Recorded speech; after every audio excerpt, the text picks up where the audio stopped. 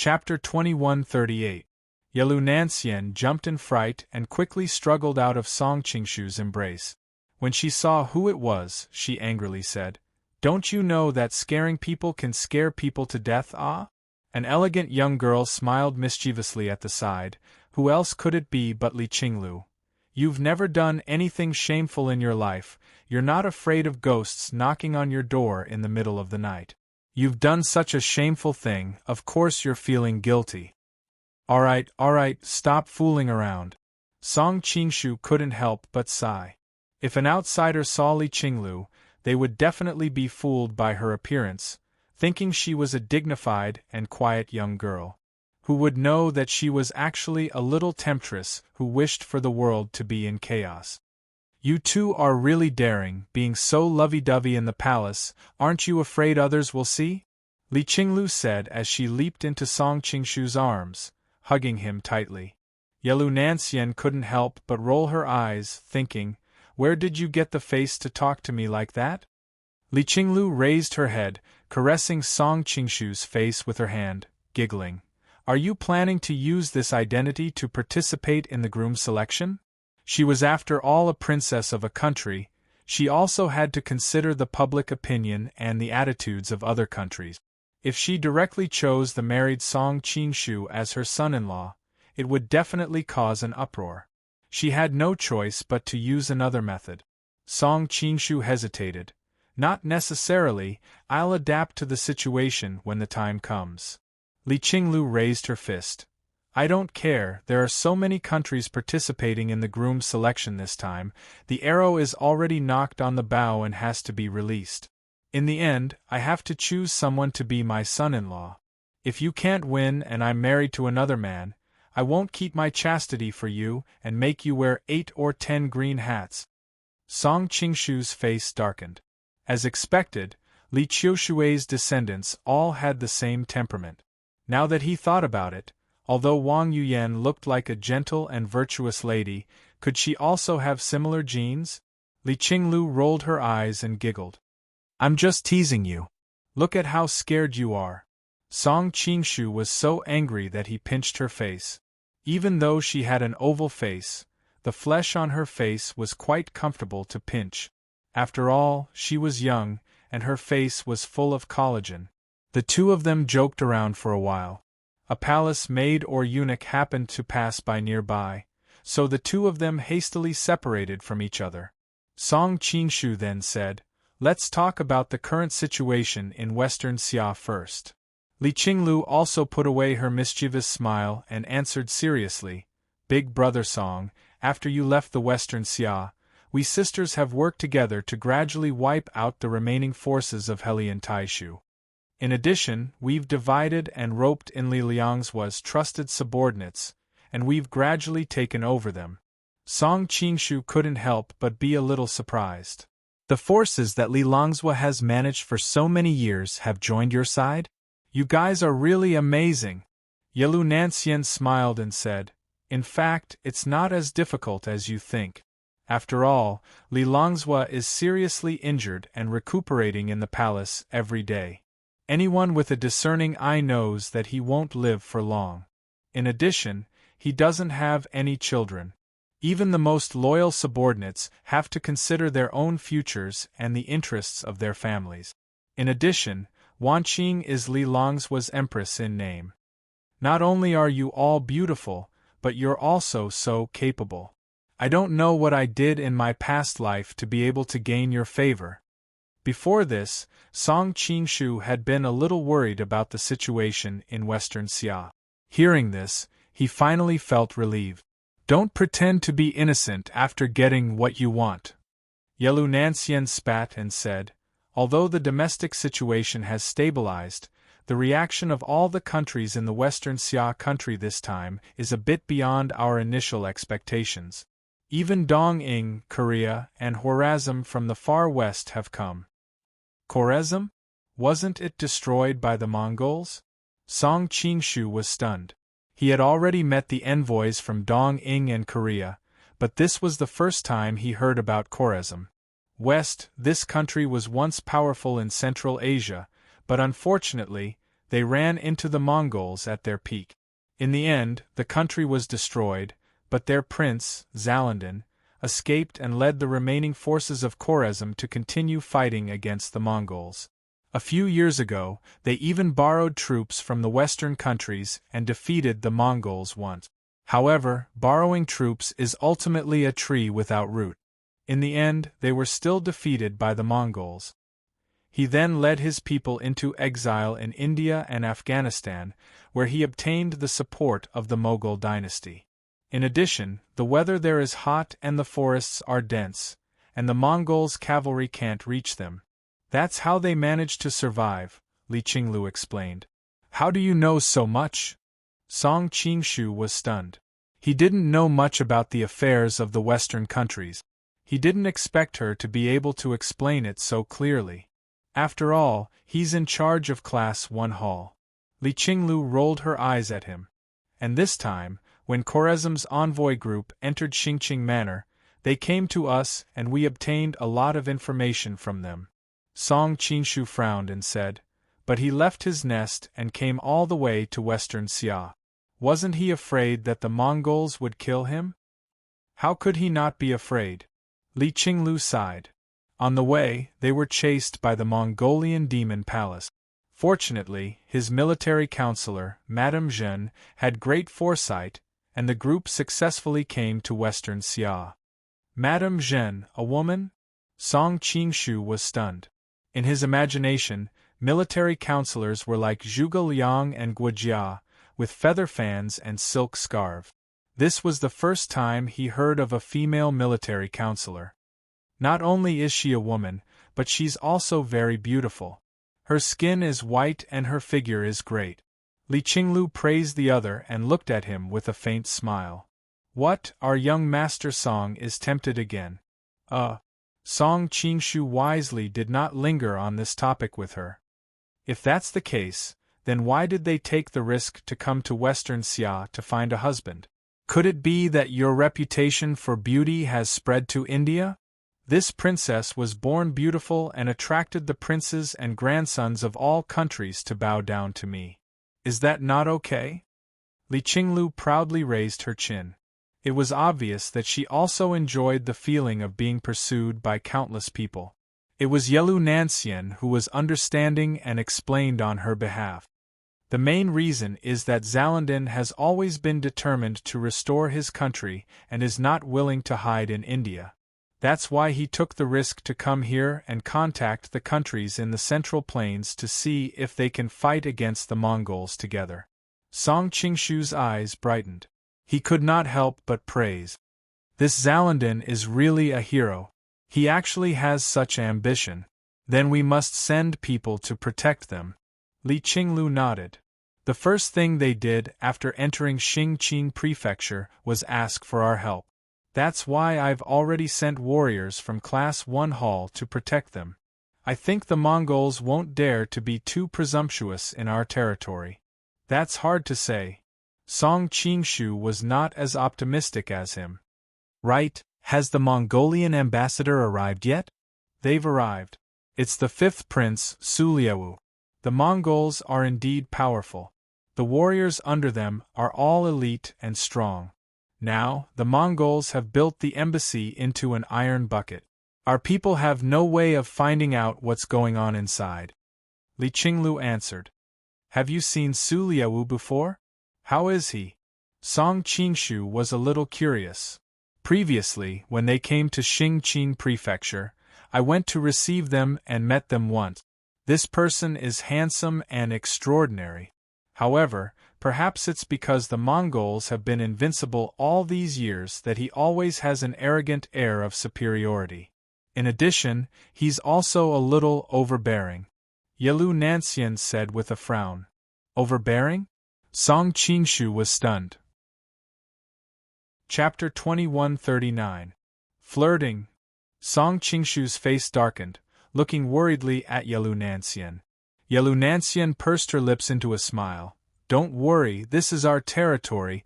No matter how arrogant he is, he wouldn't dare to do anything to me. He just said a few rude words. Song Qingshu snorted.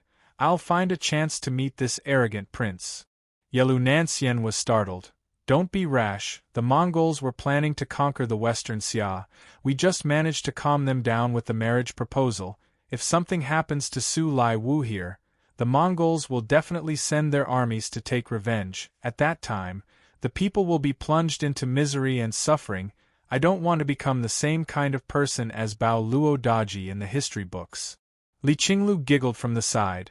Xian Erjiejie is extremely beautiful. Even the reincarnation of Bao Luo Daji is the same. The only difference is that your temperament is too proper, you don't have a bit of foxy charm. Yelu Nansien couldn't help but pinch her. I think you're more like Bao Luo Daji. What's wrong with Bao Luo Daji? Li Qinglu didn't mind. If Song Gij played with the nobles for my sake, I don't know how happy I'd be. Song Qingshu wasn't surprised by her answer. If he were to divide everyone into attributes, Li Qinglu and Li Qiushui were of the same origin, most likely in the chaotic evil camp. Which other countries' envoys have come? Time was tight in the palace. Song Qingshu didn't dare to waste any time. The Crown Prince of Dali Duanyu has also come. I don't know if Sister Mu is trying to avoid arousing suspicion or worried that you'll misunderstand, but from beginning to end she didn't summon him. Li Qinglu looked like she wanted to see the world in chaos. If it were me, I'd definitely go see him. It'd be best if I could see that he's not living well, then I'd be even happier. Song Qingshu sighed inwardly. He wanted to find a time to talk to Sister Wan. After all, Duan Yu was still her brother, so how could he be overly sensitive? It seemed like they weren't biological siblings. Thinking of Dao Baifeng's time with Duan Yanqing under the Bodhi tree, Song Qingshu's expression became a little interesting. He became more and more curious about this woman. What kind of woman could cheat on her husband for so many years without anyone noticing? She even let her dissolute husband raise someone else's child for more than 10 years? It was a pity that when he had just transmigrated to this world, he went to Dali mainly for the dark north divine power and wave-like subtle step. He did not have the chance to meet this legendary woman. Seeing the change in his expression, Li Qinglu was also a little scared. She hurriedly said, "Brother Song, I just said it casually. You won't really blame Sister Mu, right? Don't worry, I've seen that Duan Yu. He's just a bookworm. He's no threat to you at all." Only then did Song Qingshu come back to his senses. He smiled and rubbed her hair. "You worry too much. I was just thinking about something else. Is there anyone else other than Dali? Your old lover is also here," Li Qinglu suddenly said sourly. Old lover? Song Qingshu was confused. Why didn't he know that his old lover was here? It's that yellow-robed girl from the Mu Zhuoluan tribe.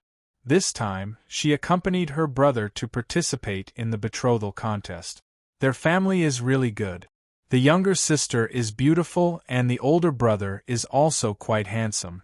It's a pity that the Mu Zhuoluan tribe dares to compete for this princess. They don't have any self-awareness at all. Li Qinglu's face was not as gentle as she usually was in front of Song Qingshu. Instead, there was an innate arrogance and indifference. Don't talk nonsense. She has a fiancé. The valiant and heroic appearance of the yellow-robed girl appeared in his mind. Song Qingshu's anxious mood became a little cooler. "TCH, it's not like we don't know your hobby.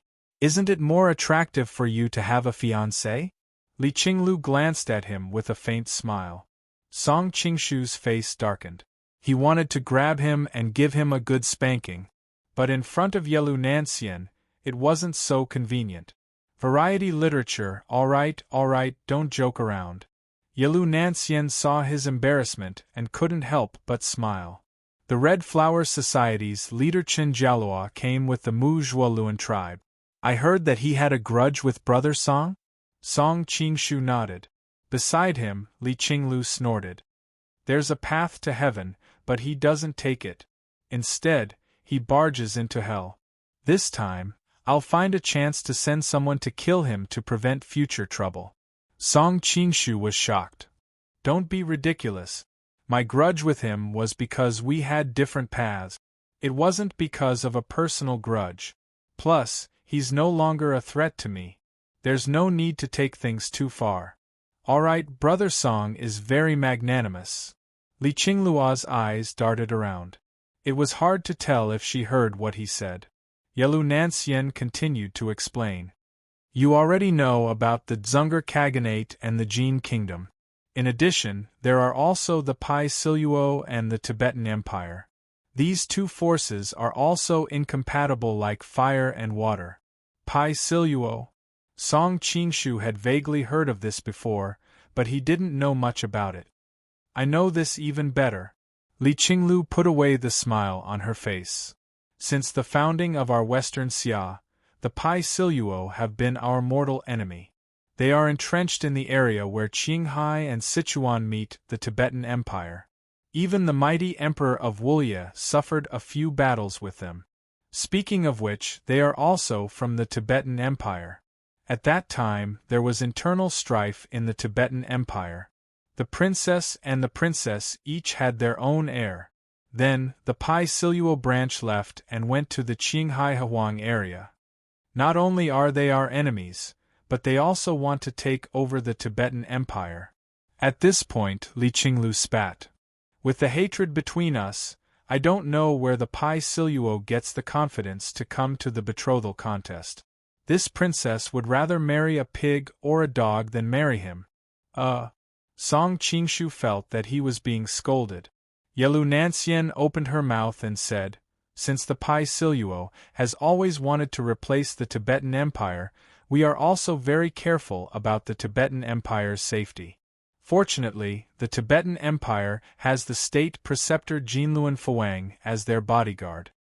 He is highly skilled in martial arts, so I don't think the Pai Siluo will be able to take advantage of them so easily. Li Qinglu smiled and moved closer. This time, the Tibetan Empire also sent a princess. I think she is the princess of the Song Kingdom. She usually lives in seclusion, but this is not a problem for me. I found a chance to see her. She is indeed beautiful and dignified. Brother Song, you will definitely be interested. Song Qingshu's face darkened. Am I really a big pervert in your heart? Li Qinglu was startled. Brother Song, aren't you? Standing to the side, Yelu Nanxian couldn't help but chuckle, nodding in agreement, obviously agreeing with her. Alright. The people from the southern Song dynasty have arrived. We'll be leaving first. Yelu Nanxian quickly added, the people from the other countries are still on their way. When Liao's people arrive, can you accompany me to see them? Yes. Seeing the pleading look in her eyes, Song Qingshu felt pity for her. He knew that she had been in a foreign country for a while, and was inevitably homesick. The people from the southern Song dynasty were about to leave the palace after seeing the empress. Li Qinglu and the others didn't want to be seen and hurried away. The yellow-shirted girl and Xue Baochai led the group out. Xue Pan saw him and very naturally ran over to hug him. Hey, who were those two girls just now? Just looking at their backs, they were very beautiful. Chapter 2140. Oh, two palace maids. I was asking them for directions. Song Qingshu answered naturally. Are the palace maids of Xixia so beautiful? Although Xue Pan didn't get to see their faces, he could tell from their graceful figures that they weren't ordinary. Song Qingshu shrugged his shoulders. Maybe I was lucky enough to meet two beautiful ones. Humph, they can't be more beautiful than the Empress of Xixia. It's a pity that you weren't there just now. Let me tell you, the Empress is young and beautiful. I've never seen such a beautiful woman in my life. Xue Pan described excitedly. Is she that beautiful? Song Qingshu pointed at the yellow-robed woman and Xue Baochai. I think Miss Yang and Sister Bao aren't inferior to them. The yellow-robed woman raised her eyebrows but didn't say anything. Xue Baochai's lips curled up slightly. Apparently, all women like to be praised for their beauty. Humph, you haven't seen the Empress of Xixia. You can ask LV Sherdao and the others if you don't believe me. Seeing that he didn't believe him, Xue Pan became anxious. He pulled the LV brothers over and asked them to testify for him. The Empress of the Western Xia country is indeed elegant and refined, but Miss Yang and Miss Shui are also heaven-defying beauties. Plum blossoms, orchid, bamboo, chrysanthemum, each has its own advantages. Ha ha ha ha, the two brothers were obviously not as straightforward as Shuepan. Flatterers. Shuepan spat. Obviously, he was not in the same boat as them. Brother Shui, it should be because of their status. Miss Yang and Sister Bao are as beautiful as the Empress. However, the Empress has the halo of the Empress and sits on the dragon throne. No one dares to look at her. It's normal for you to think she is more beautiful after a few glances. Song Qingshu gave a fair evaluation. After all, when a woman is beautiful to a certain level, her charm is closely related to her status. Shuepan suddenly understood. Bao Yu, your words have enlightened me. I didn't expect you to be so knowledgeable. Although he said so, he was a little disappointed when he saw that Song Qingshu didn't believe him. So, he ran to the side and discussed the beauty of the Empress with his companions. Shui Baochai walked over and stared at him with a faint smile. Bao Yu, I didn't expect you to understand women so well. Song Qingshu was instantly drenched in sweat. He hurriedly denied, Don't joke around, Sister Bao. I was just speaking nonsense. How would I know anything about women? The yellow-clothed woman also came over and asked, Where did you go just now? Her tone was somewhat unkind. The Empress had summoned Jia Baoyu just now, but they couldn't find him anywhere. So, they had no choice but to go to the Empress first. They were afraid that the Western Xia country would blame them, but they were also worried that Jia Baoyu might cause some trouble in the imperial palace. So, they naturally didn't have a good expression when they saw him at this time. I went to relieve myself just now, but the palace was too big, so I accidentally got lost. It wasn't easy to find my way back, but I found that you guys had already gone to see the Empress, so I wandered around, Song Qingshu said without a blush. Do you think the imperial palace is your home? What if you get into trouble by walking around as you please? The yellow-clothed woman originally hated the Jia family, so she naturally didn't like Jia Baoyu. Now, seeing his mischievous appearance, she couldn't help but think of a familiar person, and her expression became more and more unpleasant. But I didn't get into trouble, did I? Song Qingshu thought to himself, Is she on her period recently? Why is she so angry? The yellow-clothed woman raised her eyebrows, but thinking that this was the Western Xia country's imperial palace, she finally suppressed her anger. Were those two really palace maids just now? Yes. Song Qingshu nodded. Nonsense, do you think we haven't been to the imperial palace? How can there be palace maids wearing such gorgeous and expensive dresses? The yellow-clothed woman sneered. Song Qingshu replied with a straight face, You went to the imperial palace of the great Song dynasty. You've never been to the imperial palace of the Western Xia dynasty. The rules here are different from ours. Maybe they're imperial palace maids with a relatively high status? The yellow-clothed woman was stunned for a moment, and found that she couldn't find a reason to refute. At this time, Shui Baochai hurriedly ran over to smooth things over, and the group of people just left the imperial palace. Looking back at the imperial palace, Song Qingshu vaguely saw a slender and beautiful woman dressed in palace attire staring at him from the highest pavilion. Who else could it be but Mu Wanqing? 20 This time she spent a lot of effort to invite him to the imperial palace, but the two of them didn't get to see each other. It was really a freak accident. Song Qingshu sighed inwardly. He would find a time to visit her again, but the most urgent thing now was to go to the Mongolian embassy to investigate.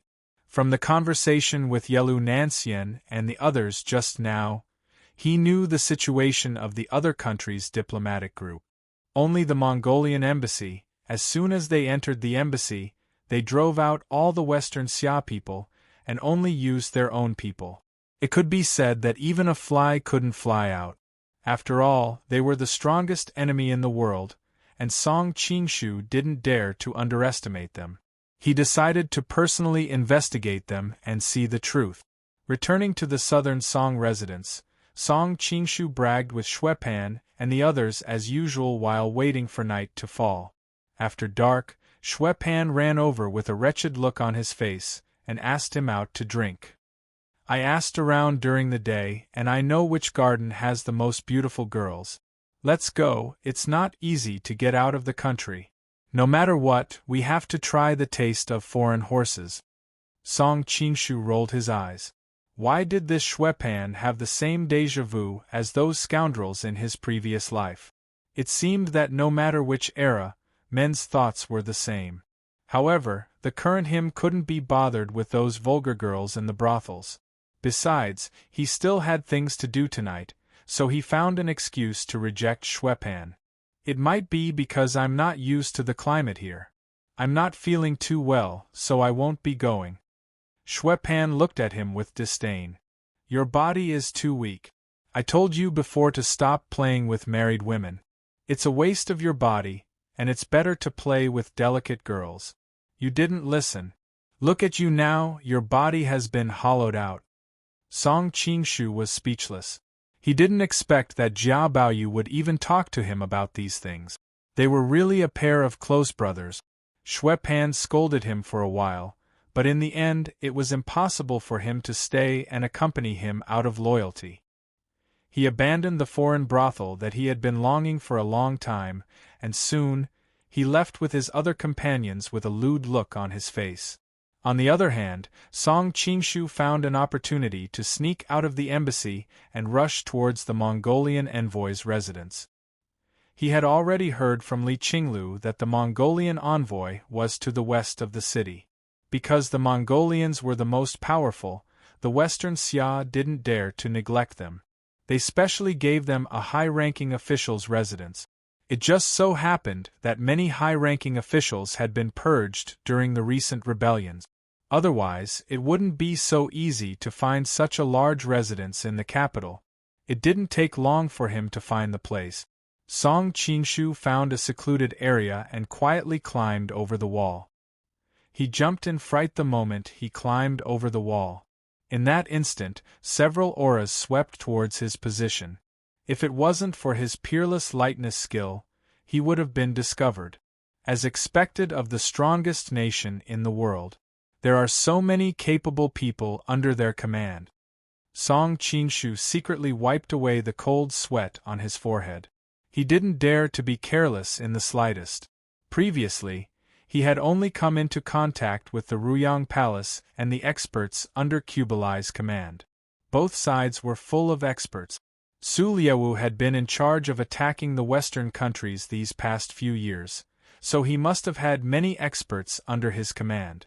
Moreover, he must have recruited many experts from the Western countries.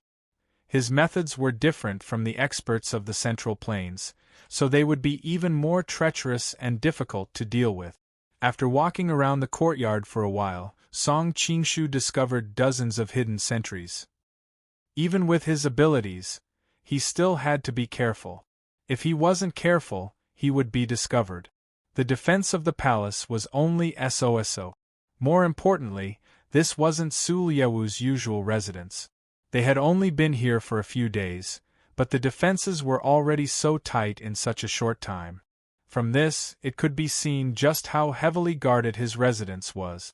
It was no wonder that Huashan, the king of assassins, had organized thousands of assassinations and still failed to do anything to Temujin and Su Liaowu. The greatest result was that Su Liaowu was seriously injured, which caused the marriage contest to be postponed until now, and also brought disaster to the Persian Ming dynasty. The reason why Huashan was called the King of Assassins was based on his decades of taking the lives of the princes and dukes of the Western countries. He didn't even need to make a second move. But Temujin and Huashan had failed more than 1,000 times. Song Qingshu had never been to this courtyard before. Moreover, the layout of the Mongols was very different from the layout of the Central Plains, which made it impossible for him to find the main house. Just as he was hesitating, he suddenly heard a commotion not far away. Chapter 2141. What was even more eye-catching was that her skin was very white as snow, and her appearance was rather exotic. It was obvious that she was not a woman from the Central Plains. At first glance, Song Qingshu could not help but think of a word: Caucasian? As soon as this thought appeared, Song Qingshu's face heated up.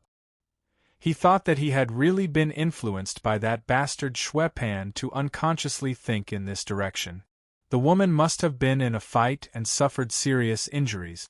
Her face was abnormally pale, and her breathing was very rapid. It was obvious that she was in a panic. Could it be a scene of kidnapping a civilian girl? Song Qingshu was startled. He thought that Su Liewu had sent someone to find women for him to pass his time. He had been fighting in the West for a long time, so it was normal for his taste to be more westernized. In ancient China, having a high nose and deep-set eyes had nothing to do with being handsome. Instead, they were called Hu face, and people regarded them as having the appearance of a ghost. After the 5 Barbarians' rebellion, Zhao Shihu and his son were very afraid of others talking about their look. Anyone who mentioned anything about their sunken eye sockets would be killed without restraint. Only someone like Song Qingshu, who came from the later generations, could appreciate the beauty of Western women. Most people in this world couldn't. So when he saw this Hu woman being brought in, his first reaction was to think that it was Su Liewu's orders. Just as he was worrying about not being able to find his way, Song Qingshu saw the situation and quietly followed her. Because the woman was brought in, there was quite a commotion in the garden. No one noticed him, who was taking advantage of the situation to sneak in. The woman was brought to a heavily guarded house. Song Qingshu's heart skipped a beat, and he hurriedly hid behind a pile of fake mountains. The door to the house was quickly opened, and a loud laugh came from inside. "Yi Yu, you are indeed the little devil master. Just as you expected, Madame Zhen has personally come to our residence to spy on us." Song Qingshu looked in the direction of the voice, and saw a tall and straight man walking out of the house. He wore a Mongolian-style felt hat and just stood there casually. His every movement was brimming with endless confidence. Without countless victories and successes, it was impossible to accumulate this kind of temperament. Presumably, he was Su Liewu, who had destroyed the Persian Ming dynasty and made countless Western countries tremble in fear. Song Qingshu had long heard of this prince's great name. He couldn't help but take a few more glances at him. He discovered that he was indeed a dragon among men. At this level, appearance was secondary, aura was more important. There was a man standing beside Su Liewu. He was elegant to the extreme, and his skin was even smoother and more tender than a young girl's. However, he was rather tall, and his shoulders were broad. His elegance exuded a domineering aura, giving off the feeling that he was well versed in both the pen and the sword. This should be the little devil master Fang Yeyu that they've been talking about. Song Qingshu quickly confirmed his identity. If this person appeared alone, his domineering aura would definitely leave a deep impression on people. However, when he stood with Su Liewu, his domineering aura seemed to be lacking something. Instead, it made people notice his feminine aura even more. "You flatter me, Your Highness. I was just lucky," Fang Yeyu replied. Although his words were modest, there was no surprise on his face. He smiled and looked at the Western region's woman beside him. "Madame Zhen, previously, you used a clever trick to escape. You can say that I lost to you. However, this time, I've won. Since I've already fallen into your hands, do whatever you want to me. What's the point of talking so much?" The Western region's woman turned her head away. It was obvious that she didn't want him to strut around in front of her. "Please. Is this the beautiful military advisor of the Khwarezmi that Qing Lu mentioned?" As expected, she was beautiful and delicate. However, Song Qingshu didn't have the time to admire her beauty. Instead, he frowned inwardly. As the military advisor of the Khwarezmi, how did she fall into the hands of the Mongolians?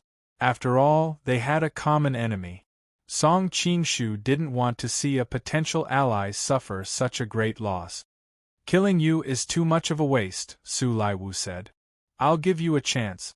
Pledge your allegiance to this king, and this king will let bygones be bygones for your past actions. Furthermore, I'll also confer you the title of military advisor. With your talent, it's a waste to stay by the side of the remnants of a destroyed country. This king can provide you with a broader stage.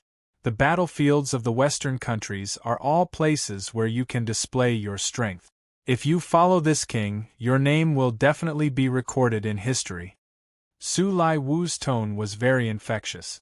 Even Song Qingshu had to admit that what he said was very reasonable. Staying by his side would naturally have a much better future than staying by Zalandan's side. People with ability often didn't want their abilities to be buried in obscurity.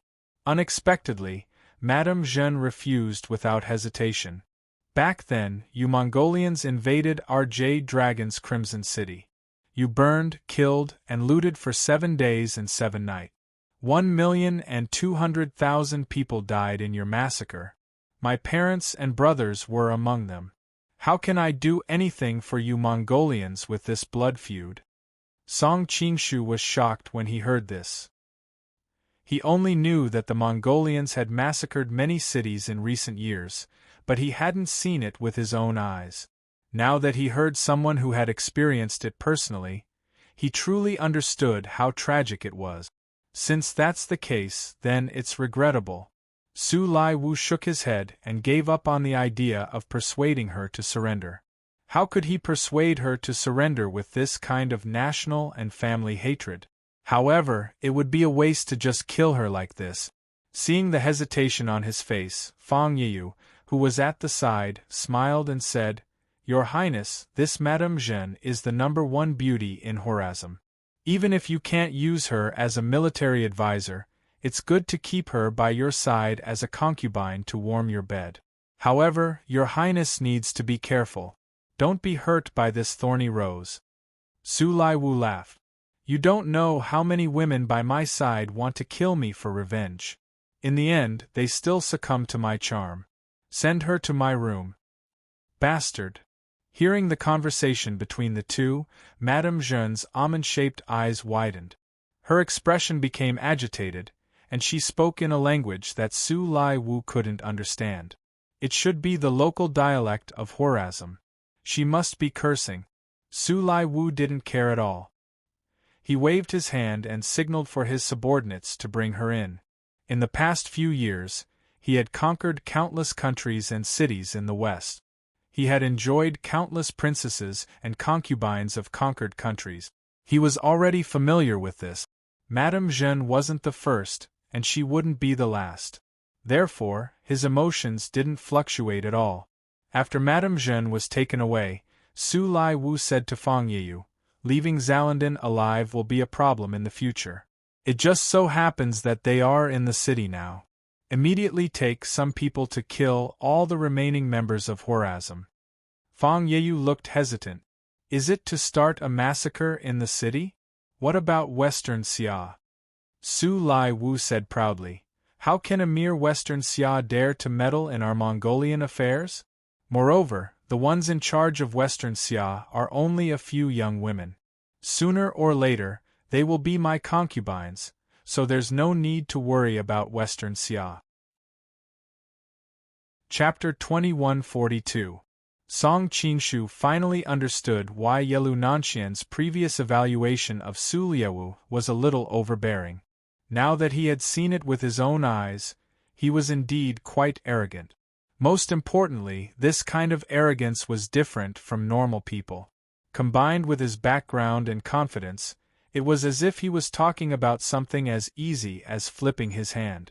After Su Laiwu finished arranging his troops, he returned to his own room. Obviously, he was going to enjoy that beautiful captive. Thinking about how he was thinking about Li Qinglu, Mu Wanqing and the others, Song Qingshu was extremely displeased. He decided to teach this arrogant prince a lesson. The security in the courtyard was very tight, and Su Laiwu's bedroom was the most important. It would not be an exaggeration to say that not even a fly would be able to fly in. There were all kinds of open and hidden sentries, and there was not a single blind spot. No matter how high one's martial arts was, it would be impossible to barge in without alerting the guards. Even if people like Zhang Sanfeng and Wang Chongyang came, they would not be able to avoid the eyes of the guards. However, Song Qingshu was different. He had a unique skill, and that was so close yet worlds apart. Within a certain range, he could skip through space. Even so, Song Qingshu still carefully chose a relatively weak angle to avoid the ripples in the air from being detected by peak experts. His figure gradually faded into nothingness. In the next moment, Song Qingshu had already appeared in the room. He hurriedly checked his surroundings, and only after confirming that there were no guards in the room did he let out a sigh of relief. Thinking about it, unless he was a pervert, how could he arrange for someone to spy on him while he was sleeping? From his words just now, he would often have deep and friendly interactions with those beautiful princesses and concubines he had captured. How could he leave someone to spy on him? Madame Jeanne, you've made this prince suffer a lot these past few years. Finally, you've fallen into this prince's hands. Su Liawu's proud voice came from the room. Song Qingshu's heart skipped a beat. He quietly crept closer and hid behind a screen. He saw Madame Jeanne lying on the bed, her voluptuous figure completely exposed to the air. It was obvious that she had been groomed by the maidservants when she was first sent in. The bloodstains on her body had long been wiped clean. She was lying on the bed powerlessly, looking exceptionally languid and beautiful. Su Liawu looked down at his spoils of war from above. He was not in a hurry. He had experienced countless similar things over the years, and it was very difficult for him to have such an impulsive desire. Compared to simply possessing the other party's body, he preferred to conquer them both mentally and physically. Madame Jeanne let out a faint sigh. Her tone was filled with loneliness and resignation. There is a saying in the Han people, "Do what you know is impossible." I knew this day would come sooner or later, but I didn't expect it to come so soon. Su Lai Wu couldn't help but exclaim in admiration, "Madame is indeed a heroine among women. Forget about women, not many men can compare to this kind of calm bearing." Many thanks for Wang Ye's praise. Madame Jeanne forced a smile and blinked her large eyes at him. "Is Wang Yi preparing to sleep with me?" Su Lai Wu asked in response. "If you were me, would you sleep with me?" Madame Jeanne grimaced. "I would most likely sleep with you." Su Lai sat down on the side of the bed. His fingers slid across the delicate skin of her face. "You really are worthy of being the #1 beauty of Corisi. Of all the concubines this king has had over the years, not many can compare to you." Being touched by the man's finger, Madame Jeanne's body trembled and a faint blush appeared on her face. "Wang Yi, help me loosen my hands and feet, let me serve you well." "Serve me?" Su Lai Wu said with a smile that was not a smile. "Does Madame think that Ben Wang is an idiot?" "I know what Wang Yi is worried about," Madame Jeanne explained. "I am already heavily injured and cannot use any inner strength in my body. The reason I want to untie the ropes is because I don't have much longer to live. In my life, I have never been approached by a man. Since this is the first time, it will also be the last time in my life. Let me open my mind and body and have a taste of the things between a man and a woman. That way, I won't have lived in vain." Su Lai Wu laughed. "Even though I don't really believe you, your words have successfully convinced Ben Wang. Fine, I will untie you." Song Qingshu was confused. From their conversation, didn't they call her Madame Jeanne? Why was she still a virgin? Now that the ropes have been untied, Madame can serve Ben Wang well. Su Lai Wu looked at her calmly. Madame Jeanne crawled out of the bed and knelt behind him. Her 10 slender fingers rested on his shoulders. "Let me massage Wang Ye's shoulders first." Su Lai Wu nodded. "That's fine, I have worked hard in this period of time." Madame Jeanne gently began to massage him. Even though her technique looked very jerky, the strength she used was extremely suitable.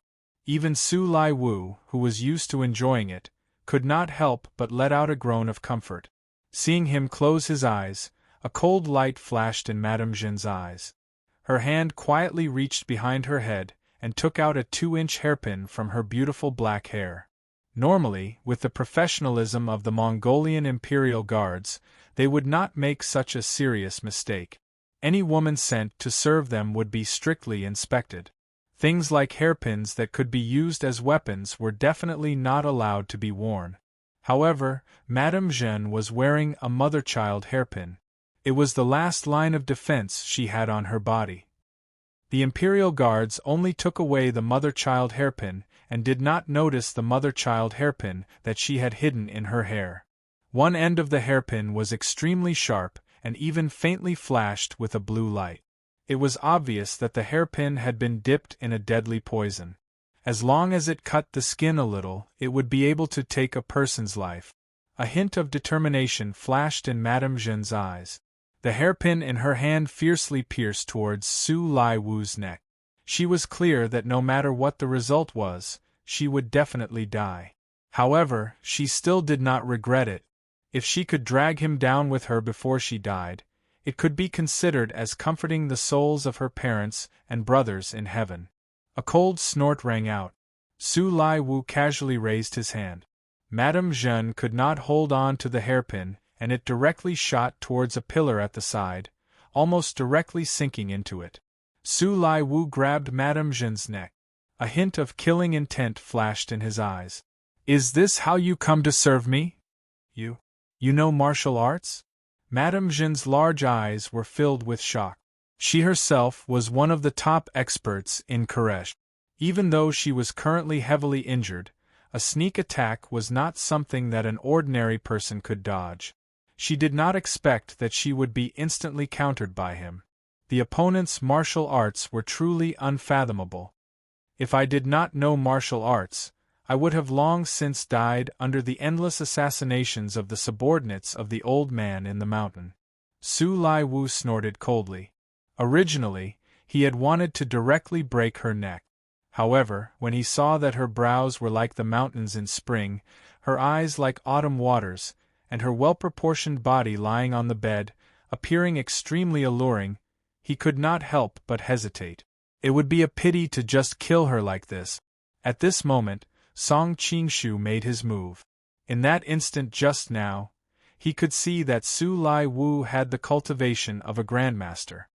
He did not dare to be careless in the slightest. Chapter 2143. With a long spear in hand, it was like a silver dragon emerging from the sea, emitting a brilliant cold light. In the dark night, this spear was extremely stunning. Song Qingshu's heart trembled. Even though he had just caught a glimpse of Su Liewu's martial arts were very high, he realized that he had still underestimated him. With the spear in hand, his aura doubled. In Jianghu, he would be a top-notch expert. What gave Song Qingshu a headache was that his opponent's spear was not aimed at him, but at Madame Jeanne. The most rational thing for Song Qingshu to do now was to ignore Madame Jeanne's life and continue to attack Su Liewu. In a few moves, he would be able to take his life. But if he did that, Madame Jeanne would instantly be pierced by his opponent's spear, and even a Daluo golden deity would not be able to save her. Song Qingshu hesitated for a moment, but in the end, he still moved to protect the beauty in his arms. Firstly, he was a man who had tender and protective feelings for the fairer sex. If he watched a woman die in his arms, he would not be able to get over it. Secondly, he did not really want to kill Su Liewu. Su Liewu's identity was very sensitive. If he was killed here, it would immediately attract the Mongolian army. With the style of the Mongolians, they would definitely massacre the entire city, and blood would flow like a river. Right now, Song Qingshu had not organized the forces in his hands, and it was not wise to immediately start a war with the Mongolians.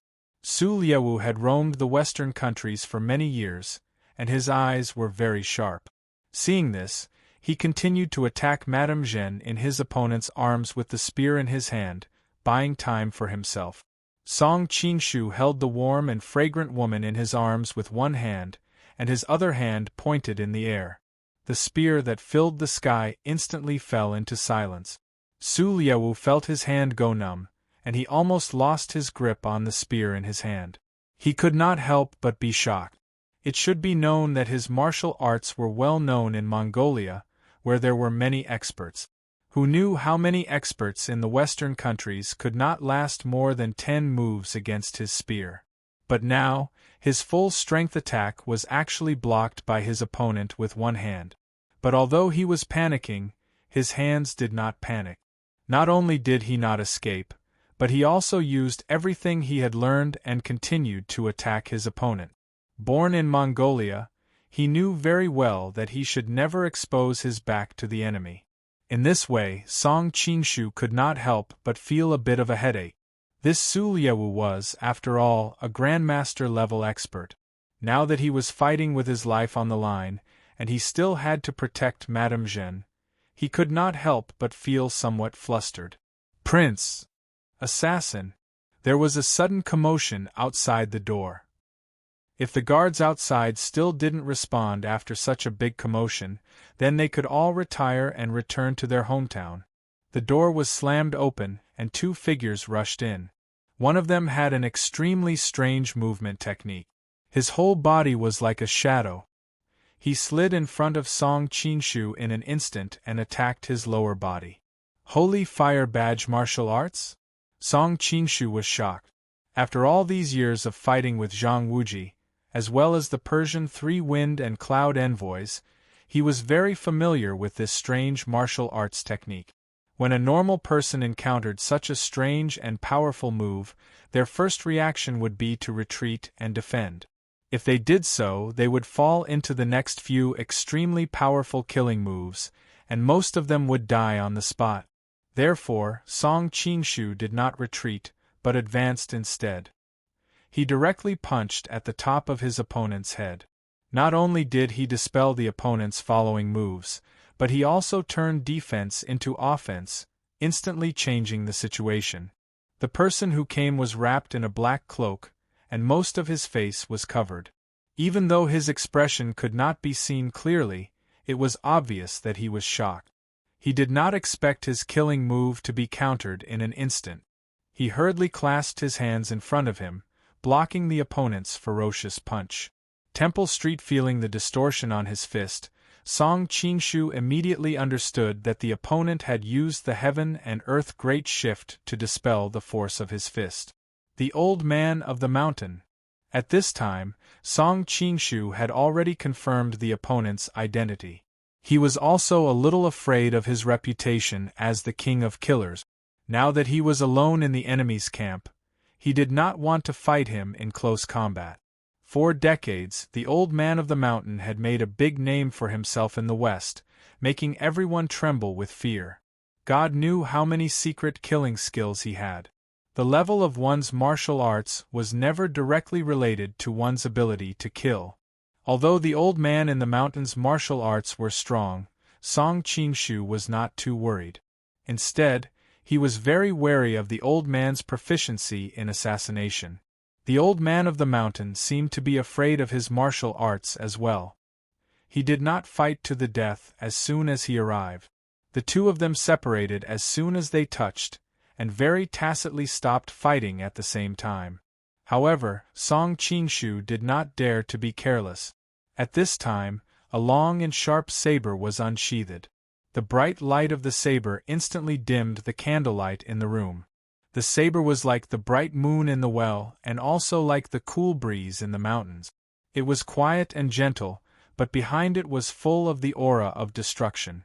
Song Qingshu's heart trembled, and he did not dare to be careless. He grabbed a candlestick at the side and threw it over. It seemed like a casual throw, but the timing and strength were just right. Before the aura of the old man of the mountain's saber reached its peak, it detonated the aura in advance. The candlestick was shattered by the saber chi, and the oil in the candlestick splattered everywhere, creating balls of sparks. This prevented the surrounding warriors from surrounding the old man of the mountain. At that instant, Song Qingshu saw the appearance of the person who threw the saber. The person was tall and straight, wearing a sleeveless outer robe that was the color of gorilla's blood, a pair of brand new white pants, and a pair of straw sandals. His thick snow-white hair draped over his broad shoulders, and his eyes shone like lightning. There was no expression on his face that was as sinister as an eagle's. The saber in his hand was flat and narrow, and both the blade and hilt were longer than the blade of Middle-earth by half. A Japanese? Seeing that more and more Mongolian experts were rushing over after hearing the news, Song Qingshu did not want to be surrounded. He made a prompt decision, and while everyone's eyes were dazzled by the light from the fire, he soared into the sky, breaking through the roof and escaping. "Don't let them get away." Su Liewu was flustered and exasperated. Madame Jeanne was the brains of Khwarezm. If it wasn't for her existence, the Mongolians would have long since wiped out Khwarezm.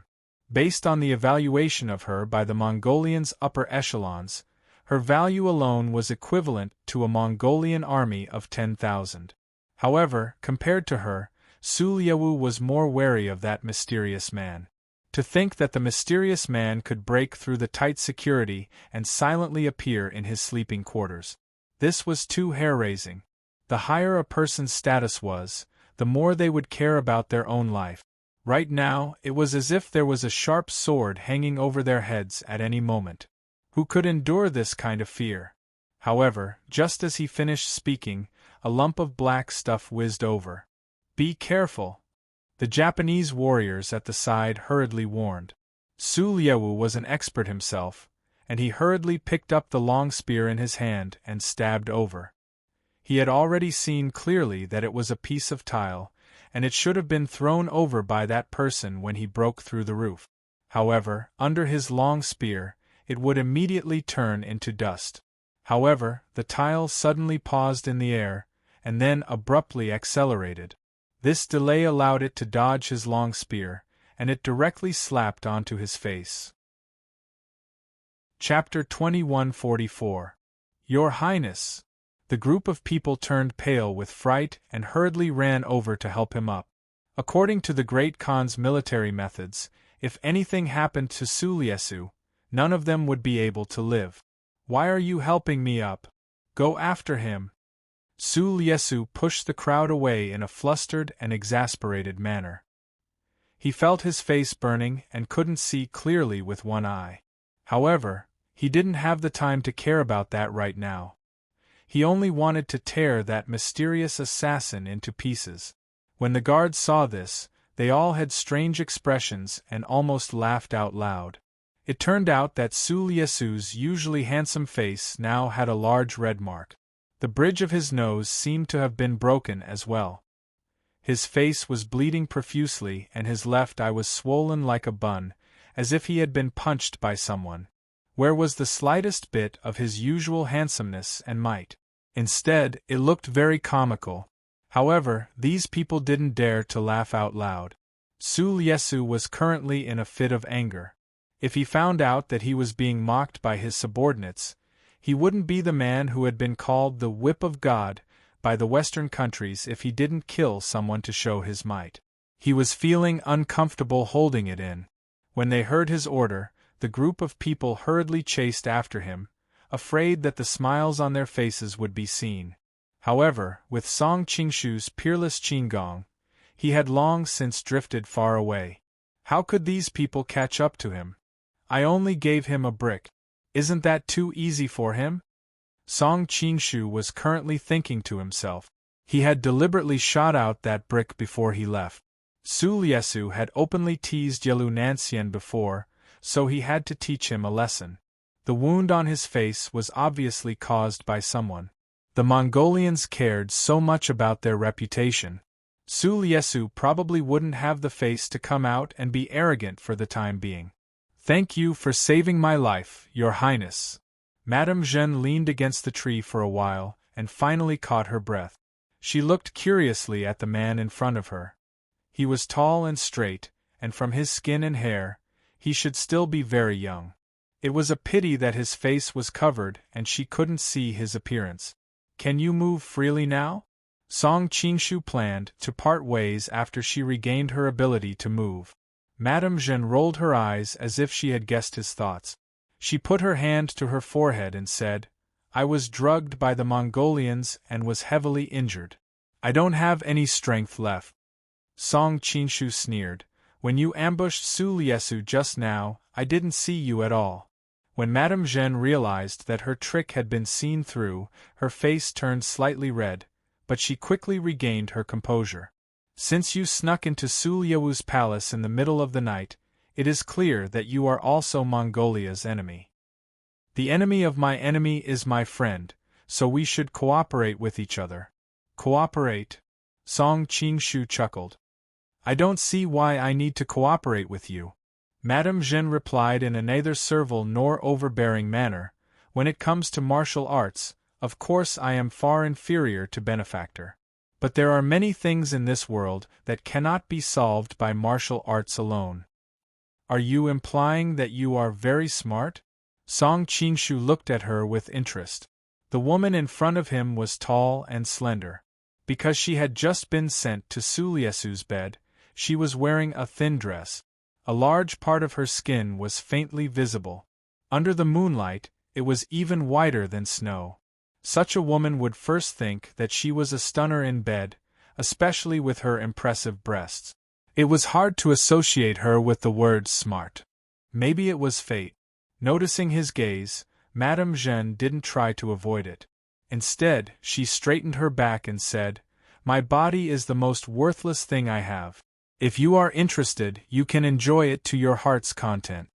Song Qingshu was taken aback. He had not expected the other party to be so direct. Just now, when Su Liewu wanted your body, your reaction was very intense. Could it be that you're playing the same old trick again, planning to numb me first before taking out some poison needle and using it on me as well? Madame Jeanne shook her head and said, It's not the same. The Mongolians and I are enemies. I won't obey him. But you saved my life and saved me from the joint attack of the old man of the mountain and the Shueiwe sect. With such amazing martial arts, if you want to do anything to me, I won't be able to resist.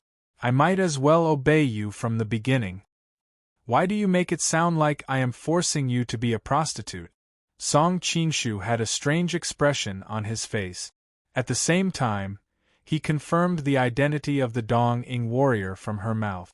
He was indeed from the Shueiwe sect. The courtesan that the Southern Song dynasty's ambassadors met in the small town was the Wind Lady under his command. Now, he finally met her. That slash of his was indeed in line with the Tao of nature. He was definitely a top-notch martial artist. However, with Song Qingshu's current insight, he didn't think much of it. The Shueiwe sect was still inferior to the Old Man of the Mountain. The Old Man of the Mountain could be said to be at the doorstep of a great grandmaster and could take that step at any time.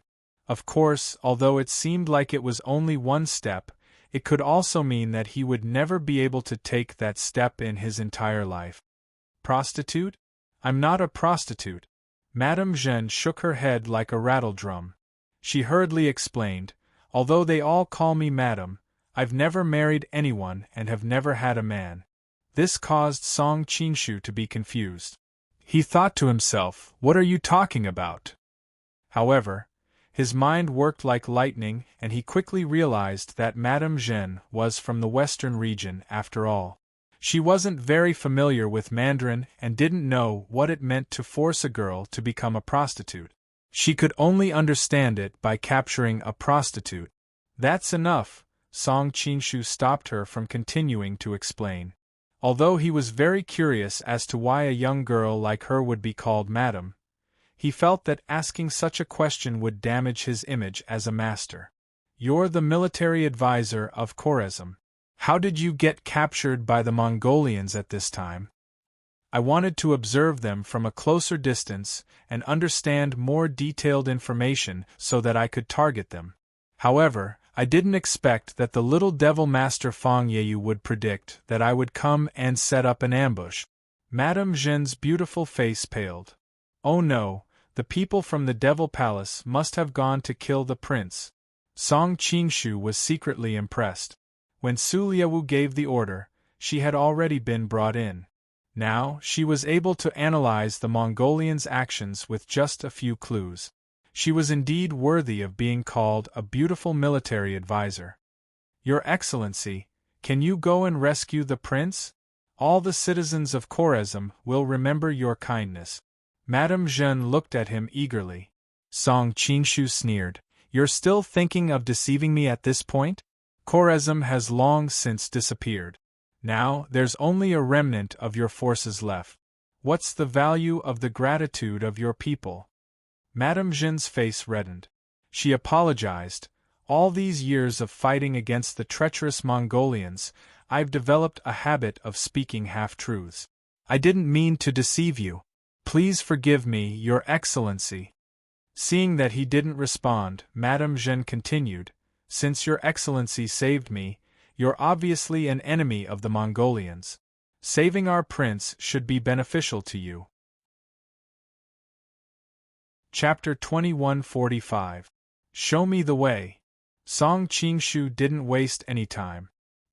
He grabbed her shoulder and rushed to the place where Khwarezm was staying. Looking at the trees and houses passing by quickly, Madame Jeanne pointed the way and exclaimed, Your lightness skill is amazing. I've never seen a man so fast. Song Qingshu almost fell to the ground. Don't use words randomly. The Chinese language is deep and profound. Many words have other meanings. Madame Jeanne nodded, not really understanding. Can't you say that I'm amazing or that I can't say that I'm fast? Song Qingshu was speechless.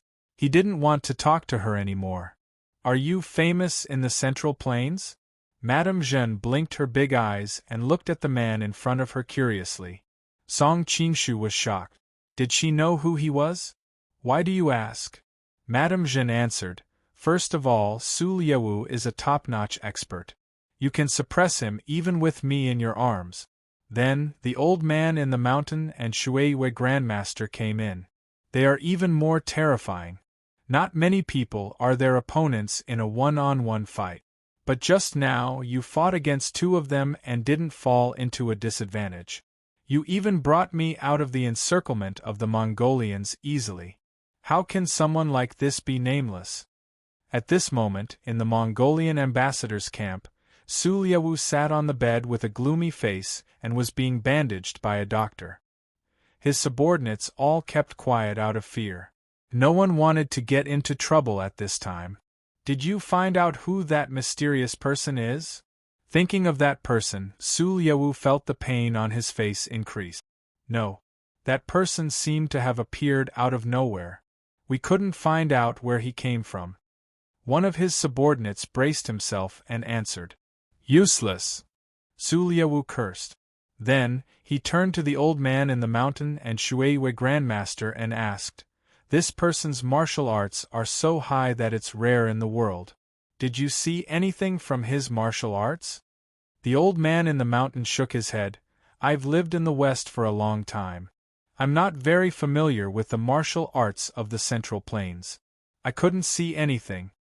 Seeing the prince's gaze fall on him, Shuiwei Grandmaster hurriedly answered, That person's martial arts are mixed. He seems to be hiding his original martial art.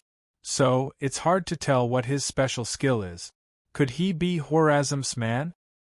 Impossible. If Khwarezm had such an expert, we wouldn't have been unaware of it. They wouldn't have gone into hiding like stray dogs all these years. That's true. The Water Moon Great Master nodded. Then it seems that he's from a certain country's diplomatic mission.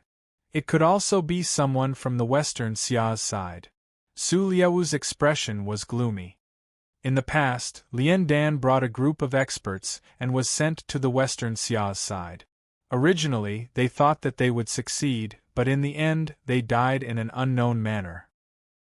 Hearing him mention this matter, Shuiwei Great Master's expression changed. They were both under the Mongolian banner, and he had seen Nian Liandan before. He was also extremely wary of the other's martial arts. If they were to fight to the death, he did not have the confidence to win. Of course, he was also confident that he would not lose. But Nian Liandon, with her level of martial arts, had died here without a sound. If it was him, it was likely that he would not be much better off. On the side, the old man in the mountain remained silent, and no change in his expression could be seen. Investigate, we must find a way to find out this person's identity, otherwise this king will not be able to eat or sleep in peace. Su Liawu's tone was filled with anger and fear. After all, with an assassin who could enter and leave his bedroom at will, no one would be able to sleep well. 69 Schoolbag at this moment, on the other side, before Song Qingshu could reply, Madame Jeanne had already continued, My name is Jean Sushan, but you will definitely not tell me your identity. Oh why? In any case, it was boring to travel, so Song Qingshu did not mind talking more with her.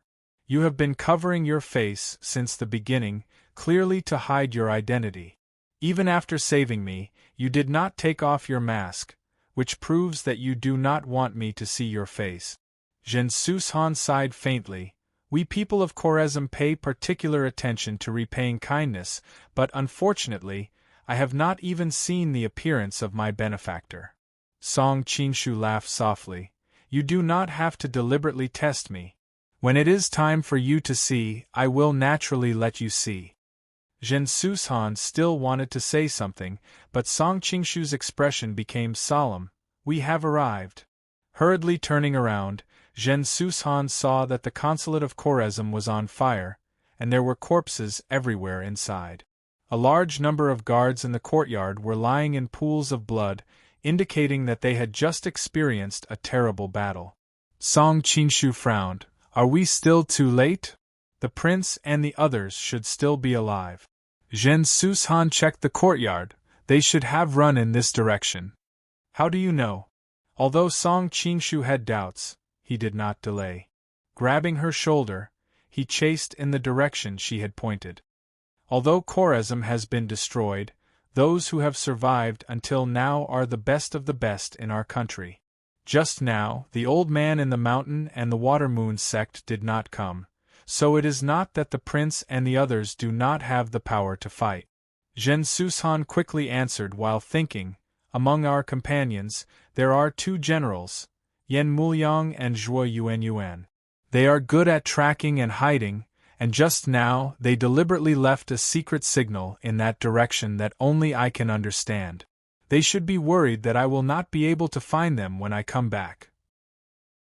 When she said this, her eyes turned red and her voice was a little choked, but they do not know that I have fallen into the hands of the Mongolians. If it was not for my benefactor, I am afraid that I would have. Is that person in front of you Yan Muliang or Zhuo Yuanyuan? Song Qingshu pointed at the corpse of a man who was lying about 100 feet away.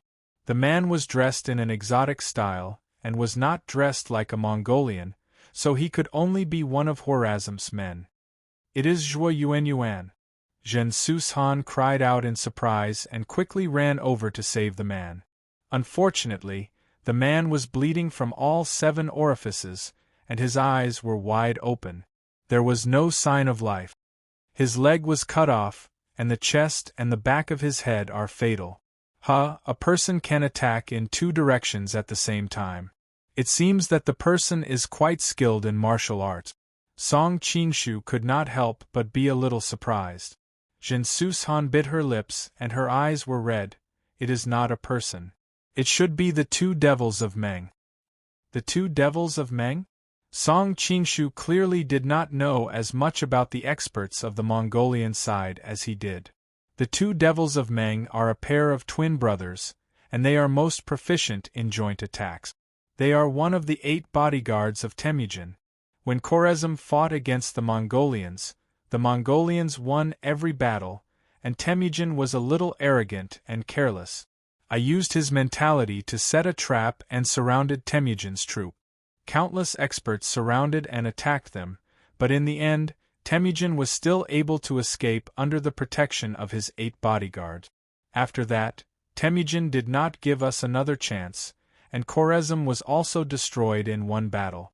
Jean Sushan's face was gloomy, and her voice was full of sorrow. You were actually able to trick Temujin? No wonder the Mongolians thought so highly of you. Song Qingshu could not help but look at her in a new light. Zhensusan did not look proud of herself. According to you people from the Central Plains, even a wise man will make a mistake. I was just lucky that Temujin miscalculated. Chapter 2146. Zhensusan explained. At that time, his kung fu had not reached a high level. Later, there was a rumor that he had practiced some kind of demonic kung fu, but I don't know if it's true or not. The main reason is that our country was destroyed, and we no longer have a chance to get close to Temujin. The only person who knows the truth is the Elder of the Mountain. After all, they organized thousands of assassinations, so they should know if Temujin really has unfathomable kung fu as the rumors say. Song Qingshu's expression changed. It seemed that he had to find a chance to ask the Elder of the Mountain. But now that he had defected to the Mongols, would it be counterproductive to contact him rashly? Or would it be better to contact Zhang Wuji when the time came and have a relationship with him? The two continued forward. Suddenly, Zhensusan exclaimed and ran forward. Handsome man and beautiful woman. Song Qingshu looked over and saw a man and a woman lying crookedly in the grass at the side. The man looked like a gorilla, with thick hair all over his body. He was indeed very rough. The woman was much more beautiful, but she could only be called beautiful. Of course, when compared to the gorilla-like man, she looked even more beautiful. But at this time, the two were not breathing. Obviously, they had died here. Their bodies are still warm. They must have died not long ago. Let's hurry and catch up. Maybe we can save your prince. Song Qingshu took her hand and continued on their way. With Madame Zhen's intelligence, how could she not see this? However, seeing was one thing and feelings were another. When Horazm was destroyed, they, a group of loyal warriors, had escorted Prince Zalandin to escape. They had been fighting against the Mongols for so many years, and the conditions were extremely difficult and dangerous. Their companions had either died or disappeared. Now, only a few of them were left. They could be considered to be relying on each other for survival. Seeing so many companions die in front of her, it was inevitable that she would feel sad for them. Song Qingshu sped up. Not long after, he heard the sound of weapons clashing not far away. Looking in the direction of the sound, he vaguely saw an abandoned temple with a large fire. He was not in a hurry to show himself, but quietly approached to check the situation. Zalandin, there is a road to heaven, but you don't take it. There is no door to hell, but you barge in. You don't want to stay in India, but you come to Xixia with delusions of marrying the princess. Aren't you seeking death? A group of Mongolian warriors was clustered around an extremely refined and elegant man. He was sizing up the few people who were surrounded in the corner of the dilapidated temple with a mocking expression on his face. He was the little devil master, Fang Yeyu, whom he had met in the inn earlier. Prince! Zhensusan was about to rush over when she saw the faces of those people, but she was stopped by Song Qingshu. Wait! Song Qingshu did not expect Zalandin to be so short. However, his eyes were filled with arrogance, and he had a unique aura. Therefore, even though the people beside him were much taller and more heroic than him, he was still the most eye-catching one.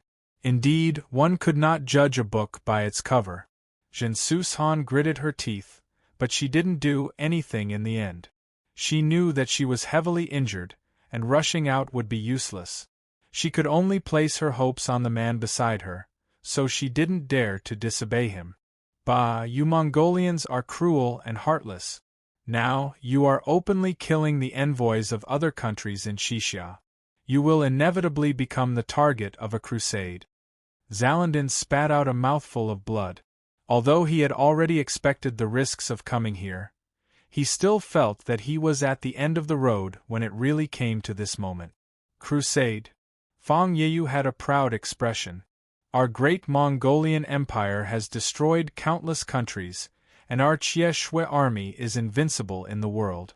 Which country is blind enough to dare to crusade against us? A handsome middle-aged man with a head full of white hair next to him smiled and echoed, "That's right. Isn't the marriage contest held by Xixia to curry favor with our Mongolian Empire? Don't look at the envoys from so many countries. They are all here to accompany us. Princess Yinchuan has long been our prince's concubine." The surrounding people roared with laughter, and the pride on their faces was clear in their words. He didn't use the word princess, but concubine. It seemed that in their hearts, they didn't think that the princess of a small country at the border of Xixia was very noble and worthy of the title of princess. It should be known that Su Liaowu had destroyed countless countries in the West over the years. The concubines and princesses of many countries and city-states were just his bedmates and playthings. In their hearts, the princess was really worthless. Song Qingshu frowned slightly. "Who is this white-haired man?" Zhen Sushan was smart and immediately sensed the dissatisfaction in his tone. She was secretly happy, but she still replied respectfully, "He is the guardian of the Devil's Palace, white-haired Lu Shaoji. The gorgeous young woman in red next to him is Hongyan Huajiu. Don't be fooled by her young and delicate appearance. In fact, she is already more than 50 years old. These two people are proficient in the art of plucking. They are cruel, vicious, and extremely lewd. They love to play with young boys and girls. Both of them are highly skilled in martial arts and are backed by Mongolia. She's actually an old witch." Song Qingshu was shocked. The woman was dressed in red and had a flirtatious appearance. Even with his picky eyes, he had to admit that she was somewhat good-looking, but he didn't expect her to have such a past. But on second thought, he felt that it was too strange. It wasn't like he hadn't seen Heavenly Mountain Maiden and Li Qiushui before. In terms of age, they could be her mother, but she looked even younger than her. She's actually a female perverted thief who practices the art of plucking. Song Qingshu felt disgusted. He wasn't so desperate that he would be interested in such a woman. At this moment, the young woman in red giggled. "I thought Zalandin was a hero, but in the end, he could only rely on his tongue. Sai, I wanted to capture you and ask the prince to give me a reward to play with, but now I've instantly lost interest." "Bah, witch!" Zalandin and the others flushed and cursed. White-haired Lu Shaoji looked at her with some dissatisfaction. "Zalandin is so short, and you're actually interested?"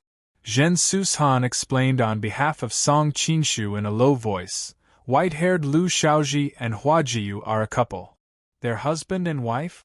Song Qingshu suddenly widened his eyes. "Didn't you just say that they often go out to pluck young men and women?" Zhen Sushan's face turned red for the first time. She replied, "They do their own things, and don't care about these things like ordinary couples." Song Qingshu stared at her and sighed after a long time. "The noble circle is really messy." Hua Jiu giggled. "They're short, but that's not necessarily small. What's more, Zalandin has led the rest of the army to fight against the Mongolians for many years. He can be considered an ambitious person. What's wrong with having a taste?" Lu Shaoji turned her head and snorted, ignoring him. In the distance, Song Qingshu was dumbfounded. This woman was really too tough, but her husband actually let her do as she pleased. Was he a cuckold? Zhen Sushan secretly spat. Shameless. In the group of wretched laughter, Fang Yiyu finally spoke. "Huazheo, Yen Muliang, now that Zalandin is at the end of his rope, why are you still following him? Are you going to die together?" Zhen Sushan quickly explained. "The one on the prince's left with silver hair and purplish-red eyes is my martial uncle, nicknamed Purple-Eyed Devil Huazhou. He is the #1 expert in Choresm. The one on the right is Yen Muliang, who is good at tracking and concealment. On the way to Xixia, we relied on him to erase our traces and escape from the Mongolians." Chapter 2147. This bastard. Zhen Sushan trembled with anger. However, the man beside her did not say anything, so she did not dare to expose herself. Yen Muliang still had a glimmer of hope. How is that possible? Madame Jeanne is smart. How could she be caught so easily? Hua Jiyu said with a smile, she is smart, but our lord and the little devil are not bad either. They knew that she would come to spy on us, so they set up an ambush and caught her. Otherwise, why would we chase after you and eliminate you? Jin Susan looked ashamed and muttered to herself, it's all my fault. If I did not take the risk, everyone would not be so defenseless. Song Qingshu comforted her. Don't feel guilty. This has nothing to do with you. According to what you said before, even a wise man will make a mistake. The gap between your absolute strength and the Mongolians is too big. They can make countless mistakes, but you can't make a mistake once. This is decided by the power of both sides. It has nothing to do with personal ability. Zhen Sushan's expression became better. Thank you. Hearing this news, Zalandin finally gave up. He sighed and said to Huazha Ao and Yen Muliang beside him, thank you for your company all these years. Now that it has finally come to an end, you guys should surrender. With your martial arts and abilities, I'm sure you can display your strengths in Mongolia. Then, he stared at Jia Yu of Tongzuan Mountain who was dying by his feet. It's a pity that you are fatally injured and can no longer join the Mongolians. You can only die with me. Jia Yu was a towering man, but now he was crying. It's my honor to die protecting the prince. Song Qingshu pushed Zhen Susan. It's time for you to go out. Looking at the situation, if they were a little later, they would have lost their courage. If Huazha Ao and Yen Muliang really surrendered, then it would be useless to save them. By then, there would be internal cracks in Khoresm, and this potential ally would have no value. Zhen Susan was a smart woman. She didn't ask her what she should do when she went out alone. Instead, she walked out calmly with her head held high. Under the illumination of the surrounding torches, her figure became more and more attractive. Song Qingshu nodded secretly. Although this woman had big breasts, she was not brainless. Who are you? The people of the Demon Master Palace immediately noticed something strange. Fang Yeyu and the others quickly turned around. When they saw Zhen Sushan's appearance, they couldn't help but be stunned. They couldn't understand why she would appear here. Zalandin and the others were instantly overjoyed. Yen Muliang laughed loudly. I knew it. How could someone as witty as Madame be captured by the Mongolians? Zhen Sushan's face was a little hot, but she still walked over as if nothing had happened. Why are you here?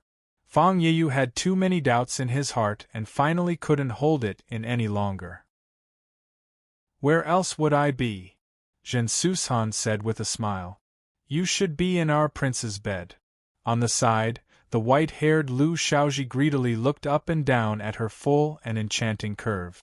She thought that this woman was really a beauty, but it was a pity that she was now his highness woman.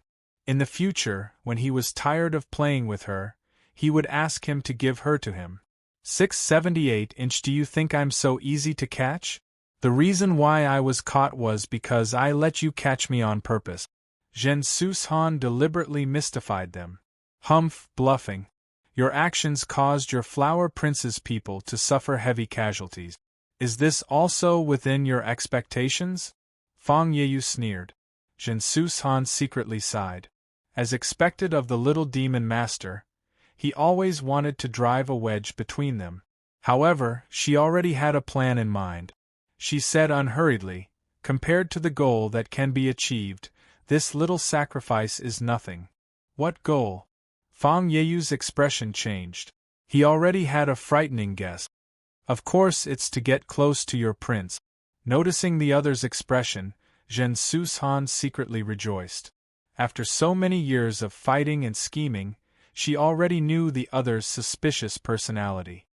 As expected, the moment I was caught, your lecherous prince couldn't wait to have me serve him in bed. That way, I would have the opportunity to be alone with him. In that situation, no matter how many experts he has under him, they wouldn't be able to watch from the sidelines. It would be easy for me to take his life. It's a pity that the whip of God, who terrified all the Western countries, died so easily at the hands of a little girl like me." Hearing that Su Lyewu had died, the Mongolian warriors all looked at each other in shock and whispered to each other. Hiding in the dark, Song Qingshu was secretly impressed, thinking that this Madame Zhen was indeed a talented person. I immediately pushed her out. In just a few steps, she had already thought of this plan, causing the previously high morale of the Mongolians to be in a state of panic. Nonsense! How could Fang Yeyu not notice that the hearts of his subordinates were wavering? He hurriedly shouted angrily, "Not to mention the fact that you were already seriously injured when you were caught, those handmaidens would definitely search you when they sent you in. Even if you were in your best condition and carried a weapon, you still wouldn't be a match for Prince. With Prince's martial arts, how could you take advantage of him?" Hearing his words, the group of Mongolian warriors gradually calmed down. In their hearts, Su Lyewu was like a god of war. Furthermore, he was also a martial arts expert. Back then, the Persian Ming dynasty had sent out all their forces and organized a large-scale assassination, but they still hadn't been able to take his life. Although he had been seriously injured, he had still taken the lives of dozens of top assassins. How could such a person be killed by a woman? Jin Sushan pursed her lips and smiled. "Little magic master, have you forgotten why I entered Su Lyewu's bedroom?" Fang Yeyu's expression changed. "Serve him in bed?" That's right. Su Lyewu was arrogant about his martial arts and only wanted to conquer his spoils of war. I made my move when he was at his happiest and proudest. Which man would be able to guard against me at that time? As Jen Sushan spoke, she glanced worriedly in the direction of Song Qingshu.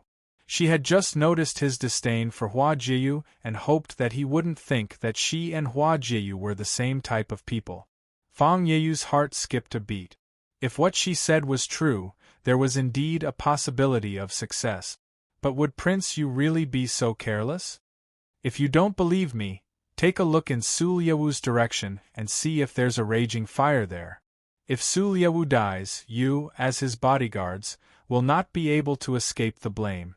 According to Temujin's personality, you will definitely be buried with him. I advise you to find a way to survive as soon as possible. Just now, Fang Yeyu and his group had been in high spirits trying to persuade Xianghua, Jia, and Ao. Who would have thought that the tables would turn so quickly? Noticing that it wasn't just the ordinary subordinates, but even experts like White-Haired and Hongyan had expressions of fear on their faces, Fang Yeyu knew that if he didn't stabilize the morale of the army soon, these people could explode at any time. His mind was like lightning, and he immediately found the loophole in the other party's words. "I was almost fooled by you. Even if you really succeeded by luck, there are so many experts in the residence. There's no way you could have escaped." Chapter 2148. How powerful? Fang Yeyu sneered. He didn't believe her at all. He had also participated in the operation to capture her outside the hostel. Although Madame Zhen's martial arts were good, her strength was limited. What do you think about being able to leave safely from the joint attack of the old man of the mountain and the Shueiyue sect? Madame Zhen stood with her hands behind her back. She really had the demeanor of a master, but her face was a little hot. She thought, "He won't blame me, right? You're playing tricks." Fang Yeyu snorted coldly. With a wave of his hand, 5 Mongolian warriors quickly surrounded her in the middle and attacked her. Zelandin, Huazhao, and the others hurriedly warned, "Be careful." Ji Nan and Xiao Shu died under the siege of these 5 people. Unfortunately, they were seriously injured and couldn't help her at all. Madame Zhen's heart skipped a beat. She had been fighting against the Mongolians for a long time. How could she not recognize these 5 people? They were the 5 evils of metal, wood, water, fire, and earth of the 10 great evil gods of the Devil Master Palace. Although they weren't as powerful as the first 2 of the 10 great evil gods, they were still first-class masters. Even if she wasn't injured, she could only avoid the 5 people's joint attack. Now that she was injured, she would probably be killed within 3 moves. Just when she was at a loss, a voice suddenly came to her ears. Reach out and hit them. She didn't know why, but when she heard this voice, her panicked heart instantly calmed down. She instinctively waved her hand. Even she felt that her hand was weak, but she knew that since the other party made such a request, he must have his reasons. A few screams sounded. When Madame Jeanne came to her senses, she found that the 5 great evil gods of metal, wood, water, fire, and earth had fallen to the ground and were no longer breathing. This time, even she was shocked. After a long time, she came back to her senses and took her hand back. In order to hide her embarrassment, she coughed lightly. The Mongolian people were also in an uproar. They didn't expect that the 5 people who were so aggressive just a second ago were all dead in the next second. Even Fang Yeyu was dumbfounded. Even if he faced the 5 evil gods together, it would take him a lot of effort. Who knew that Madame Jeanne could kill them just by raising her hand? The key was that even he didn't see how she did it. In his opinion, the strength and speed of her move were very ordinary. How could she achieve such a high power? Can you see how she did it? Fang Yeyu asked the people around him in a low voice. Young beauty flower Jeyu and white-haired Lu Yaoji frowned. We don't understand either. Could she have used some kind of hidden weapon? I didn't hear the sound of a concealed weapon tearing through the air. Fang Yeyu shook his head and denied this speculation. A burly man at the side said, "Let us 2 brothers go and test her." Fang Yeyu was overjoyed. Of course I'm relieved that you guys are going to take care of her, but you still have to be careful. She might use poison. He was a meticulous person. From the very beginning, he had been thinking about how Madame Jeanne could kill the 5 experts without making a sound. Excluding hidden weapons, it could only be poison. The burly man nodded and silently walked in the direction of Madame Jeanne. At the same time, there was another burly man who looked exactly like him. In the dark, Song Qingshu noticed that the 2 men were between 60 and 70 years old. Their faces were gloomy, they were tall, and their noses were high and curved. They didn't look like people from the Central Plains. In addition, the 2 men looked exactly the same. It was obvious that they were twins. Song Qingshu immediately realized that they were the 2 devils of Meng, one of Temujin's 8 bodyguards mentioned by Madame Jeanne. 020 Since they were bodyguards, why didn't they stay by Temujin's side? Instead, they were sent out on a mission. It seemed that the rumor that Temujin had mastered the demonic arts was true. He was confident enough to ensure his safety. After a careful look, Song Qingshu noticed that the 2 men were breathing smoothly and their steps were light. It was obvious that their kung fu had reached the point of perfection. The Crazimo expert he saw on the road was killed by the 2 of them. Seeing the 2 devils of Meng approaching, Madame Jeanne broke out in a cold sweat. Normally, she could barely handle one of them, but with the 2 of them working together, she had no chance of survival. The main reason was that they were twins, and they were experts in joint attacks. There were many couples in the world who used the harmonious dual swords, but no matter how close they were, it couldn't compare to the telepathic connection between 2 people born in the womb. When the 2 of them worked together, it was not as simple as 1 + 1 = 2. They could unleash a force many times stronger than a single person. Many famous experts in the West, who were clearly more skilled than either of them, had died under their hands. Throw the hairpin at them. Hearing the warm voice again, Madame Jeanne's panicked eyes immediately calmed down. When she escaped from the Mongolian embassy, she had casually picked a hairpin from a maid and tied it up. She didn't expect it to be useful again so soon. But there's only 1 hairpin, and there are 2 of them. Taking out the hairpin, Madame Jeanne was a little hesitant, but as the 2 of them got closer, she didn't dare to hesitate anymore. She directly threw the hairpin at Mengde. Seeing that the hairpin was light and fluttering in the air, Mengde couldn't help but show a look of disdain. He raised his hand and casually waved it, while his other hand covered Madame Jeanne's entire head. Meng Tu, on the other hand, blocked all of her escape routes. The two of them were worthy of being twin brothers, their cooperation was flawless. Suddenly, a crisp sound came from the hairpin in the air, and it directly broke into two pieces. Then, it suddenly accelerated and shot towards the two of them. The Meng brothers' expressions changed drastically, and they hurriedly retracted their hands to block the hairpin. But in front of the hairpin, their hands were like tofu, and were instantly pierced through. Then, under their shocked and frightened eyes, the hairpin instantly pierced through their throats. Previously, when the 5 great evil gods fell, the Mongolian people were in an uproar. Now, when they saw the 2 devils of Meng killed, the group of people immediately became silent. It was really too unbelievable. Madame Jeanne's heart trembled, and she slowly took a step forward. Because she had just killed a few experts in an instant, at this moment, there seemed to be an invisible pressure on her, and the group of Mongolian warriors couldn't help but take a step back. Even Fang Yeyu, Hong Yan, and White Hair subconsciously took a step back.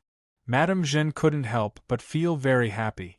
In all these years, when had she ever felt so proud? At this time, the spy that Fang Yeyu had sent to investigate had also returned. He whispered, "Little Devil Master, the prince's mansion is indeed in a mess.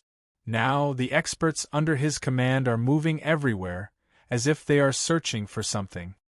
In such a short time, it was impossible for him to rush back to ask, so he could only find a high place to observe and report the situation of the Mongolian embassy. Fang Yeyu's expression changed several times. It was really as Madame Jeanne had described. Could it be that the prince really, thinking of this, he didn't dare to delay any longer, and hurriedly waved his hand, "Retreat." The other Mongolian warriors all felt as if they had been pardoned, and quickly followed him, disappearing without a trace.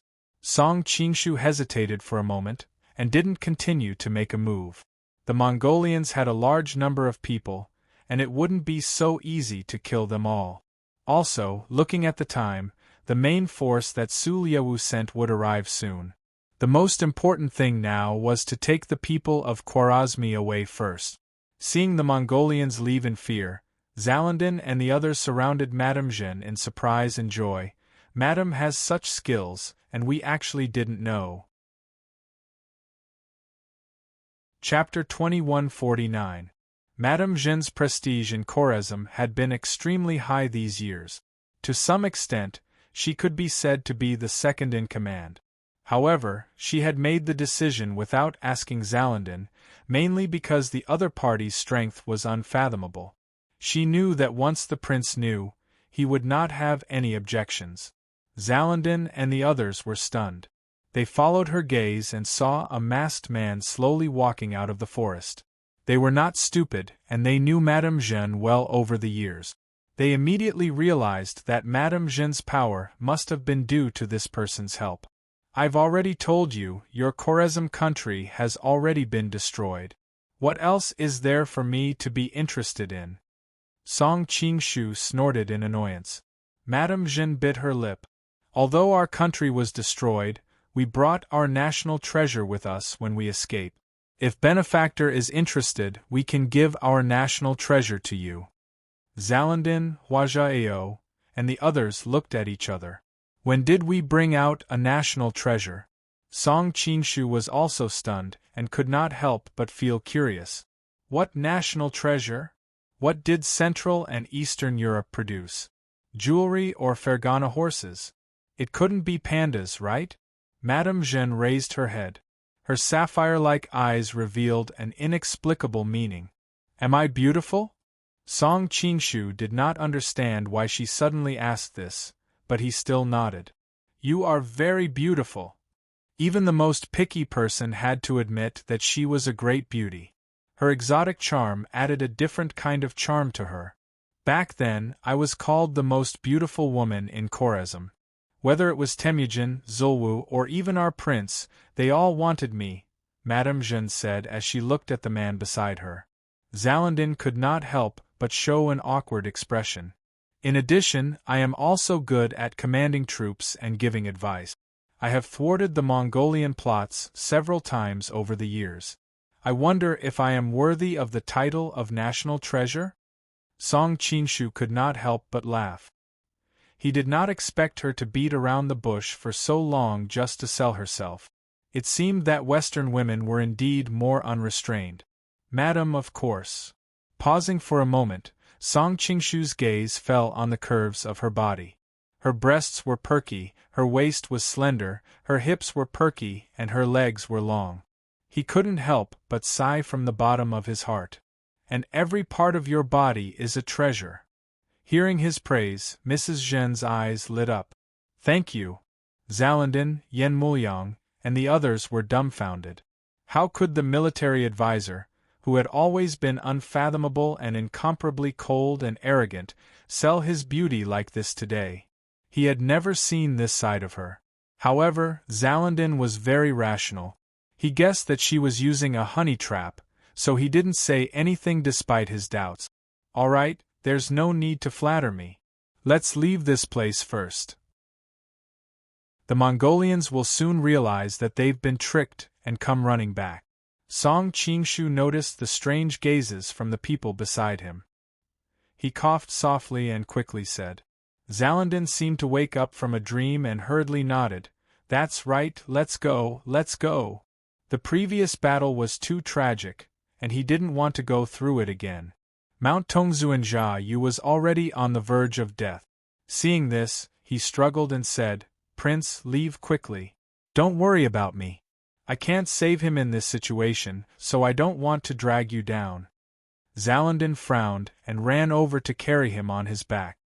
You risked your life to save me before, how can I abandon you now? Don't talk, let's leave this place first. With a big man on his back, his short body seemed to have grown much taller. Prince, Shan Jia Yu's tower-like man couldn't help but choke. 0 Book House Song Qinshu threw a 9 revolutions bear snake pill over. Don't worry, he won't die. Shan Jia Yu only had external injuries and had lost a lot of blood. With the 9 revolutions bear snake pill, he was able to hang on to his last breath and find a doctor to treat and nurse him back to health. Zalandin was instantly overjoyed. Thank you. Seeing that his expression didn't seem to be fake, Song Qinshu secretly admired him. No wonder Zalandin's country was destroyed like a stray dog, yet so many people were willing to follow him. His charisma was worthy of the loyalty of his subordinates. Madame Zhen took the opportunity to tell him about how he saved her. Throughout the process, she looked at Song Qinshu from time to time, her eyes seemingly glowing. Song Qinshu felt a little unnatural from her words. In her description, he was like a god descending to the mortal world, more legendary and magical than he actually was. If someone had told them that someone could successfully take a person away under the joint efforts of the Elder in the Mountain, the Shueiyue sect, and so many experts, they would only think it was a fantasy. However, they had just seen him take care of the Mongolian experts with their own eyes, so they naturally believed Madame Zhen's description. They kept thanking and praising him. Zalandin's gaze fell on Madame Zhen, and he seemed to be deep in thought. After so many years, when had he ever seen such a delicate expression from her? What do you plan to do next, Prince? Song Qinshu asked. Zalandin smiled bitterly. I came to Western Xia this time mainly to contact the eastern countries to deal with the Mongolians. I thought that there were envoys from other countries in Western Xia's territory, so the Mongolians would be cautious. Who knew that they would ignore everything? Song Qinshu felt the same way. Su Liawu directly made a move. It was obvious that he didn't care about Western Xia. It must be because he had the powerful Mongolians to rely on, and Western Xia couldn't really fall out with him. I think you should return to India as soon as possible. The Mongolians won't let this go. I can protect you for a while, but I can't protect you forever. Song Qinshu wasn't lying. He couldn't always put his energy on these people. The Mongolians had so many top experts under them. They could be killed if there was a gap. Zalandin said seriously. Hero, we are already very grateful for saving us once. How would we dare to keep troubling you? However, we came here to form an alliance. We carry the hopes of our people. If we go back like this, my subordinates won't see any hope. I'm afraid no one will be able to hold on. In order to win the hearts of the people, there had to be immediate benefits or enough hope. If there was nothing, those subordinates who had followed Zalandin for thousands of miles and lived a difficult life would probably completely lose control. Song Qingshu also understood this. He thought for a moment and said, I'll take you to see a few people first. Next, Song Qingshu brought them to the Jin Kingdom's encampment. Currently, only the Jin Kingdom had the strength to fight against Mongolia. Furthermore, both sides were mortal enemies, so there was no need for them to disguise themselves like the other countries. Knowing that Song Qingshu had arrived, Wanyan Zhongjie ran out happily. It could be seen that she had put on meticulous makeup. However, when she saw Madame Zhen beside him, her smile immediately froze. She muttered, Where did this foreign woman come from? Song Qingshu, who was drinking tea, almost spat out the water in his mouth. Where did this lass learn these words? Could it be that Xuepan taught her? Chapter 2150. Song Qingshu was speechless. No, you heard wrong. Although Madame Zhen didn't think there was anything wrong with what she heard, she now worshipped him like a god. Hearing his words, she suppressed the doubts in her heart. Song Qingshu coughed lightly and introduced them to each other. When Zalandin saw this beautiful little girl, he did not take her seriously. However, when he heard that she could represent the Jin Kingdom, he immediately put away his contempt. Even though he was far away in India, he had heard that the biggest enemy of the Mongolians in the Central Plains was the Jin Kingdom. Therefore, one of the main purposes of his trip to Western Xia was to establish a connection with the Jin Kingdom. Wanyan Zhongjie curled his lips. He thought that he was more like a mascot and couldn't represent the Jin Kingdom. But he also understood that Song Qingshu didn't want to stand in front of the stage, so he acquiesced. As Song Qingshu introduced the two sides, he sent someone to invite Galdan and the others over. He didn't call the people of Western Xia and Qing. This was the result of careful consideration. Western Xia and Mongolia were too close, and they could be threatened by the Mongolian army at any time. For the time being, it was not suitable to break off relations with the Mongolians. He also didn't want to expose his relationship with the Manchurian Qing. Zalandin was overjoyed to hear this. Although the Jin Kingdom was powerful, it was too far away from Khwarezm. But the Dzungar Khaganate was different. It could be said that they were very close to Khwarezm, so there were many areas where they could cooperate. Madame Zhen blinked her eyes and looked at Song Qingshu. At this moment, she admired him from the bottom of her heart. Not only was his kung fu so high, but he also had such a wide network. He could easily summon the higher-ups of the Jin Kingdom and Dzungar Khaganate. But on second thought, with his kung fu and ability, it would be strange if he couldn't do this. Noticing the look in her eyes, Wanyan Zhongjie suddenly felt a sense of crisis. She hurriedly inserted herself between the two and blocked her eyes. How did you get together? Madame Zhen immediately sensed her hostility. She was a quick-witted person and immediately understood the reason. She thought that a person like her benefactor would definitely attract the most outstanding women in the world. When she realized this, she did not feel any jealousy in her heart. On the contrary, she felt that it was only natural. Since Khwarezm still needed the help of the Jin Kingdom, she didn't argue with Wanyan Zhongjie. Instead, she smiled faintly and silently retreated to the side. Wanyan Zhongjie stared blankly for a moment. Now that the other party was acting like this, she felt a bit embarrassed and felt that she had gone too far. Song Qingshu didn't notice that the thoughts of the two women had already changed 1,000 times at this moment. Instead, he roughly recounted what had just happened. Wanyan Zhongjie couldn't help but slap the table and stand up when he heard that the Mongolians had mobilized all their experts to attack Khwarazm's embassy.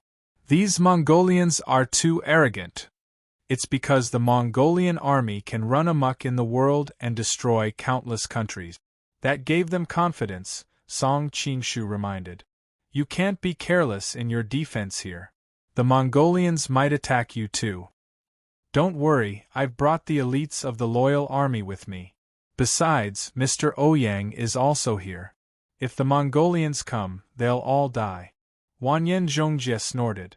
Song Qingshu nodded to himself. Having Ouyang Feng here was indeed a relief. Not only was he skilled in martial arts, but he was also good at using poison. No matter how many Mongolian masters there were, it would be useless. Not long after, Galdan also arrived with his men. His original purpose for this trip was to look for allies. Both sides could be said to hit it off. Although Zalandin's power was a little weak now, it had proven that he could cause enough trouble for the Mongolians over the years. Moreover, he had the Indian Mughal dynasty behind him. After some discussion, they decided on military, political, and commercial cooperation. The Jin kingdom's goods and armaments could flow into Khwarazm through Dzungar Khwarazm, while Khwarazm would import Indian and Western goods and specialties into Dzungar Khwarazm through the Tsong Mountains. After signing the agreement, Galdan and the others returned to their own residence. Worried that something might happen on the way, Song Qingshu even asked Wanyan Zhongjie to send Jin kingdom warriors to escort them.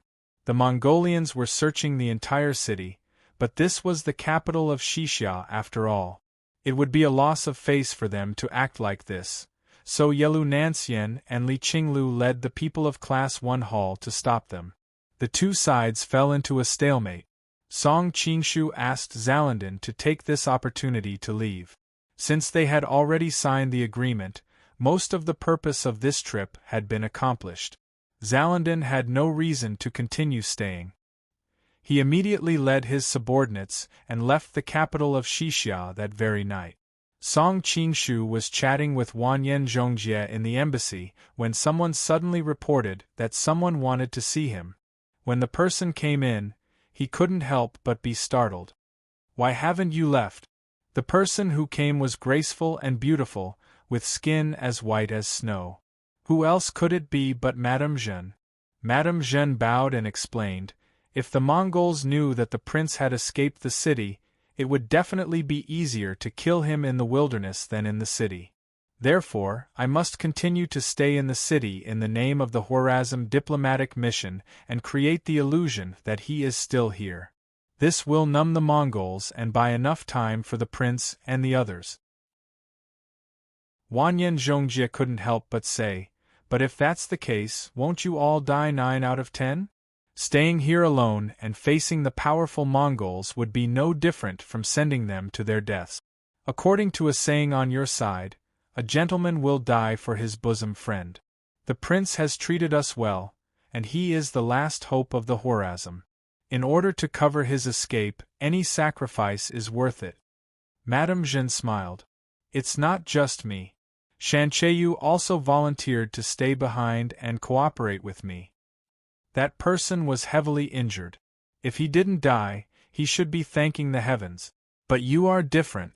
You are the second in command of the Khwarazm, and you are so beautiful. Are you really willing to stay behind and die? Wanyan Zhongjie asked. In the past, I might have hesitated, but now. Madame Jeanne didn't say anything else. She just looked at Song Qingshu with a smile. Wanyan Zhongjie pouted and snorted. He turned around and left.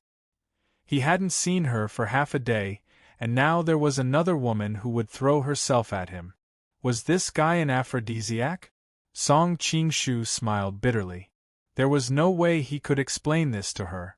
After Wanyan Zhongjie left, he calmly looked at the tall and voluptuous woman in front of him and said, "You didn't stay here just to buy time for your prince, did you?" Madame Jeanne smiled sweetly. A trace of shyness flashed in her eyes. "Young master, you have done so much for our Khwarazm. I am unable to repay you. If you don't mind, I am willing to be your servant and serve you." Chapter 2151. Madame Jeanne didn't try to explain. If someone else asked me, I would definitely deny it. But since you asked, I dare not hide it from you. The prince asked me to stay here not only to buy time for him, but also to settle the details of the alliance. After all, after he returns to India, he will be thousands of miles away from here. It will be inconvenient for him to communicate with the countries in the Central Plains. After a pause, she continued, in addition, I can also contact Xixia, Qing, Song, and other countries. It will be better if I can get them to join the alliance. Madame Jeanne looked at Song Qingshu with watery eyes. Of course, if it weren't for you, I wouldn't have to stay here. I didn't lie to you when I said I would repay you. At this time, Song Qingshu faintly heard the noise coming from the street. He said in a deep voice, I still have something to do. You stay here and recuperate. With the protection of the Jin and Xixia, the Mongols won't dare to attack you again. Madame Jeanne nodded. Yes, you can come to my room if you want. Song Qingshu's heart skipped a beat, thinking that this Western woman was really proactive. However, with her unique temperament and outstanding beauty, she didn't sound cheap at all when she talked about it. Instead, it was filled with endless temptation. Of course, Song Qingshu was not in the mood to think about these things at the moment. He went to Wanyan Zhongjie to entrust some matters to him. After that, he rushed to the Western Xia Imperial Palace. The Mongolians had made such a big move tonight, so he had to inform Mu Wanqing and the others about it.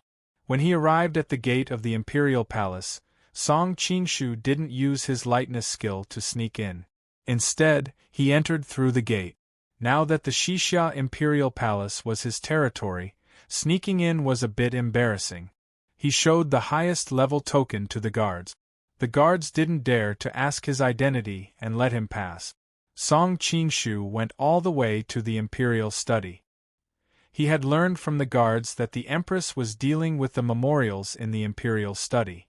After entering the room, he found a slender girl lying in the middle of a pile of memorials. The candlelight fell on her body, making her look as beautiful as ever. Moreover, she looked even more innocent, because she had fallen asleep on the table. Arriving near the desk, Song Qingshu saw the exhaustion between the young girl's eyebrows. His heart was filled with pity. He was outside having fun, but she was dealing with these heavy documents. He couldn't help but feel guilty. Who is it? Even in her sleep, Mu Wanqing was still very vigilant. She felt the strangeness around her and woke up immediately. The sleeve dart in her hand was aimed at the other party. You're already an empress, yet you're still hiding poison arrows in your sleeves. If the ministers find out about this, they'll write a few books about this, Song Qingshu said with a smile. Brother Song. Seeing the lover of her dreams so close to her, Mu Wanqing was pleasantly surprised and confused. She subconsciously rubbed her eyes. Am I still dreaming? Song Qingshu gently pulled her into his arms. Do you feel more real now? Feeling the familiar embrace and scent, Mu Wanqing finally knew that all of this was not fake. She pressed her face against his chest and listened to his steady heartbeat. She called out softly, Song Qingshu, it's already so late. Don't read these memorials anymore, Song Qingshu said with a pained heart. Okay. Mu Wanqing smiled sweetly, like the most obedient young lady. Why did those eunuchs and palace maids let you fall asleep like this? What did they do? Song Qingshu was a little angry. Mu Wanqing said with a smile, it's not their fault. I'm not used to being served by others, and I don't like being stared at all times, so I chase them out. Then go back to your chambers and sleep. You're already so tired. Song Qingshu stretched out his hand and stroked the few strands of messy hair on her temples. 168 Mu Wanqing shook her head. Right now, the city is very chaotic. Xian and Qinglu took the people from Class 1 Hall to deal with it. I have to wait for them to come back to discuss it. The uproar in Mongolia is because of the Horazimer incident. Song Qingshu roughly explained what happened that night. So that's how it is. Mu Wanqing suddenly understood. She then called a servant girl in and had her bring the news to Yelu Nansien and the others. The two women knew the whole story and naturally knew how to deal with it. After the maid left, Song Qingshu came out from behind the screen. Now you should be able to rest in peace. I'll take you back to your chambers. As he spoke, he carried her in his arms. Mu Wanqing's body was very soft. She couldn't feel any weight in his arms, which made her even more pitiful. No. Mu Wanqing's face was slightly red. There are many people on the way to the chambers. It's easy for rumors to spread like this. Song Qingshu had a depressed expression. At worst, I'll disguise myself as Li Longzhua. When the emperor goes to the empress chambers, no one will dare to say anything. He has been lying in the palace recovering all day. Right now, everyone has tacitly accepted the fact that he is heavily injured. If he suddenly appears in front of people full of energy, it will easily cause some ambitious people to have other thoughts. Mu Wanqing bit her lip. Also, when the emperor goes to the empress room, the greeting room, and the living quarters, there will be official records. I feel it strange, and I don't like that feeling. So it's like that. Song Qingshu knew that what she said was somewhat reasonable. As if hearing the disappointment in his tone, Mu Wanqing lowered her head and said in a small voice, Actually, this place is fine. What? Song Qingshu didn't immediately react. Mu Wanqing's face grew redder. This is a study, but to make it easier to rest, I had people set up a soft couch. Song Qingshu looked at the little bed at the side and finally reacted. Actually, his original intention had been to take Mu Wanqing back to the room to rest, but he hadn't expected her to think the wrong way. However, the two of them hadn't seen each other for a long time. As the saying went, absence makes the heart grow fonder. Furthermore, he had just been aroused by Zhen Furen. He didn't say anything else and carried her towards the soft couch. Mu Wanqing seemed to know what was coming. Her small hands tightly gripped his clothes, her face becoming even redder. Song Qingshu had to admit that the feeling of being with a young woman who loved him deeply was not something those women who threw themselves at him outside could compare to. The young woman's eyes were as gentle as water as she looked at him affectionately, her mouth continuously calling out Song Lang, Song Lang. That kind of feeling where the spirit and body were one was unparalleled. After an unknown amount of time, just as the two of them were immersed in love, Song Qingshu's expression suddenly changed. He pulled over the blanket to cover Mu Wan's glowing body. The door was pushed open with a bang, and a beautiful figure rushed in. Sister Mu, something happened. Li Qinglu's expression was very interesting. She had never expected to see such a scene when she pushed open the door. Mu Wanqing was so embarrassed that she hid under the blanket and didn't dare to show her head. What are you looking at? Close the door. Song Qingshu coughed lightly to hide the awkwardness in his heart. What did you just say happened? Did you fight with the Mongolians? Chapter 2152. Are you sure it was Goryeo who took him away? Song Qingshu hurriedly started to put on his clothes. Now that things had come to this, he naturally could not continue to enjoy the gentleness. I'm not sure, Li Qinglu shook her head, but if Nalen Rong said so, and Cui Shi was stopped from flirting with Wu Yunzhu during the day, he is indeed the most suspicious. As she spoke, her gaze wandered back and forth between him and Mu Wanqing. She had the ghost of a smile on her face. Now that the Qing people are surrounding the Goryeo guest house, I was worried that something would happen, so I came back to inform you. I didn't expect to disturb you, I'm sorry. Although she said she was sorry, her tone was not apologetic at all. Song Qingshu's nerves were already very thick, so he could naturally ignore it. However, Mu Wanqing's face was tender, and she was so embarrassed that she wanted to hide in a hole. Goryeo directly denied it, and it is not convenient for us to enter the house to search, so we are in a stalemate there. When it came to business, Li Qinglu put away her joking expression. I originally wanted to secretly send someone in to take a look, but those two Goryeo women's martial arts are very high. I'm afraid it will be difficult to hide from them. I'll go take a look. Song Qingshu got up and had already put on his clothes. Not to mention that Manchu Qing was now his territory, even if Wu Yunju called him Big Brother. He did not want to see anything happen to her. I'll take you there. After Li Qinglu said that, she turned around and looked at Mu Wanqing in the blanket. Sister Mu, do you mind if I take him away? Take him as far away as possible. Mu Wanqing's embarrassed and angry voice came from under the blanket. Then Sister Mu, rest well, Li Qinglu said with a smile as she held Song Qingshu's arm and rushed out of the palace. It's not like you don't know that she's tender. Why are you deliberately making fun of her like this? Song Qingshu said impatiently on the way. Tender? Li Qinglu's expression was strange. Messing around with you in a place like the Imperial Study, she's very bold. She doesn't look tender at all. Song Qingshu said embarrassedly, It's all my fault, I wanted to be there. TSK, TSK, TSK. You're so protective of her. I'm going to be jealous if you keep speaking up for her. Li Qinglu snorted. Song Qingshu wisely decided not to argue with her and changed the topic. Oh yeah, how's the situation in Mongolia? Li Qinglu replied. The Mongols have been making noise for a while, but they did not really have any conflict with us. Moreover, Korea and the Manchurian Qing are in trouble. They are more than happy to watch a good show, hence they took the opportunity to get off the slope. That's good.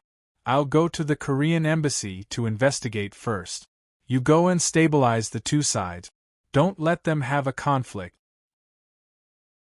As soon as Song Qingshu finished speaking, he disappeared. Hey, Li Qinglu couldn't hold him back and couldn't help but stomp her feet. Annoying brother Song. Song Qingshu ran as fast as lightning. Other than avoiding Li Qinglu's jealousy, he was also worried that Dark Cloud Pearl would be harmed if he was a little late. Although the two of them were not familiar with each other, he couldn't just watch a little girl fall into the hands of a wolf. With his Qing Gong, it didn't take long for him to arrive outside the Western Xia embassy. The warriors of Western Xia were in a standoff with the people of the Qing kingdom. Yelu Nansien was mediating, while the Mongolians and Dongying people were watching the show from the sidelines. Chindu Chinese network Song Qingshu quietly snuck in and found that the Fu sisters were talking about something in the courtyard. The two sisters stood together, and it could be said that they complimented each other, but the two beautiful faces were now filled with solemnity. Was it that bastard Cui Shi who kidnapped the girl? Fu Junyi's face was as cold as ice. She clearly understood the seriousness of the matter. I brought some people to search his room just now, but we didn't find the girl from the Qing kingdom. Fu Junyi shook her head. Could it be that the people of the Qing kingdom are slandering us? Fu Junyi frowned slightly. I don't think so. Looking at that person's anxious expression, he didn't seem to be faking it. It's most likely that the girl was really kidnapped. Maybe she was kidnapped by someone else, or someone deliberately wanted to frame us. Fu Junyi couldn't help but stomp her feet. It's all that bastard's fault. If we didn't flirt with her during the day, how could the Qing kingdom's first reaction be to suspect us? Song Qingshu, who was in the dark, was shocked. Dark Cloud Pearl isn't here?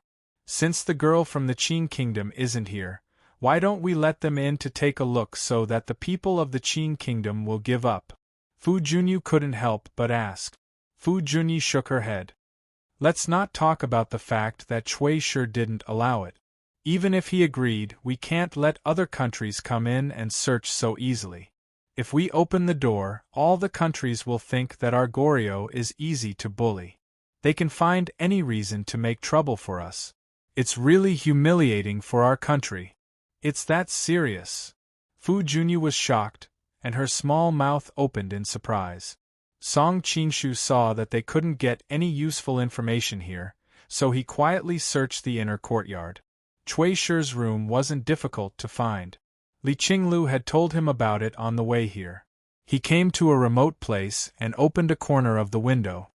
He looked into the room and really didn't find the figure of Dark Cloud Pearl. He couldn't help but feel his heart sink. This was troublesome. Just as he didn't know where to look, he suddenly noticed that Cui Shi had chased all the maids and subordinates out of the room. His heart moved. He cancelled the idea of leaving and continued to observe in the dark. He saw Cui Shi rubbing his hands and humming a tune. His walking posture was as proud as it could be and as wretched as it could be. He came to the side of a wardrobe and pushed the clothes aside. Then he bent over and pushed open a secret compartment. Heaven is really helping me. I didn't expect that there would be such a secret compartment in this house. Little beauty, even if your companions break in, they won't be able to find you. You should give up on this idea and accompany me to have fun. When the time comes, you will return to China with me. You will enjoy endless glory and wealth, Cui Shi said as he walked out with a young girl in his arms. Song Qingshu fixed his eyes on the young girl. She was delicate and pretty. She had a special scholarly temperament. Who else could it be if it wasn't Dark Cloud Pearl? Fu Junyu must have come to investigate before because she didn't find her. These houses were the mansions of some princes and nobles who had fallen into rebellion. They were used to settle down the envoys of various countries. It was common for some princes and nobles to set up secret rooms in their houses to protect themselves. My father is the dignified Great Qing Empire's imperial bodyguard minister and the Grand Secretary of the Hall of Preserving Harmony. Do you think that I would care about the wealth of a small country like Korea? I advise you to let me go quickly. I can pretend that today's matter never happened. Otherwise, my father will mobilize the 8 Banners army and dismember your body into 10,000 pieces. Dark Cloud Pearl was really too quiet. Even if she was saying threatening words, they came out of her mouth in a soft voice like a kitten. It was really difficult to have a deterrent effect. Chapter 2153. Being the son of a concubine for a long time had caused him to be discriminated against in all aspects of his life. Even his family's inheritance was ranked behind his son-in-law. His extremely sensitive heart had been completely distorted. He was full of hatred for people of noble status. If the other party was a woman, then it made him extremely eager to conquer the other party. The Fu sisters were beautiful and had a high status. They had always been the target of his desire. Previously, he had taken the opportunity to hit on the 2 girls. In the end, he had been taught a harsh lesson. He understood that the sisters' martial arts were too high. In addition, his subordinates were afraid of Master Fu and did not dare to make a move on them. So, he could only change his target. Coincidentally, he met Wu Yunju. She was beautiful and quiet. At the same time, she was of noble status. She satisfied all his needs. Come on, you have lived for so long. You must have never experienced the joy of a woman, right? Cui Shi felt his lower abdomen burning. Finally, he could not help but bend down and stretch his claws towards the girl on the bed. Song Qingshu, who was outside the window, shook his head. This Cui Shi was exactly the same as the villains in TV dramas. His lines were too dirty and terrible. Wu Yunju finally panicked. Which girl did not yearn for love? In her heart, she had always imagined that one day, she would offer herself to her lover. She did not know how many times she had imagined this beautiful scene. Who would have thought that in the end, she would be ruined by this disgusting man? At that moment, she felt that everything in front of her had turned gray. It was as if everything had lost its color. If you really do anything to me, my big brother will not let you go. Wu Yunju made a final effort. Your big brother? If that boy Nalen Ronghua has any skills, let him come find me. Cui Shi did not take it seriously at all. It's not him. My big brother's martial arts are unparalleled. He is also a god of war. These years, his name has shaken the world. He is the most capable man in the world. The image of that person appeared in Wu Yunju's mind. Her almond-shaped eyes seemed to be filled with a brilliant light. "Tsk, how can there be such a person?" Cui Shi snorted disdainfully. His face quickly showed a trace of a lewd smile. "Come, take a good look. Your big brother is actually also very big." In the next moment, his expression changed greatly. He hurriedly covered his crotch and rolled on the ground. His face was full of cold sweat. It was obvious that he was in extreme pain. Song Qingshu stood behind him and rubbed his feet against his clothes in disgust. "You're disgusting. I don't even want to dirty my shoes when I kick you." Dark Cloud Pearl didn't expect this turn of events. She blinked her big eyes and looked at the masked man in front of her. "You are... Now is not the time to talk about this. Let me unseal your acupoints first." With a stroke of his hand, Song Qingshu cut off the rope that was tied to her body. At the same time, he unsealed her acupoints. This Cui Shi was really careful. Not only did he seal her acupoints, he also tied her up. This knot doesn't look very proper. Who the hell are you?" Cui Shi gritted his teeth and looked at him. Song Qingshu picked up the dark cloud bead from the bed and was about to leave when he paused. "You can call me the Egg Crusher." Cui Shi was speechless. As soon as Song Qingshu walked out of the house, he was greeted by two snow-white sword lights, which blocked all his steps. Song Qingshu had to admit that this swordsmanship was somewhat magical. It was as if it could predict the enemy's next step. However, his current martial arts had long surpassed the ordinary concept. With a flash of his feet, he dodged the attack in an incredible rout. Fu Junyi and Fu Junyu were both stunned. The sword that the sisters made together could be said to be flawless. How did the other party jump out of the encirclement? The two of them were patrolling in the guest house. When they heard Cui Shi's scream, they quickly rushed over and happened to see a masked man coming out of the house with a young girl in his arms. He didn't look like a good person, so they tacitly made a move. They didn't expect that the other party could easily dodge their attack. 7 asked. Hearing the commotion in the guest house, Song Qingshu didn't want to cause more trouble. He didn't fight with the two of them. He directly carried the dark cloud bead and disappeared into the darkness with a few leaps. Fu Junyi hurriedly said to her sister, "You go and see how Cui Shi is. I will go after him." After saying that, she used her qing gong and chased after him in the darkness. Her qing gong had always been brilliant. This time, she was as swift as a feather. Many of the Korean warriors cheered in unison. Fu Junyu hurriedly came to Cui Shi's house. When she entered the door, she saw that his clothes were messy. She frowned and turned around. "How are you? Don't worry about me. Go after that bastard. I want to tear him into pieces." Cui Shi's face was incomparably ferocious. A man's pride made him unwilling to let Fu Junyu see him in such a miserable state. Fu Junyu snorted. She was originally too lazy to care about him. Moreover, she was more worried about her sister's safety. When she heard that, she also chased after him. Song Qingshu naturally noticed the tail behind him. He was also a little surprised at Fu Junyi's qing gong. She was actually able to follow him for so long. Of course, one reason was because he was carrying a person. The second reason was that he didn't want to reveal his strength. It should be known that many people knew of his current reputation. They also knew that his qing gong was unparalleled. If it was too obvious, it would be easy for people to guess. Therefore, he could only rely on the terrain to get rid of the other party. "Big brother, is that you?"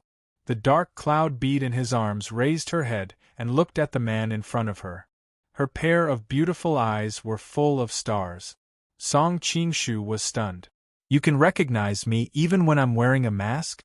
As if she had guessed what he was thinking, Dark Cloud Bead said with some excitement and nostalgia, "When we first met, you also wore a mask to save me. At that time, I was also hugged by you like this. I remember this feeling and your aura." At this point, her small face was already flushed. Feeling the young girl's naivety and cuteness, Song Qingshu also smiled knowingly. He took off his mask. Can you help me keep this a secret? It's not convenient for others to know my current identity. And Dark Cloud Bead nodded continuously. Her eyes seemed to be shining. I definitely won't reveal your identity. I won't tell anyone who asks. Feeling the determination in her voice, Song Qingshu couldn't help but smile. Even though it was a little irrational, he was still willing to believe that she wouldn't betray him.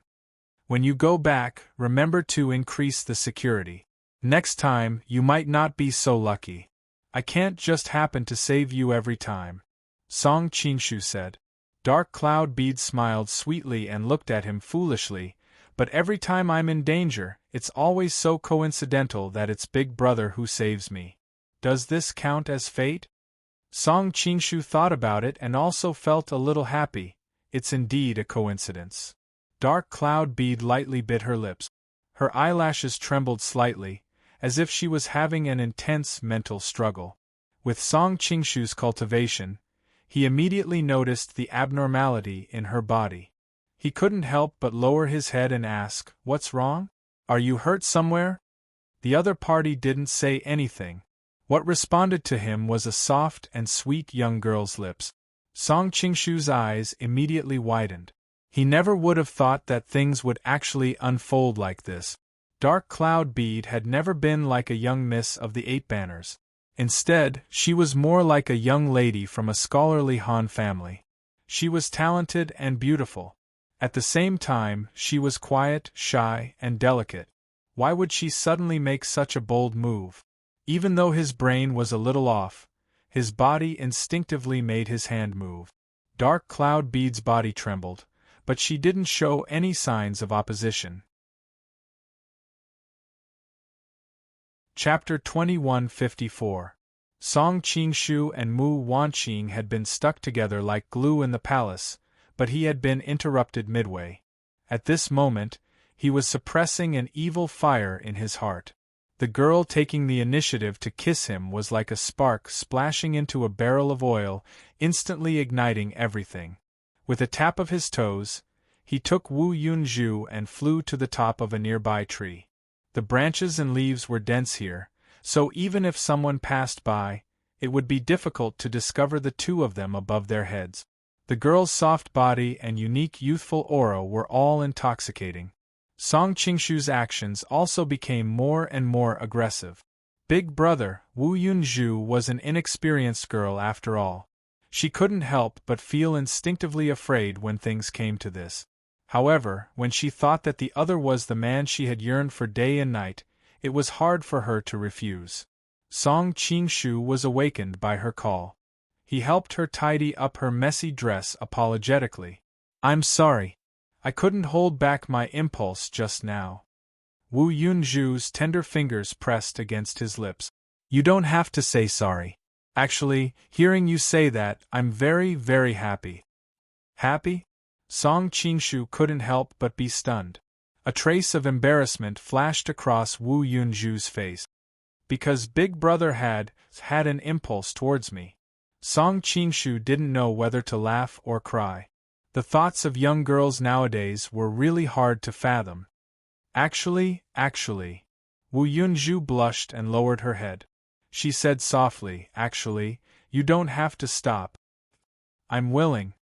Seeing her extremely shy look, Song Qingshu almost lost control of his emotions again after much difficulty.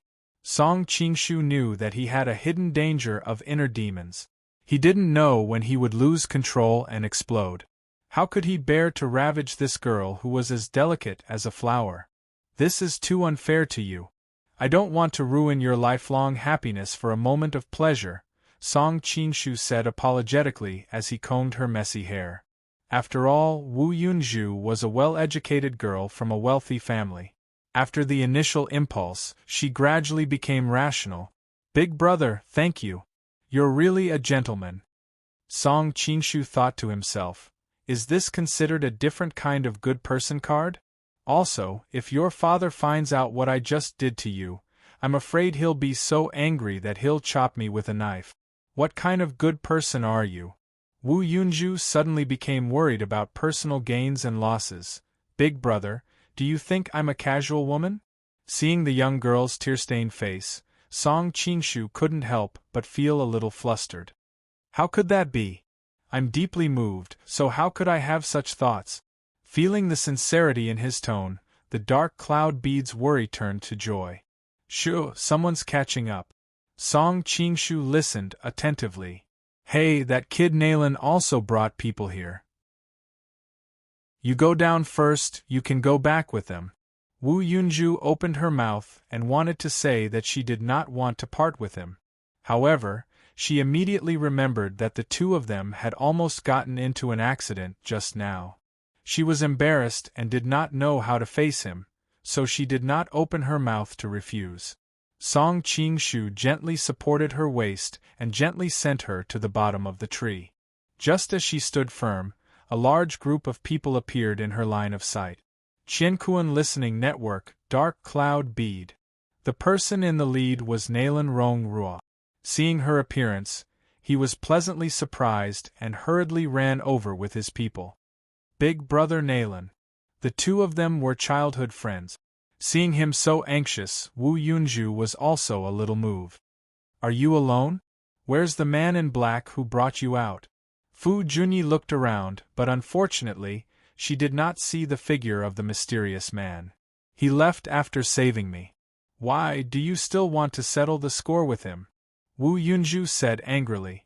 One must know that she was almost humiliated by that disgusting Gao Li Gongzi. After all, he hurt someone. Our Gongzi's life or death is unknown. Fu Junyi said without confidence. She also knew that her side was in the wrong. Nalan Rongrua was reminded by the two people's words. He suddenly noticed that Wu Yunju's face was flushed. Her usually gentle and quiet eyes were now about to seep out water. Her lips were also a little red and swollen. He could not help but be shocked. Sister, did you get bullied by that surnamed Chui? Fu Junyi was also shocked. If they really sullied the innocence of the young lady, it would definitely cause a diplomatic dispute between the two countries. Although the Manchurian Qing was busy dealing with the chaos of the three border defenses, they would definitely send troops to punish them later. Wu Yunju's heart skipped a beat. She hurriedly covered her face and shook her head to deny. No. I was just frightened and ran all the way, so my face is a little red. Seeing that she was fine, Nalan Rongrua let out a sigh of relief. Fu Junyi was a little suspicious. She saw with her own eyes that the mysterious man brought her away. The mysterious man's qinggong was so high, why did he need her to run? Naturally, it was impossible for him to be so tired that his face was red. However, her words were beneficial to Gao Li, so she did not choose to question it. Our great Qing dynasty will settle the score with your country sooner or later. At this time, Nalan Rongrua was also very sullen. This time, when they came to Xixia, the imperial court's intention was to let them go sightseeing. They did not really need him to fight for a consort. Therefore, they did not assign any masters to him, so he could not take revenge on the spot. He could only threaten them from afar. Song Qingshu saw his sullen expression from afar and secretly sighed in his heart.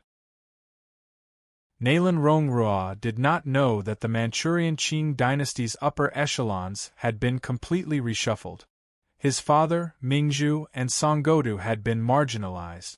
Even if they wanted to send more top masters, they did not have the ability. As for Dongfang Muxue, she would not care about his life or death. Seeing that both sides had left, he also left quietly. Because he had been out for too long, he was worried that he would be discovered, so he directly returned to the southern Song residence. After tossing and turning for most of the night, he was also a little tired, so he directly fell asleep. The next day, at the first glimmer of dawn, he heard the noise outside. He could not help but get up and go out to investigate. He just happened to run into Xuepan, who had just returned from outside. Xuepan's face had dark circles, and he looked like he had overindulged in debauchery. "Brother Xue, what's the matter that's so noisy?" Song Qingshu asked. Xuepan answered while yawning, It seems that the crown prince of Goryeo with the surname Chui died. The Goryeo people and the Manchurian Qing people are fighting fiercely, so they all ran over to watch the show. I don't know what's so interesting about it. I have to go back and catch up on my sleep. That Hu Ji yesterday was too exciting. She is indeed worthy of the Caucasian that those people talk about. Chui Pan is dead? Song Qingshu was startled. He really did not understand. Although he had kicked him hard yesterday, at most, his balls would suffer, and his life should not be in danger. Shui Pan walked past him. Suddenly, he wrinkled his nose and directly smelled his clothes. Hey, Bao Yu, you are really not a good friend. Last night, you clearly said that you were not feeling well, but in the end, you still sneaked out to seek pleasure. Song Qingshu frowned. What nonsense are you talking about? Chapter 2155. Song Qingshu's jaw almost dropped. Yesterday, he was with Mu Wanqing, then he hugged Li Qinglu and rushed to the embassy of Korea. Finally, he stayed with Wu Yunzhu for a while. In total, there were 3 of them. He didn't expect Shui Pan's nose to be so sensitive. Are you born in the year of the dog? Song Qingshu looked at him with admiration. This is my talent. I'm very sensitive to women. You can't be jealous. Shui Pan wasn't angry. Instead, he was full of pride. Remember to bring me with you next time. The smell really makes one's imagination run wild. Before Song Qingshu could reply, Shui Pan yawned. I can't anymore. I've worked hard all night. I can't take it anymore. Song Qingshu couldn't be bothered with him. He walked outside and saw Shui Baochai and the yellow-shirted woman about to go to the embassy. He hurriedly followed them. Bao Yu, where did you go last night? Shui Baochai suddenly asked. Song Qingshu was startled, but he replied calmly, I'm resting in my room. The yellow-shirted woman snorted. Nonsense. When I went to your room last night, there was no one there. Song Qingshu was stunned. Why did you go to my room in the middle of the night? A trace of embarrassment flashed across the yellow-shirted woman's face. She snorted and turned her head away, as if she couldn't be bothered to talk to him. Shui Baochai said gently, Bao Yu, don't go out with my brother tonight. Xingqing Prefecture is a place where many powers gather. It's not very safe. The heir of Korea's Chui family died last night. I don't want you to repeat the same mistake.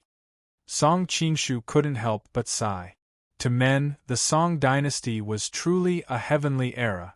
If it was in the past, it would be good if they didn't flip the roof off if they found out that their other half was loitering in a brothel. They wouldn't be as gentle as Shui Baochai. Furthermore, she wasn't advising him about the brothel, but worried about his life. In the Song dynasty, scholars invited each other to a brothel. It was as normal as having a meal in the future.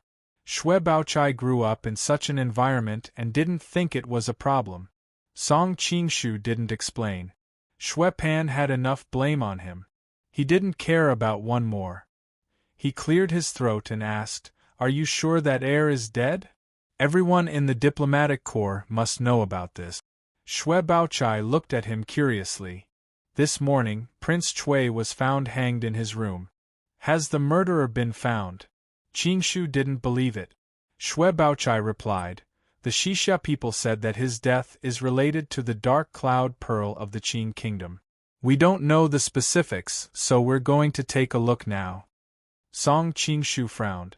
Could it be that Wu Yunzhu was so angry that he went to kill Chui? As soon as this thought came out, it was immediately denied. Let alone the dark cloud bead, even Nalen Rongrua didn't have such a high level of martial arts.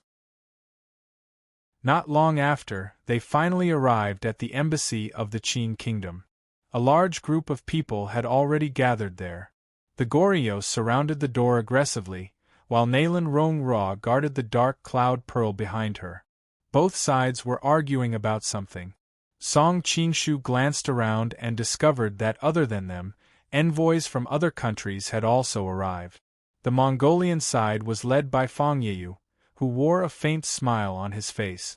It was obvious that he was happy to see the two countries clash. He did not hear Su Liawu's voice. His face was probably injured, and it was not convenient for him to show his face. Rabbit flight on the side of the Jin kingdom, Wanyan Zhongjie took the lead.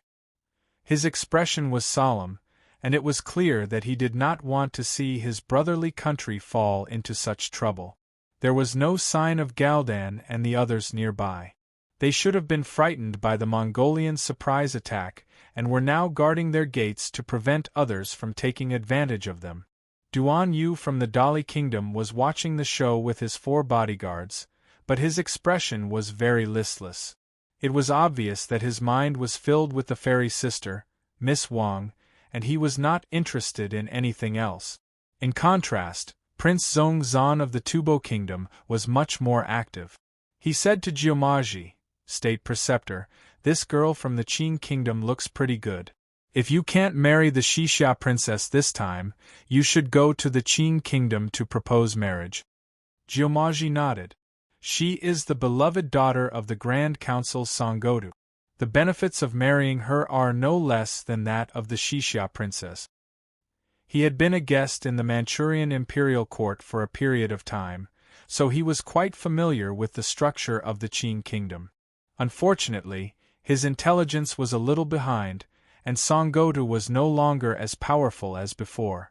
Unexpectedly, Zhong Zan pointed at the Fu sisters. "Those 2 Goryeo women are also beautiful, and they are sisters. TSK, I get excited just thinking about it. State Preceptor, your martial arts are unparalleled. Can you find an opportunity to catch them and warm my bed?" Black lines appeared on Jiumaji's forehead. Those 2 sisters' martial arts are not weak. It's not easy to catch them. Moreover, they are representing the Goryeo kingdom this time. Zhongpu will not allow this kind of provocation to other countries. I can't do this and I can't do that. It's really boring to be a prince. Zhong Zan complained discontentedly. Jiumaji's face was livid, but he did not say anything. Although their voices were not loud, Song Qingshu heard them clearly with his martial arts. He could not help but secretly shake his head. With such an air, the Tubo kingdom was destined to not be peaceful in the future. At this time, Wu Yunju's clear and angry voice came. "I have already said that when we left yesterday, he was still fine. Now that he is dead, how can you blame me?" The Goryeo General Jin Ruoxian said in a deep voice. "We also know that this has nothing to do with Mississippi. However, the mysterious person who saved you last night caused extremely humiliating injuries to our young master, causing him to commit suicide out of shame. Miss, please tell us the identity of that person, and we will leave immediately." He knew that it was not wise to have a head-on conflict with the Qin kingdom, but he could not ignore Cui Shi's death. Not to mention the power of the Cui family in Goryeo, even without this, it was now related to the national system of Goryeo. Therefore, after weighing the pros and cons, he directly took out Wu Yunju and turned his attention to the mysterious person. In his opinion, this way both sides had a way out, which was the best of both worlds. Song Qingshu was also a little confused. Did Cui Shi really commit suicide because his testicles were broken? In fact, if he was treated in time, he might be able to use it after a few years of recuperation. Why did he take it so hard? Unexpectedly, Wu Yunju bit her lip and refused directly. "I won't tell you the identity of that person." Song Qingshu couldn't help sighing. This silly girl. Couldn't she just say that she didn't know? Wouldn't that be admitting that she knew who the person who saved her was? Sure enough, when they heard her words, the faces of the Goryeo people changed. Jin Ruoxian's face was gloomy. "Miss, are you determined to cover up the murderer?" "Humph. Because of what happened yesterday, Wu Yunju did not have a good impression of this group of Goryeo people, so she directly turned her head and ignored them." The Goryeo people were in an uproar. Jin Renjun, a servant of the Cui family, said angrily, "Our young master still raised his head when he died. Obviously, he was unwilling to die in peace." As a servant, I should fulfill his wish. Since you don't want to tell me, then I will fight with you. As soon as his voice fell, he rushed to Wu Yunju with his men. Nalan Rongrua drew out her sword and called her men to meet them. Chapter 2156. The noisy crowd suddenly quieted down because of this abrupt voice, and people started to look for the source of the voice. Xue Baochai hurriedly pulled Song Qingshu's sleeve and said, "Bao Yu, don't talk nonsense. This has nothing to do with us." Song Qingshu smiled bitterly. From the perspective of the southern Song dynasty, they were happy to see the conflict between the Qing dynasty and Korea.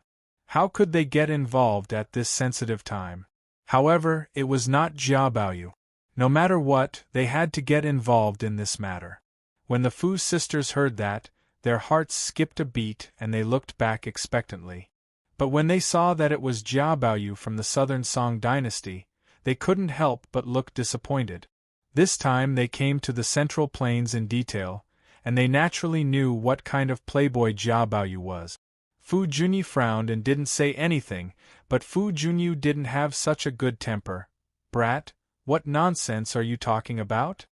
Hearing what she said, Xue Baochai couldn't help frowning.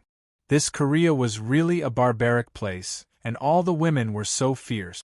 Song Qingshu walked out unhurriedly, looked at Jin Renjun and said, "Brother, didn't you just say that your young master died in an extremely miserable manner, as if he died with a remaining grievance?" Jin Renjun wiped his tears and said, "Our young master was killed by a villain and suffered extremely humiliating injuries.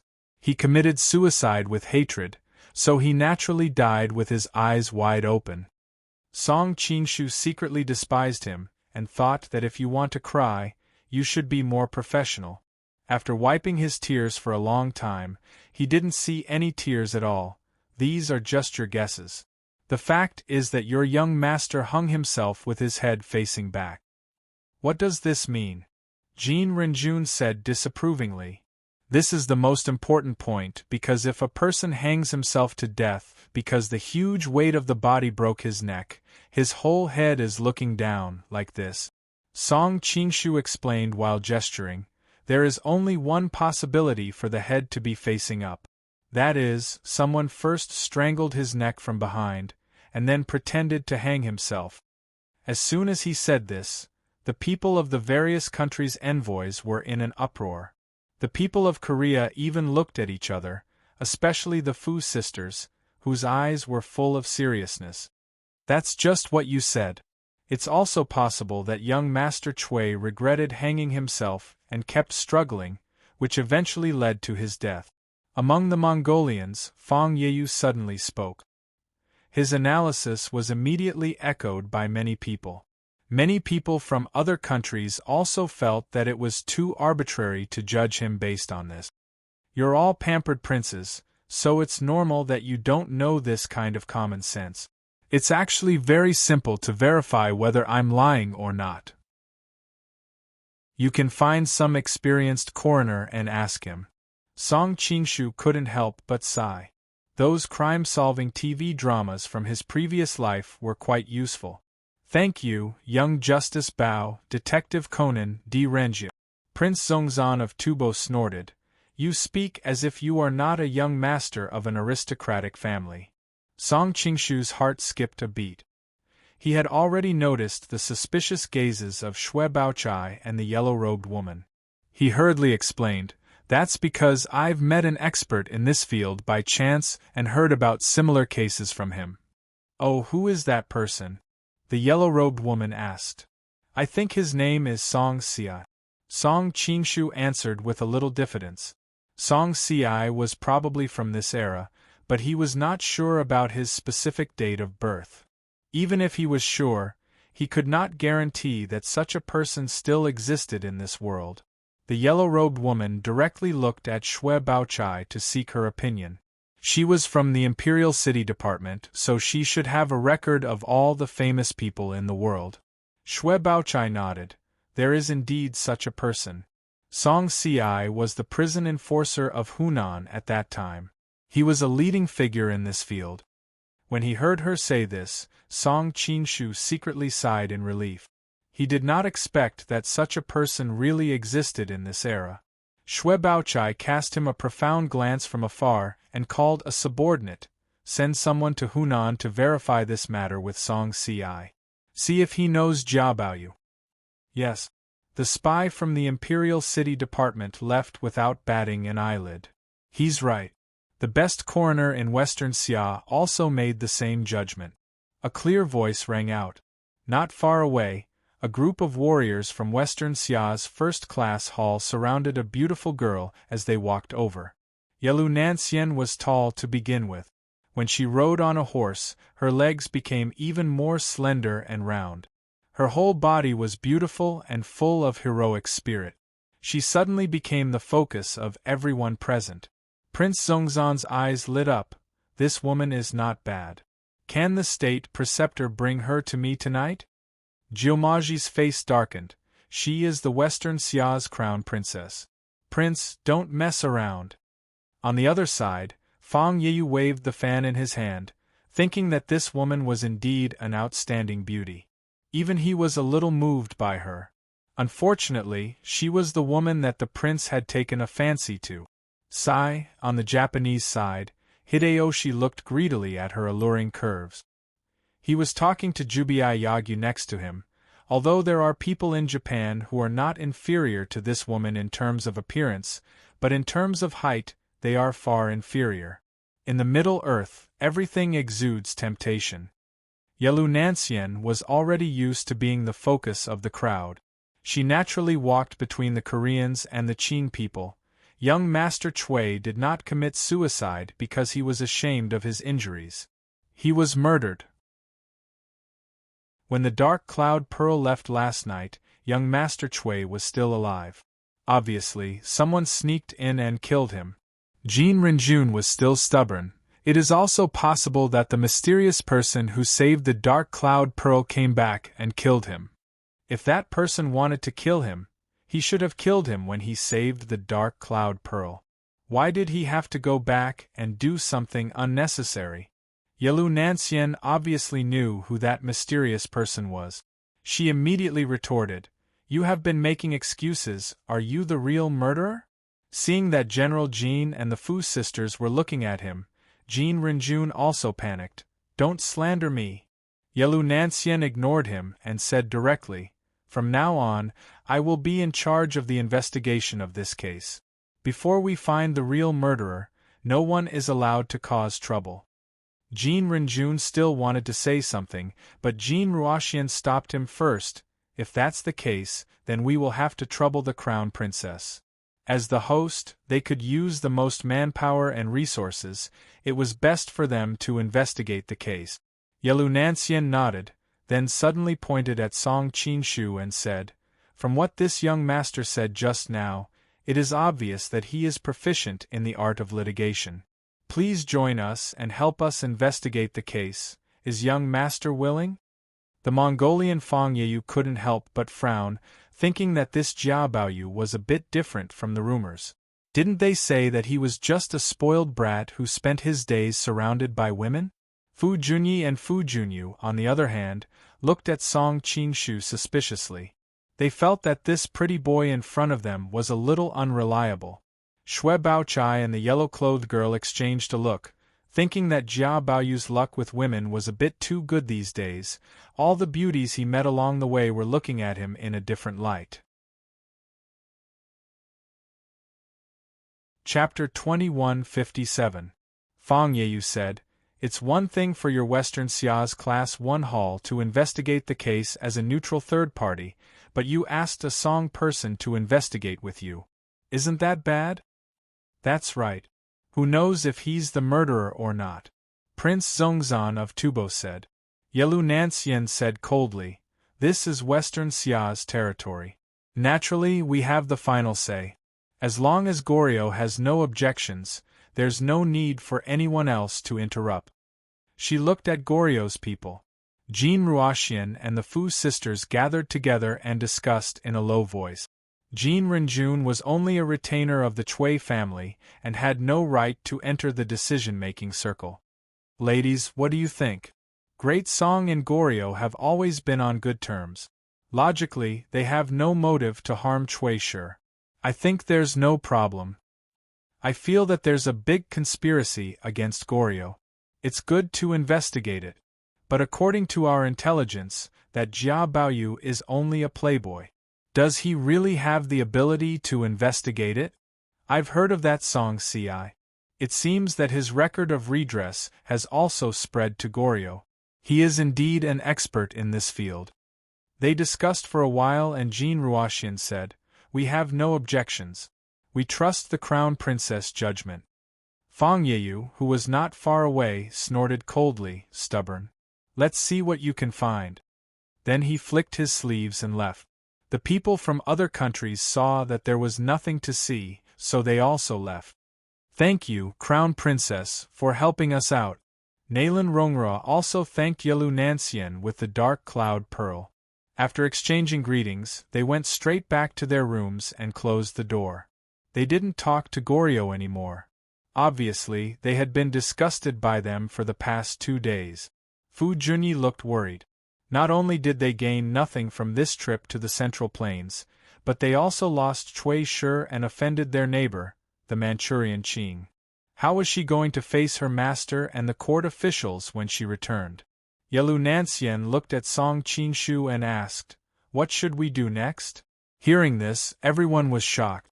They had thought Yelu Nansien was just casually adding Jia Baoyu to the investigation team.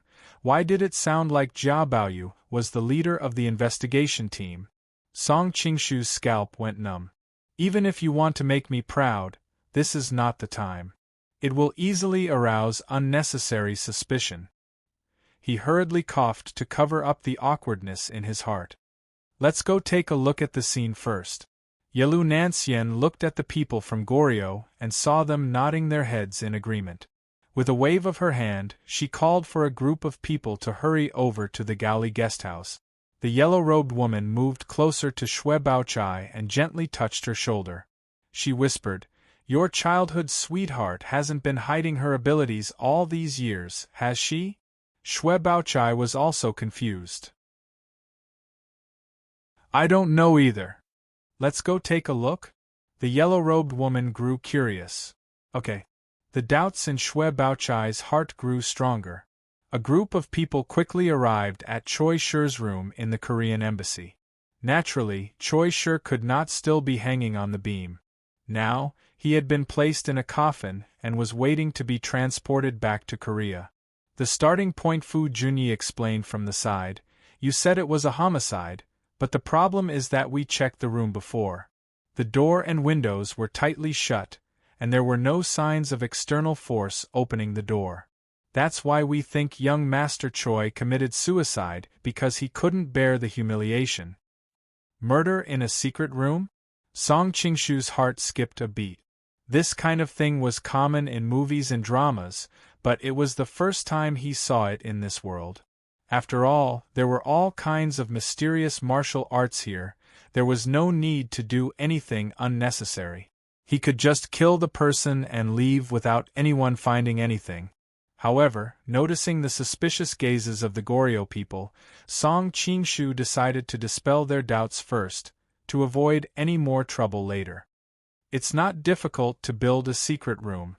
There are many martial arts in the martial arts world that allow for telekinesis, such as the dragon capturing skill, the crane controlling skill, and so on. After killing the person, build the scene, walk out of the room, and lock the door from the outside. Song Qingshu was clear that with his martial arts, it would be a piece of cake to do this. The yellow-robed woman quietly asked Xue Baochai, how did he know so much about the martial arts of the martial arts world? Xue Baochai shook her head, her eyes became more and more confused. Yelu Nanshen's eyes lit up. There is someone in the Xingqing prefecture who is an expert in the crane controlling skill, and that is the Tufan Imperial Advisor, Jumaji. She originally knew that Xiao Feng was also an expert in the dragon capturing skill, but as they were both from Liao, she naturally didn't want to put any suspicion on him, not to mention that Xiao Feng didn't come this time. Fu Junyu immediately denied this speculation. Impossible. When the dark cloud pearl was rescued, we immediately sent people to guard the house. Unless Jiumaji's martial arts had reached the level of a grandmaster, there was no way he could hide from the eyes of so many guards. Song Qingshu fell into deep thought. Jiumaji indeed had no motive, and he couldn't do it either.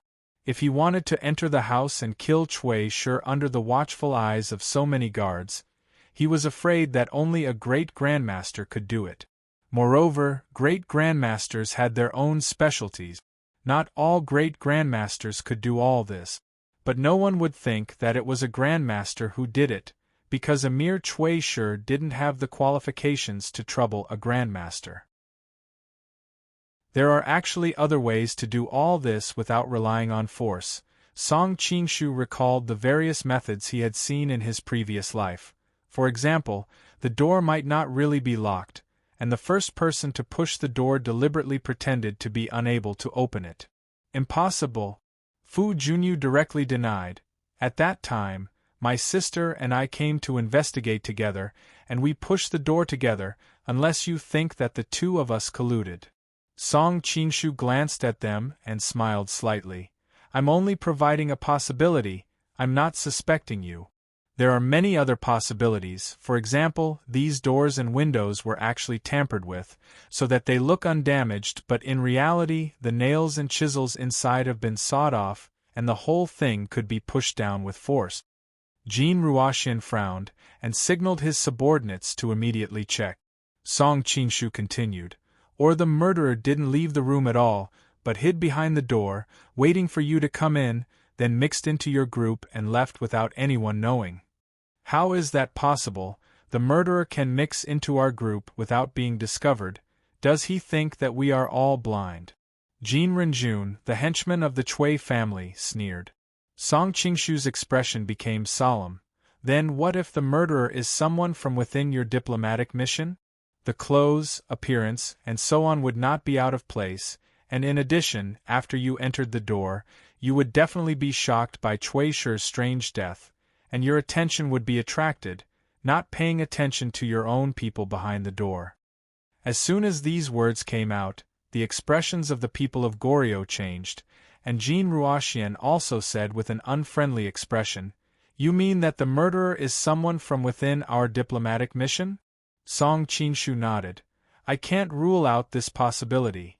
Next, they began to check the alibis of everyone in the guesthouse last night, and found that other than the guards who often moved in groups, there were only a few people without alibis. The Crown Prince of Goryeo, General Jin Ruoxian, henchman Jin Renjun, and the Fu sisters. The yellow-dressed woman whispered to Xue Baochai, This guy doesn't seem to be such an idiot. He actually has some temperament when handling the case. Chapter 2158. Song Qingshu's heart skipped a beat, but he still answered calmly, Sister Bao, what's wrong with you? You are not Baoyu. Xue Baochai stared into his eyes. Song Qingshu immediately understood that he had indeed shown too many abnormalities during this time.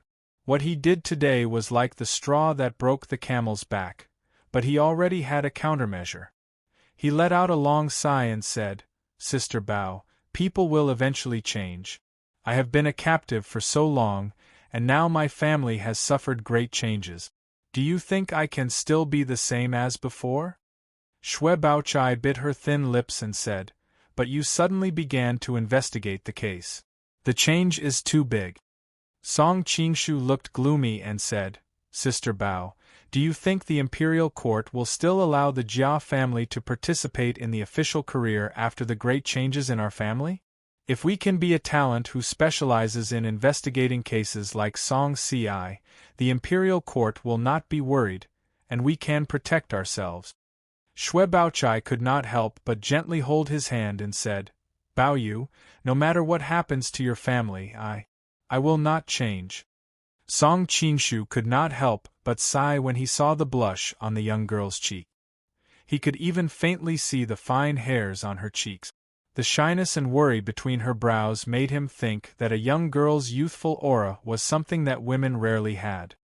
But, unexpectedly, Xue Baochai suddenly grasped his wrist and stared into his eyes. I have already sent someone to Song Ci to verify your relationship. If I find out that you are lying to me, I will not spare you. A second ago, she was still a bashful young lady, and the next second, she became a secret agent of the Imperial City Department full of dark aura. Song Qingshu was stunned. Why would I lie to you? Just go and investigate. Song Qingshu looked relaxed, but he secretly complained. It seemed that he could not hide it for long. Sensing that there was no change in his pulse, Xue Baochai was relieved. She hurriedly let go of his hand and said bashfully, Bao Yu, don't blame me for being cautious. I think you don't want someone to pretend to be you and take advantage of me. Of course. Song Qingshu felt a headache coming on. He thought that a woman's sixth sense was too terrifying. It was hard to hide it from a woman, and even harder to hide it from a woman who already had a lover. Ahem, what are you two doing? The yellow-robed woman walked over and looked at the two suspiciously. Xue Baochai blushed and hurriedly distanced herself from Song Qingshu. Nothing. The yellow-robed woman looked at her as if she was deceiving herself and said, I'm going back to the hostel. What about you? Although the son of a powerful minister died here, in her opinion, it was just a person from a small country at the border who died. The suspects were the Qing kingdom or the Koreans, so naturally, she was not interested in these details. Wait, I'll go with you. Xue Baochai hurriedly chased after him. At the same time, she was a little annoyed at herself for being so impulsive and saying those things to him. I hope you won't disappoint me. Xue Baochai looked back at him, and her eyes became a little deep. Following that, Song Qingshu and Yelu Nanxian continued to question the Goryeo people, but they still didn't get any results. Helpless, they could only leave for the time being. On the way, Yelu Nanxian asked, Do you have any leads? Song Qingshu shook his head. Everyone is a suspect, but there's no concrete evidence. Why don't we just ignore it? We've already cleared the suspicion of the Qing kingdom. The rest is Goryeo's own business. Goryeo is just a small border country, they won't be able to cause any trouble. Yelu Nanxian suggested. After staying here for a while, you've also become two-faced. Song Qingshu couldn't help but tease her. Then, with a serious expression, he said, It's not that we can't do this, but I keep feeling that there's a big conspiracy behind this. If we don't solve it soon, I'm afraid we'll be in danger in the end. With your level of cultivation, if you have this feeling, then it's possible. Then we really can't just ignore it. As a martial artist, Yelu Nanxian understood this feeling very well. But what should we do next? Song Qingshu stopped walking. Just now, they were gathered together, we couldn't get any leads even if we wanted to. When they split up, we'll take them down one by one.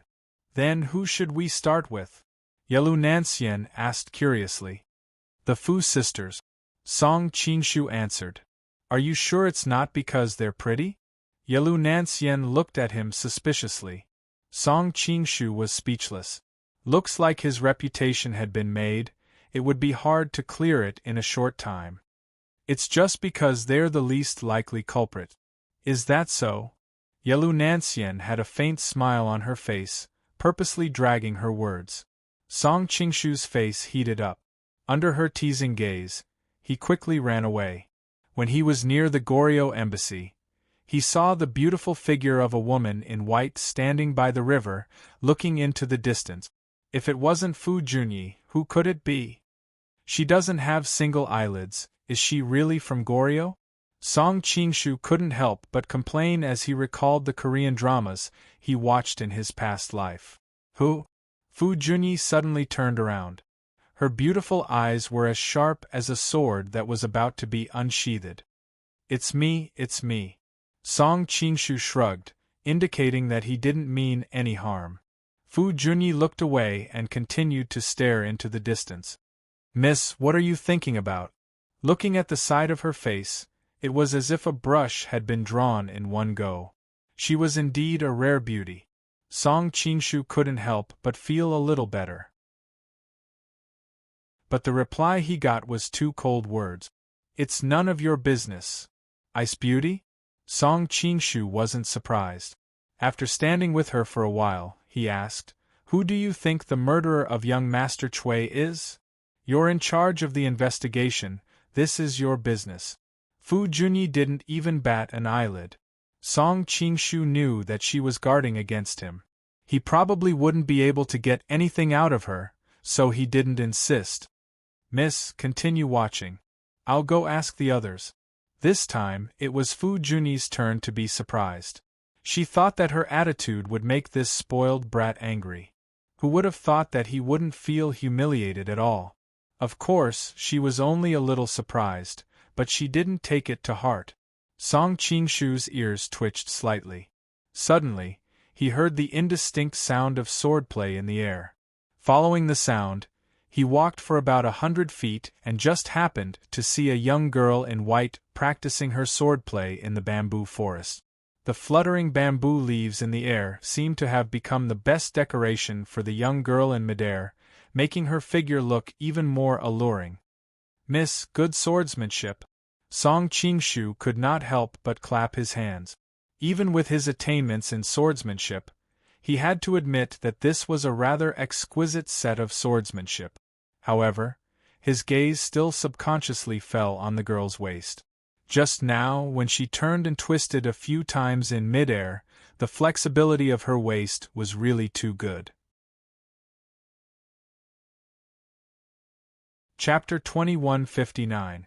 Song Qingshu blinked and replied seriously, Believe it or not, you have to be able to put it back after digging it up. I can not only put my eyes back, I can even save you after killing you. Do you want to try? The corner of the girl's lips curled up slightly, showing that she was trying hard to hold back her laughter. There's no need to try, there's no need to try. Song Qingshu said as he pinched the tip of her sword with his fingers and moved it to the side. The girl clearly had no intention of really hurting him, and casually sheathed her sword. What, you suffered at sister's place, and now you're here to make fun of me? You saw it. Song Qingshu was startled. The young girl was naturally Gao Li's Fu Junyi. Objectively speaking, her face was more beautiful than her sister Fu Junyi's, but Fu Junyi had a unique cold and noble temperament. Overall, the two of them could be considered as plum blossoms, orchid, bamboo, and chrysanthemum. Fu Junyi snorted. I saw you sneakily coming from sister's place from afar. Song Qingshu was really depressed. Was his current temperament really that bad? It must be because Jia Baoyu looked too feminine, giving people this kind of feeling. Yes, that must be it. You don't have to waste your time, I have nothing to say here. Fu Junyi turned around and left, her silhouette delicate and charming. Hearing that her tone was not as unapproachable as Fu Junyi's, Song Qingshu hurriedly chased after her. Don't go, big sister. Do a good deed and help me. As long as you can help me, I'm willing to do anything. The mysterious murder of Chui Shi made him feel that there was some conspiracy behind it.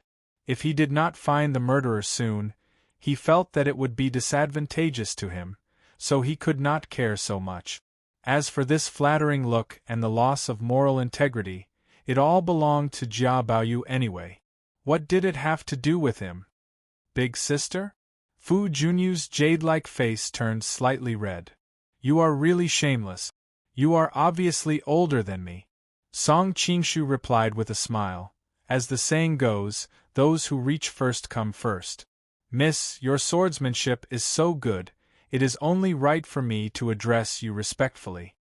Fu Junyi snorted, but it was obvious that she enjoyed this new form of address. Are you really willing to do anything? Of course. Song Qingshu patted his chest and promised.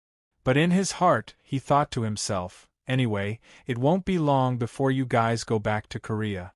At that time, you guys can just deny it, and it will be Jia Baoyu who loses face. All right, I want that. Fu Junyi's slender finger pointed towards the sky. It had been drizzling a while ago, and now that the sun had risen, A rainbow was faintly discernible in the sky. Song Qingshu looked troubled. Little missy, aren't you making things difficult for me on purpose? Why don't we change it to something else? Whatever you say, it's fine if you can't do it. Fu Junyu's eyes were filled with mischief. This smelly brat with oily hair and powdered face, if she didn't teach him a lesson, he wouldn't know how powerful this lady was. Will you really help me if I give you the rainbow? Song Qingshu's face was conflicted, but his heart was bursting with joy. Why didn't these women have any sense of innovation? They just happened to bump into his door. One had to know that he always carried a few prism mirrors with him. Usually, he would combine them into a convex lens to start a fire. Occasionally, he could take them out alone to trick young girls. Cool. Of course, I'll tell you everything I know. Fu Junyu didn't think that the other party could really take the rainbow. Then give me your hand. Song Qingshu took out a prism mirror from his bosom. What are you doing? Hearing his words, Fu Junyu couldn't help but look vigilant. If you don't give me your hand, how can I give you the rainbow? Song Qingshu directly grabbed her wrist and pulled it over. Then, he aimed the prism mirror at the sun and adjusted its angle. Her hand being held by a man, Fu Junyu was about to get angry, but suddenly her body trembled. Looking at the beautiful rainbow in her hand, her eyes couldn't help but widen. Don't move. Seeing that she subconsciously clenched her fist to grab the rainbow, Song Qingshu hurriedly smoothed her palm again. If he touched her like this on a normal day, Fu Junyu would have already pierced a hole in him with her sword. But at this moment, her attention was completely attracted by the rainbow in her hand. Her whole person was shocked and didn't notice anything at all. Looking at her cute, surprised look, Song Qingshu secretly sighed. This doesn't seem to be the first time I used this method. Who was the last girl? He couldn't help but think of the story of a male star in his previous life who used the same heart-shaped stone to deceive several women. For a moment, his expression was a little strange, but he quickly comforted himself. No matter what, he had to be more skillful. How did you do it? Fu Junyu looked at him with surprise and surprise. At this moment, the image of Song Qingshu in her eyes was very different. Before, he was just a greasy-haired playboy. Now, his whole body seemed to be shrouded in a layer of mysterious halo, and seemed to be much more pleasing to the eye. Song Qingshu stuffed the prism mirror into her hand. Why do you care how I did it? Now that the rainbow has been given to you, it's time for you to fulfill your promise. To explain spectrum to people of this era that different frequencies of light have different refractive indices to the same medium? He didn't have that much free time. Fu Junyu happily held the prism mirror in her hand and lightly bit her lips. A trace of shyness flashed across her face, but she immediately recovered. Okay, what do you want to know? Who do you think has the most motive in your mission? Song Qingshu didn't know the internal situation of Korea, so he needed to personally inquire. Don't you suspect that my sister and I are the murderers? Fu Junyu looked at him curiously. Song Qingshu said with a smile, the two of you are so beautiful and noble, how could you do such a dirty thing? Although he said that, his heart was cold. In those detective movies, the person who was the least likely to look like the murderer was the murderer. He couldn't make this mistake. Although I know that you are flattering me, I am quite happy to hear it. Fu Junyu was no longer as distant as before, and her expression was much softer. The one with the most motive is General Jin Ruoxian. Our Korea is now in the hands of the powerful minister Chui Yu. Now that Chui Yu is old, the issue of the successor of the Chui family is on the agenda. However, Chui Yu has no legitimate son.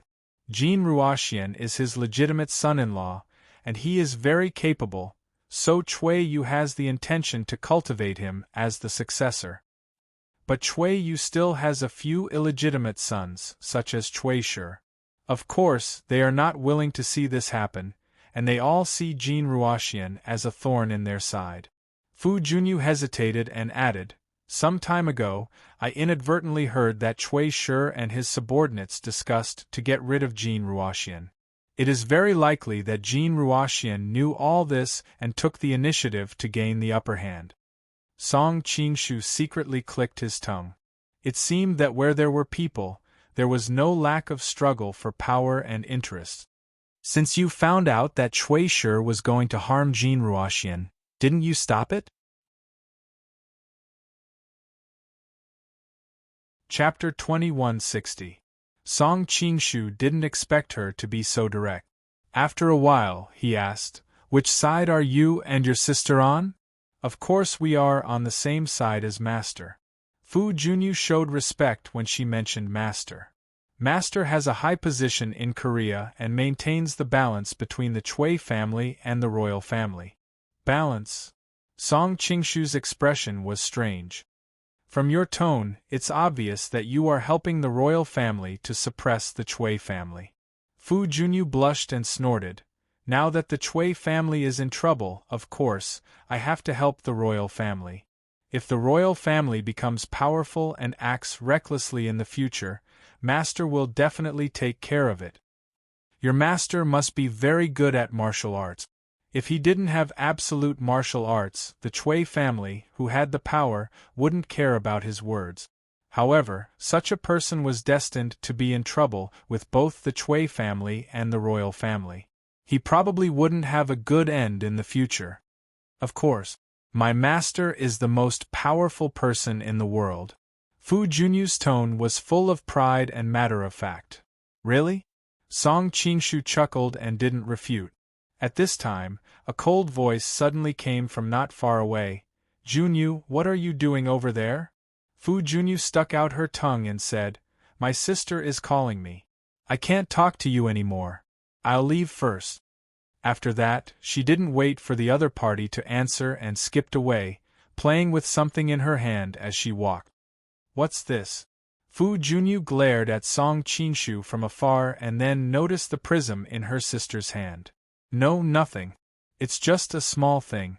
Fu Junyu quickly put the prism in her arms. Obviously, she didn't want to share this secret with her sister. Fu Junyu frowned and didn't continue to ask, "In the future, stay away from that Jia. I heard that his family is involved in the rebellion and is not liked by the Song court. Now that Korea is in troubled times, don't make trouble for us." His family has suffered such a misfortune? Fu Junyu was a little surprised and looked back at the man. She really couldn't figure out how he still maintained an optimistic and cheerful smile. Although the sisters' voices were soft, with Song Qingshu's martial arts, he could hear them clearly. He thought that as the elder sister, Fu Junyi must be more sensible and put Goryo's interests first. His younger sister was more carefree and did things according to her whims. I should ask Jin Ruoxian. Thinking of the information provided by Fu Junyu, Song Qingshu walked toward Jin Ruoxian's residence. Knowing the purpose of his visit, Kim Ruoxian was very tight-lipped. Although we Koreans have a lot of internal strife, we are very united against outsiders. This time, we came to the Central Plains to shoulder a heavy responsibility. I really don't believe that anyone would disregard the overall situation and kill Cui Shi. As far as I know, there seems to be a fundamental conflict of interest between you and Cui Shi, right? Song Qingshu asked as he stared into his eyes. Jin Ruoxian's expression did not change at all. As he boiled the tea, he sighed with emotion. The tea of the Central Plains is indeed more fragrant than that of our place. Song Qingshu was not in a hurry. He knew that Song Qingshu had more to say. Think twice. Sure enough, Jin Ruoxian poured him a cup of tea and continued, "You must be referring to the inheritance of the Cui family." Song Qingshu nodded slightly. "I have indeed heard some rumors about this," Jin Ruoxian said lightly. "That's just the wishful thinking of others. Of course, maybe Cui Shi does see me as a thorn in his side, but I have never regarded him as an enemy." "Why?" Song Qingshu asked curiously. Judging from Jin Ruoxian's demeanor, he did not seem to be lying.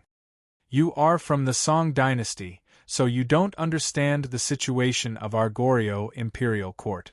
Now the Chui family seems to be in power, but according to the words of you people from the Central Plains, there are countless dangers lurking in the dark. I think Mr. Jia knows this best. Jin Ruoxian gave him a meaningful look. Song Qingshu was stunned and immediately reacted. Indeed, our Jia family used to be somewhat similar to your Chui family, but unfortunately these are all fleeting clouds. If not, I would not say so much to you, Mr. Jia. Jin Ruoxian sighed. People only know that the military and political power come from the Chui family, but they don't realize how many people are lurking in the dark, waiting for the Chui family to make mistakes, and then killing them with one blow. If father-in-law is in the prime of his life, these are naturally not enough. But now he is old and frail, and everyone knows that he will not live for many years. So, all the forces have started to think. Jin Ruoxian seemed to think of some families, and his tone was a little playful. After a while, he continued, "Father-in-law is a sensible man. In this case, only a person with real ability and prestige can continue to stabilize the glory of the Chui family. If the Chui family is handed over to Chui Shi, who only knows how to bully men and take women, in less than 3 years, all the forces will inevitably attack together, and the Chui family will be doomed.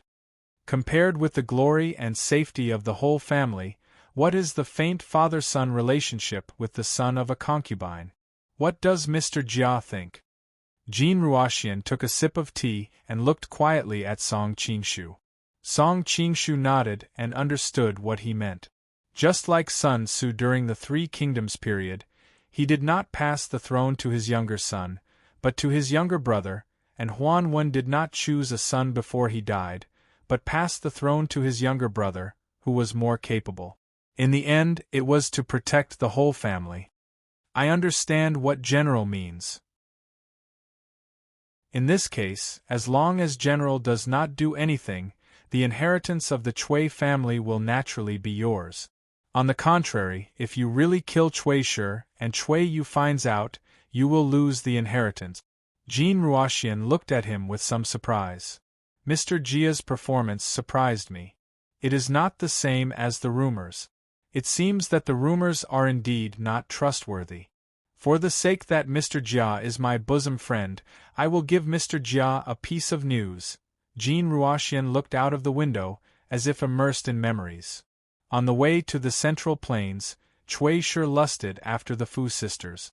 He actually drugged them and wanted to get intimate with them. As a result, he was found out by the sisters and was severely beaten by them. If we had not appeared in time, I am afraid that his life would be in danger. At that time, Fu Junyu said that she would kill him sooner or later. Song Qingshu was suddenly dumbfounded. What the hell? After going around in a circle, he came back to the original point? Fu Junyu thought that Jin Ruoxian was the murderer, and Jin Ruoxian also implied that the sisters had the most motive? The circle of nobles was really messy. After bidding farewell to Jin Ruoxian, Song Qingshu did not expect that this would be the last time they would see each other. When he came to the Goryeo embassy the next day, he suddenly heard a scream. This scream was so shrill that it alarmed everyone in the embassy. At this time, Song Qingshu was wearing Jia Baoyu's face and did not dare to show his qin gong. He could only quickly run in the direction of the sound. Looking from afar, he saw the Fu sisters and a group of people surrounding Jin Ruoxian's room. The one in front was Jin Renjun, who was hurriedly knocking on the door. "General, what happened?"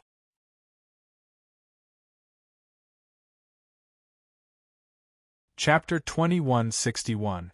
Looking at the horrible corpse on the beam, Song Qingshu couldn't help but complain in his heart, "What the f***ck, I ran into a serial murder case?"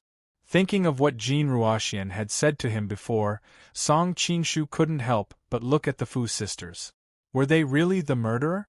But the sisters were frowning now, and there was no flaw in their expressions. The people of Korea hurriedly wanted to put Jin Ruoxian down, but they were stopped by Song Qingshu. "Everyone, don't destroy the scene, let me do it. Although there were no trace experts in this world to examine, he didn't want to see a mess of footprints at the murder scene. Jean Renjun said angrily, "Aren't you investigating the case? You haven't found the murderer for a long time, but someone died. What kind of case are you investigating?" Song Qingshu frowned slightly. The truth was in front of him, and he really couldn't refute it. He didn't expect Fu Junyi to help him. This can't be blamed on him. The more murders there are, the more likely the murderer is to make a mistake, and we are one step closer to the murderer. Jean Renjun snorted coldly. If the murderer continues, what's the use of him finding out when all of us are dead? Fu Junyi was unhappy. Why do you have to find a reason to refute everything I say? Are you the murderer deliberately making it difficult for him to investigate the case? Jean Renjuan's face changed. Second Miss Fu. Some things can't be said casually. Song Qingshu was surprised.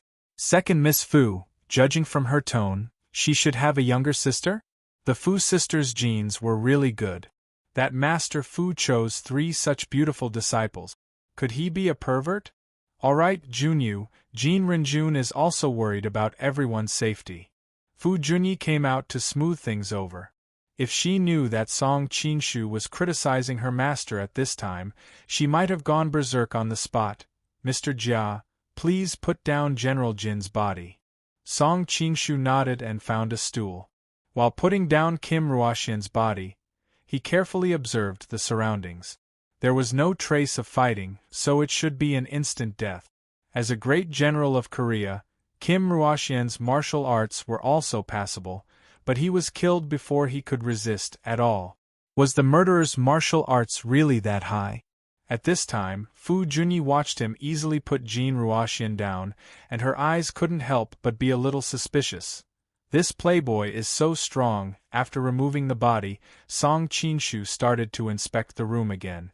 Last time, the secret room was inspected by a group of Korean soldiers.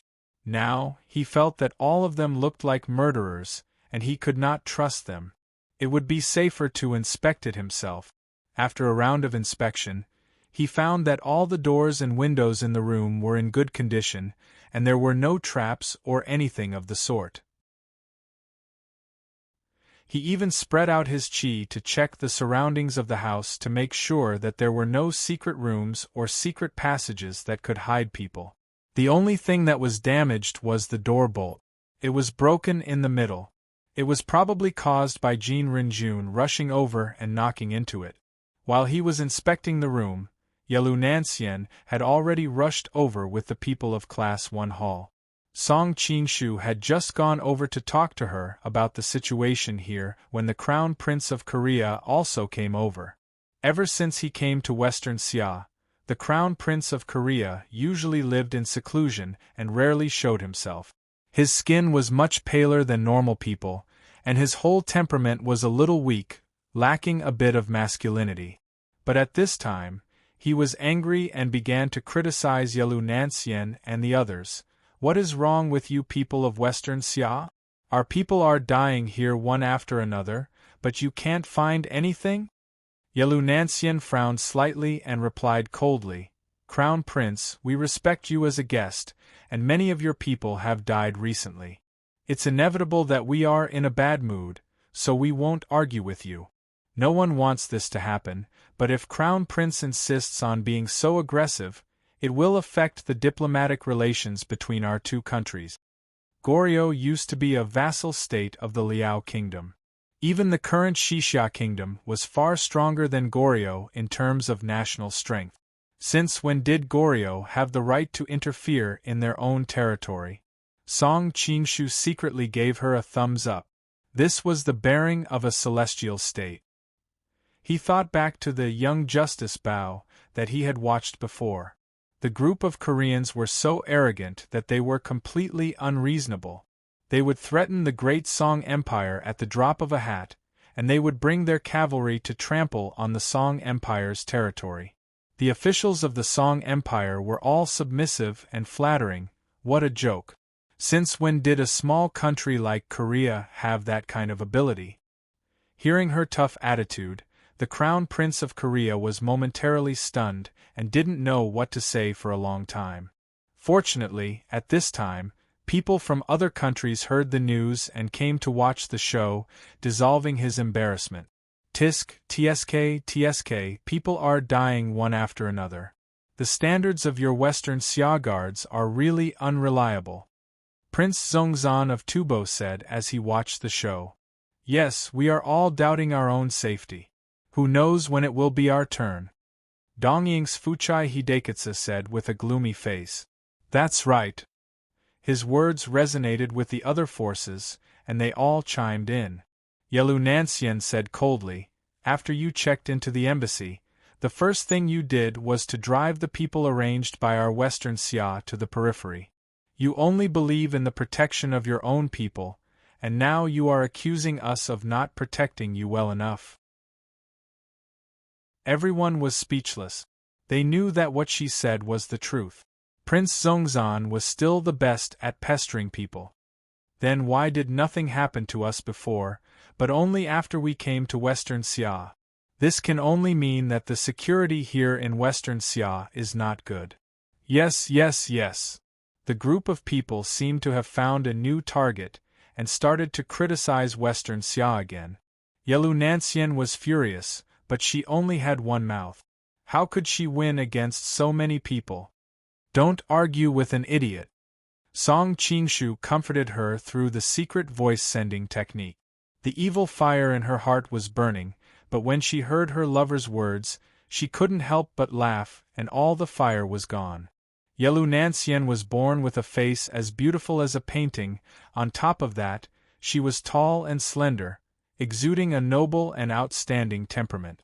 Her smile was like the first melting of ice and snow, the blossoming of 100 flowers, stunning all the men around her. How could they still remember to pick a fight with the Western Xia? Feeling everyone's burning gaze, Yelu Nansien blushed. She knew she had lost her composure just now, and quickly put away her smile. Everyone, don't worry, we will find the murderer as soon as possible and give you an explanation. The Mongolian people who had been silent all this time finally spoke. Obviously, the wound on Su Liewu's face hadn't healed yet. He still sent Fang Yeu out. It's not that we don't trust the crown princess, but according to our investigation, this young Master Jia is only a playboy in Lin and a playboy who mingles with women. Does he really have the ability to investigate? Song Qingshu furrowed his brows. This gigolo is actually trying to bring trouble to me. Yelu Nansien was also secretly worried. She couldn't say too much on his behalf in front of so many people. Fu Junyu suddenly said, I believe he has the ability to find out. As soon as she said this, everyone looked at her. Even Fu Junyi looked at her sister in surprise. She had always hated playboys. Why did she come out to support them this time? Yelu Nansien rolled her eyes at Song Qingshu and said through the secret voice-sending technique, I didn't expect you to hook up with another girl so soon. Song Qingshu could only smile bitterly. It seemed like he would have to carry a few prism mirrors with him in the future. Chapter 2162. Yes, we're here to marry the princess, not to watch you investigate a case. Prince Zongzan also started to make a fuss. Jiumaji couldn't stop him in time. He thought that the other tantric sects were trying to invade Tibet through Mongolia, so the relationship between Tibet and Mongolia was very tense. However, the prince was like a yes-man to the Mongolians, which was really a headache. That's right, only a few unimportant people died in Goryeo. Is it right to make so many of us wait? Yusai Hidekatsu said coldly with both hands holding his sword. It doesn't matter? Fu Junyi furrowed her brows. Maybe they're big shots in Goryeo, but for countries like ours they're nothing. At least your crown prince is still alive. Yusai Hidekatsu obviously didn't take Goryeo seriously. Bastard. Fu Junyu wasn't as patient as her senior sister.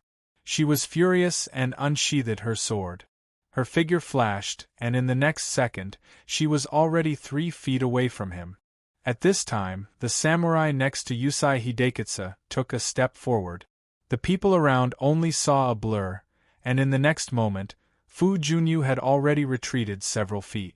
Her expression was very ugly, because her hand was empty, and her sword had been taken away. The Japanese samurai was the Yagyujubai whom they had met at the inn before. His fingers gently stroked the longsword in his hand, and he said with a cold smile, "The legendary bright sword technique is nothing more than this." Song Qinshu secretly sighed. He had seen Fu Junyu's sword dance before and knew that with her sword technique, she wouldn't be defeated in one move. In the end, it was still because she was too young and impatient. The bright sword technique was about planning before acting, and anticipating the enemy's moves first. Fu Junyu had been provoked by the other party's words and attacked blindly, allowing the other party to take advantage of her weakness. Of course, the Japanese's ability to catch the blade with his bare hands was quite good. Fu Junyu wanted to rush over again, but she was stopped by her sister. "You're not in a good state of mind right now." Fu Junyu frowned, but she knew that she was right. Fu Junyu looked at Yagyujubai and said, "I heard that the serene school has 3 great techniques: killing blade, sword of the living, and bladeless take. Today I've seen bladeless take, and it's indeed extraordinary." Yagyujubai laughed. "You still have some eyes." Before he could finish his words, he saw a white shadow flash in front of him. He hurriedly retreated and looked down at the clothes that had been cut a few inches on his chest. His expression was extremely ugly. Fu Junyu returned to his original position and returned the saber back to Fu Junyu. "The martial arts of the new In style are only SOSO. Song Qinshu nodded secretly. In fact, just like how Fu Junyu didn't seem to be so different from Yagyujubai, Fu Junyu's martial arts weren't obviously better. It was all because of the right tactics and the perfect timing that they had achieved this unexpected disparity. Being given a taste of his own medicine, Yagyujubai's face turned red. He pressed his hand on the hilt of his sword and was ready to rush out to avenge his shame. At this time, Yelu came forward to stop both sides. "That's enough, everyone, there's no need to hurt the harmony because of this. The marriage selection will be officially held in 3 days, and the list of matches will be announced in the next 2 days. Everyone, please calm down." They had discussed this matter with Song Qinshu before. With so many people from different countries gathered in Shixia, it was like a barrel of gunpowder that could explode at any time. They had to solve this matter as soon as possible. "That's for the best." Hearing this answer, Fang Yeyu nodded with satisfaction. He was no longer interested in the rest of the matter and directly left with a group of Mongolian warriors. Prince Zongzan also left with a smile. "My princess wife, I'm coming to marry you right away." Hearing this, the others were speechless and secretly scolded him for being a fool. The group of Dong-ing people looked at the Koreans with unfriendly eyes, but Yelu Nansien stood between the two sides. It was impossible for them to take the risk of offending the Shixia people and attack the Koreans, so they could only snort coldly and say, "You Koreans only know how to rely on others to protect you. You can protect me for a while, but how can you protect me forever?" After saying that, the group of Dong-ing people left resentfully. The Koreans all looked angry, but after so many important people died one after another, they didn't have the energy to argue with the Japanese. Chinese Network 3 Yelu Nansien began to comfort the Koreans about Jin Ruoxin's death, and the people from Class 1 Hall and the coroner they brought also began to work, asking everyone's testimony and examining the corpses. Song Qinshu went to Fu Junyu's room and found the girl sitting on a stool, sulking and pouting. Before he could say anything, she said, "Don't bother me, I'm not in a good mood today." Song Qinshu couldn't help but laugh. "You were just careless and your weapon was snatched away, it's not a big deal. You've touched my sore spot. Do you believe I won't beat you up?" Fu Junyu instantly exploded, disappeared from the stool, and grabbed Song Qinshu's collar, pressing him against the wall. Feeling the softness on his chest, Song Qingshu had a strange expression on his face. This girl was really angry. She didn't care about the boundaries between men and women. He coughed lightly and said calmly, "I'm telling the truth, you were planning to fight with that Yukuri Shisei, but in the end, that Yagyu Jubii ambushed you from the side, and only then did you luckily succeed. Such a despicable act, everyone saw it." Fu Junyu spat. "What do you know, you're just a good-for-nothing, a loss is a loss. I should have been prepared for this, but unfortunately, I was too impulsive and messed up my state of mind, and in the end, I brought shame to my sect." Song Qingshu couldn't help but give her a thumbs up. "Miss, you're young, but your knowledge is admirable. I thought you would find an objective reason, but with this kind of bearing, there are many experts who can't compare to you." "Stop flattering me." Fu Junyu's expression finally relaxed. Her pink lips looked exceptionally charming under the candlelight. "Why are you looking for me?" "I want to ask if the royal family of Goryeo has a deep hatred for the Wuchen group?" Song Qingshu replied. Fu Junyu's expression turned cold.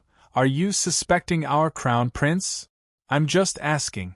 Thinking about the crown prince, Song Qingshu felt that no matter how he looked at it, the mournful look on his face was fake, and he could even feel the smile at the corner of his mouth. The royal family does have conflicts with the Wuchen family, but what kind of person is the crown prince? Why would he do such a thing? Fu Junyu shook her head, directly denying it.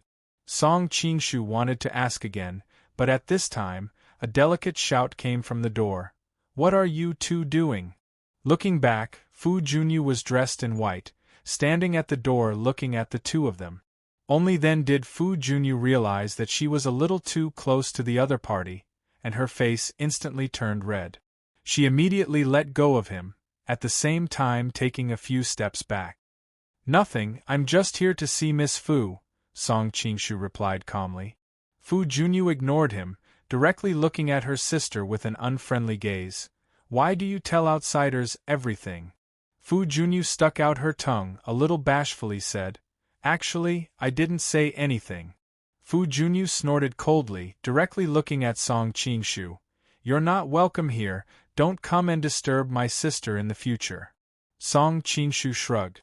Since the other party had asked him to leave, he wouldn't force her to stay, so he walked to the room of the Crown Prince of Goryeo. Chapter 2163. Fu Junyi looked at her sister strangely. "Didn't you hate this kind of playboy the most? Really?" Fu Junyu's eyes were a little evasive. "I think he's okay. He's different from other playboys." "What's the difference?" Fu Junyi snorted disdainfully. "He still likes to get close to beautiful girls. Anyway, he's different." Fu Junyu touched the prism in her arms, but in the end, she did not take it out to share with her sister. At this time, Song Qingshu had already arrived at the Crown Prince's room. The Crown Prince received him, and the two of them chatted, exchanging the customs of Korea and the southern Song dynasty. After a while, the Crown Prince of Korea said, "Mr. Jia, you're not here to talk to me about these things, are you?" Song Qingshu looked at him. "I've been observing since I came in. Your Highness seems to be in a particularly good mood today." "I'm in a good mood every day." The Crown Prince did not deny it. Song Qingshu said, "But it's a bit unreasonable for the Crown Prince to be so happy after the death of two important people in the country." The Crown Prince of Korea said lightly, "I know what you want to say, but everything needs evidence. Don't blame me if you can't find anything." Song Qingshu carefully looked at his eyes, but he could not find any flaws. "Your Highness, you'd better be careful during this period. General Kim died suddenly after talking to me. I don't want you to repeat the same mistake." The Crown Prince's eyes narrowed. "Are you threatening me?" "No," Song Qingshu shook his head. "I'm just reminding you that the real threat is still hiding in the dark." The Crown Prince said lightly, "You don't have to worry about it." Song Qingshu even wanted to use the soul transfer technique to torture his mind to see if he was the murderer. But he immediately suppressed this impulse. After all, he was the crown prince of a country, and it was too risky to do it in broad daylight. Seeing that he couldn't get any useful information from them, Song Qingshu left the embassy of Korea and went straight to the palace. He still needed to discuss the marriage with the women. Little Red of the Central Plains, who had been following him in the dark, was a little annoying, but now that he was participating in the murder investigation, it made sense for him to go to the palace to report his work. He took out his waist tag and entered the palace openly. Little Red of the Central Plains had no choice but to wait outside the palace. Brother Song, Song Lang, Big Brother Qing Shu. At this time, the three ladies were discussing the candidates for the betrothal contest in the imperial study. When they saw Song Qingshu's arrival, all of them were pleasantly surprised. Seeing the three women's heartfelt happiness, Song Qingshu also felt warm. "Have you come to a conclusion?"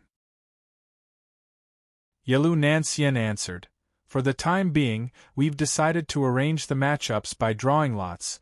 This way we can stop people from gossiping." Song Qingshu frowned. "Draw lots? If there are some strong people fighting at the beginning, the people from those countries will definitely be displeased." Li Qinglu pursed her lips and smiled. "Don't worry, it's just drawing lots in name.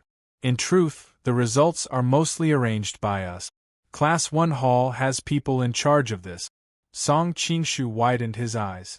He couldn't help but sigh. He thought that only those lottery tickets had under-the-table manipulation. He didn't expect it to exist in this era. Mu Wanqing took out a scroll and unfurled it. "First of all, the principle is to let the people from the diplomatic groups from different countries meet later. Otherwise, if they get eliminated in the first round, they won't be able to live with their dignity, and it'll easily cause diplomatic dispute." Song Qingshu nodded. "That's true, but where are we going to find so many cannon fodder?" Yelu Nanxian glanced at Li Qinglu and giggled. "You're underestimating our little sister Qinglu's charm. I heard that the most beautiful princess of Western Xia is looking for a son-in-law. People from all over the country, young and old, are rushing here. Now, the entire Xingqing Manor is almost full. All the inns are full, and many of the houses have been rented out to the participants. It's that exaggerated." Song Qingshu had been busy investigating the case these past few days, so he didn't notice the changes in the city. Li Qinglu raised her jade-like chin, trying to make her tone as normal as possible. However, she couldn't hide the smugness on her face. "Those people don't have any self-awareness. All kinds of demons and monsters are running here to marry this princess. If they don't become cannon fodder, then what should they be?" Yelu Nanxian couldn't help but tease her. "If those people outside knew that the rumored peerless, beautiful, and gentle princess is actually a merciless witch, they'd probably scatter a long time ago." "Big Brother Qingshu, look, Sister Xian Er is bullying me again." Li Qinglu shook Song Qingshu's arm with a pitiful look. Song Qingshu naturally knew about her background. He couldn't help but laugh. "It's good enough that you don't bully others. Do you think you'll be bullied?" "Humph," Li Qinglu pouted, but she wasn't really angry. Song Qingshu suddenly noticed a name and couldn't help but be surprised. "Shuju? Can a monk also come to find a spouse?" According to the news, Shuju has already returned to secular life. Mu Wanqing explained. However, she still couldn't help but spit.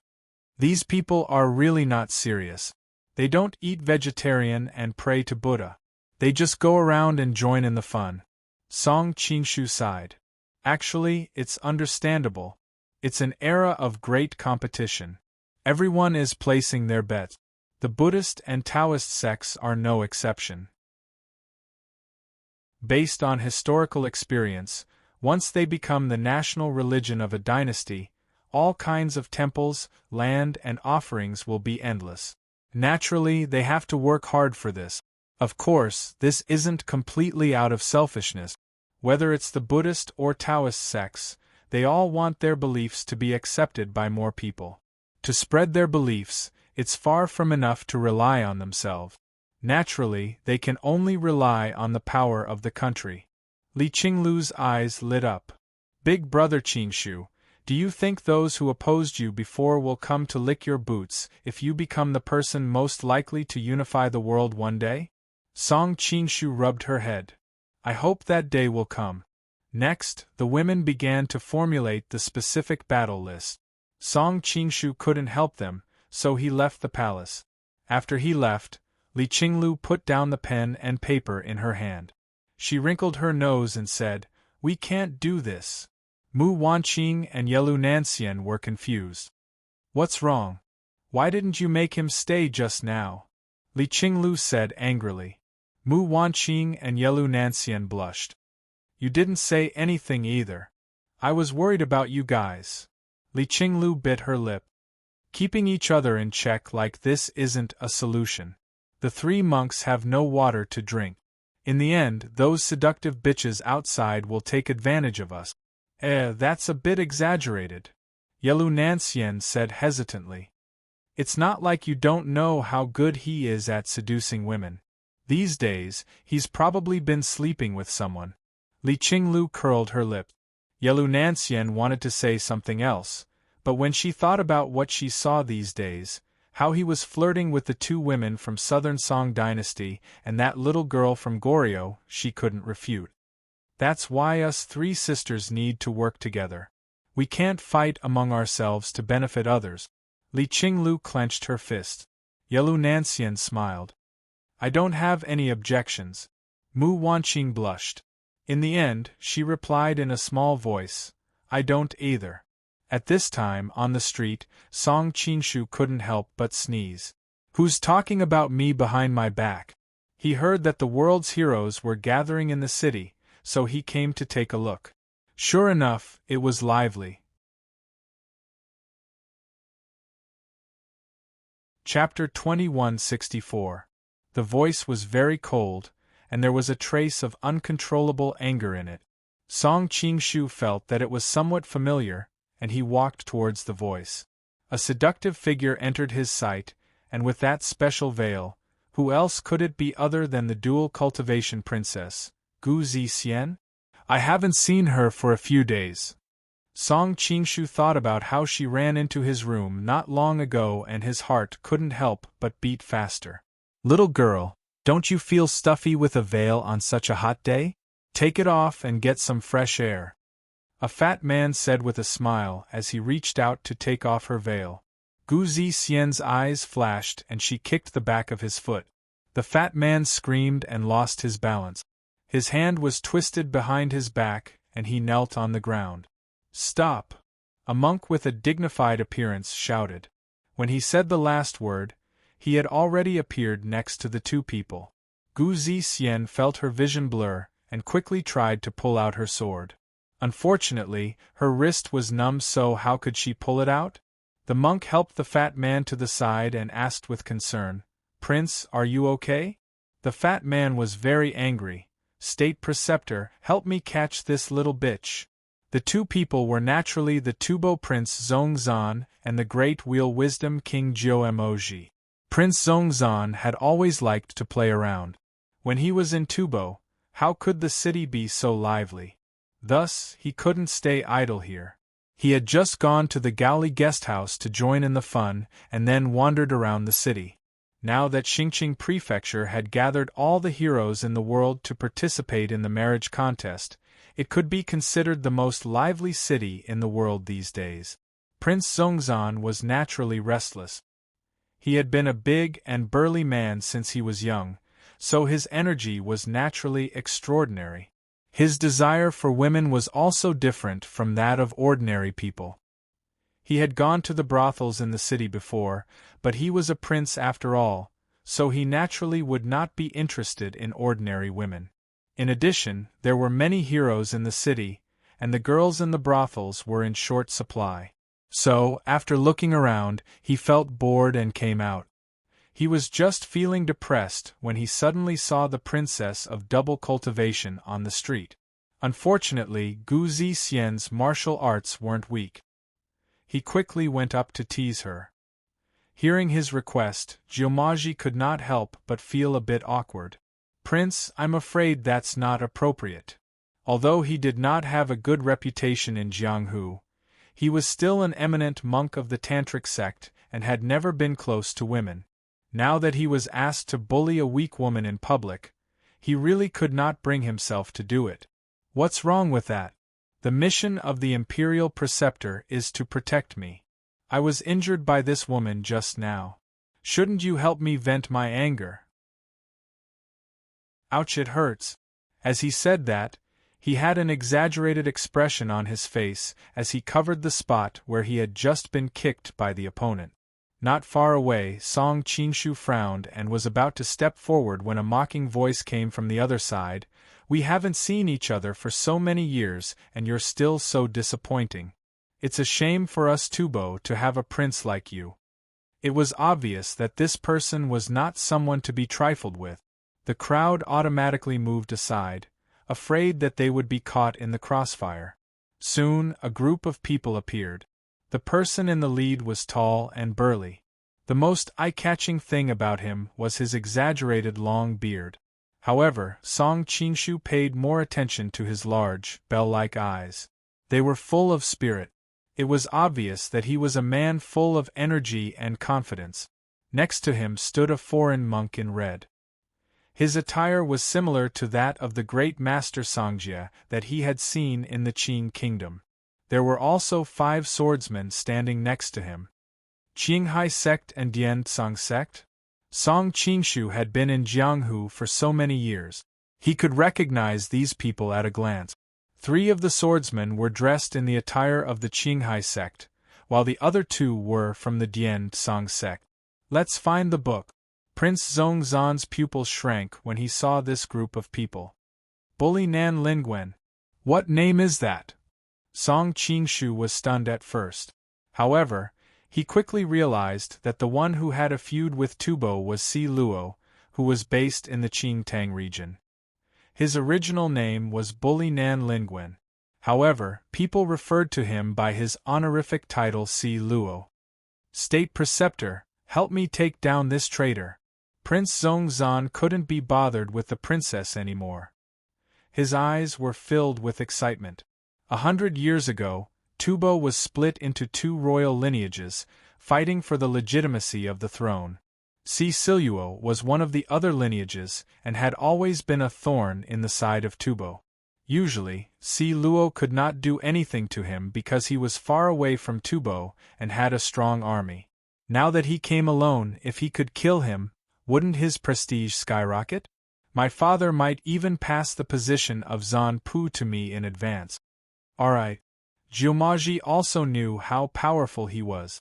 Without any hesitation, he turned into a blue shadow and grabbed Si Luo's shoulder. How dare you, traitor! The 5 swordsmen beside Si Luo instantly unsheathed their swords. Instantly, the sky was filled with sword shadows. 2 of them worked together to save their masters, while the other 3 waited for an opportunity to counterattack Jiumaji. Their swordsmanship was orderly and their teamwork was perfect. However, Jiumaji pushed left and right, and used both his fists and legs. In just a few moves, he had broken the swords in the hands of the 5 swordsmen. The 3 swords of Qinghai and the double swords of Dianzong are nothing more than this. As soon as he finished speaking, he shot the broken sword in his hand toward Si Luo's major acupoints. Song Qingshu nodded to himself. It had been a while since they last met, and Jiumaji's martial arts had improved a lot. When he swung his hand, he combined the essence of many unique skills, such as flower-pinching finger and multi-layered leaf finger. He was no longer limited to the 72 ultimate skills of Shaolin Temple like before. He seemed to have mastered all of them. Seeing that the 5 sword tips were about to hit Pai Baoluo, the red-robed foreign monk next to him finally moved. His wide robe was like an unfathomable whirlpool, silently withdrawing the 5 menacing sword tips in the blink of an eye. Kasaya exorcism? No, there are many differences. It seems that all the kung fu in the world is the same. Song Qingshu sighed with emotion. Li Lizuan, you and I belong to the Tantric Buddhism. Why are you helping the evildoer? Jiumaji stared at him with a little fear in his eyes. The foreign monk in red laughed and said, "You are from the Ningma temple, and I am from the Zhenyan school. How can we be the same? Among the 4 schools of the Tantric Buddhism, the other 3 schools have found their own masters. Only the Ningma temple is stubborn. Look at the prince you are supporting. Only you are so stubborn." Jiumaji snorted coldly and said, "Today, I will clean up the sect." With a flash, he attacked Li Lizuan. Li Lizuan did not dare to be careless. He also attacked, and the 2 sides were instantly engaged in a fierce battle. Song Qingshu watched coldly from the side. The Tantric Buddhism was indeed full of masters. Although Li Lizuan's kung fu was slightly weaker than Jiumaji's, Jiumaji would need more than 100 moves to defeat him. "Stop!" When the 2 sides were locked in a fierce battle, a soft female voice suddenly came. Song Qingshu looked in the direction of the voice and saw a carriage slowly approaching. The window was covered with a layer of gauze, but with Song Qingshu's cultivation, how could a mere gauze stop him? Chapter 2165. Even through the curtains and gauze, the lady's snow-white skin could still be seen. Song Qingshu thought that Tubo was famous for its strong ultraviolet rays, yet she could still be so fair. She must have lived in seclusion and rarely went out. Her words were gentle and had a dignified and demure temperament that made people want to protect her. "Princess." Seeing her arrival, both parties stopped fighting. Jiumaji and Prince Zongzan bowed. On the other side, Si Siluo also smiled and cupped his hands. "Greetings, Princess." Even though Si Siluo was younger than him, according to seniority, Si Siluo was his elder. There was no need to be impolite and scold him over such a small matter. Princess Jincheng made a sound of agreement and continued, "Even though both sides have differing ideologies, this is ultimately an internal matter of Tubo. Now that the heroes of the world have gathered in Xingqing Manor, do you want the world to laugh at us, Tubo?" Si Siluo secretly curled his lips, thinking that it was a woman's opinion. However, Jiumaji was highly skilled in martial arts, so he could use this as an excuse. "You are right, Princess." Prince Zongzan wanted to say something but was pulled back by Jiumaji, who whispered a few words in his ear. He knew that Si Siluo was protected by Li Lizuan and the experts from Qinghai and Yensong, so it would be difficult to kill him. It is rare for Princess to have a chance to leave Tibet. After the betrothal contest, you can visit Qingtang City on the way. Si Siluo said maliciously.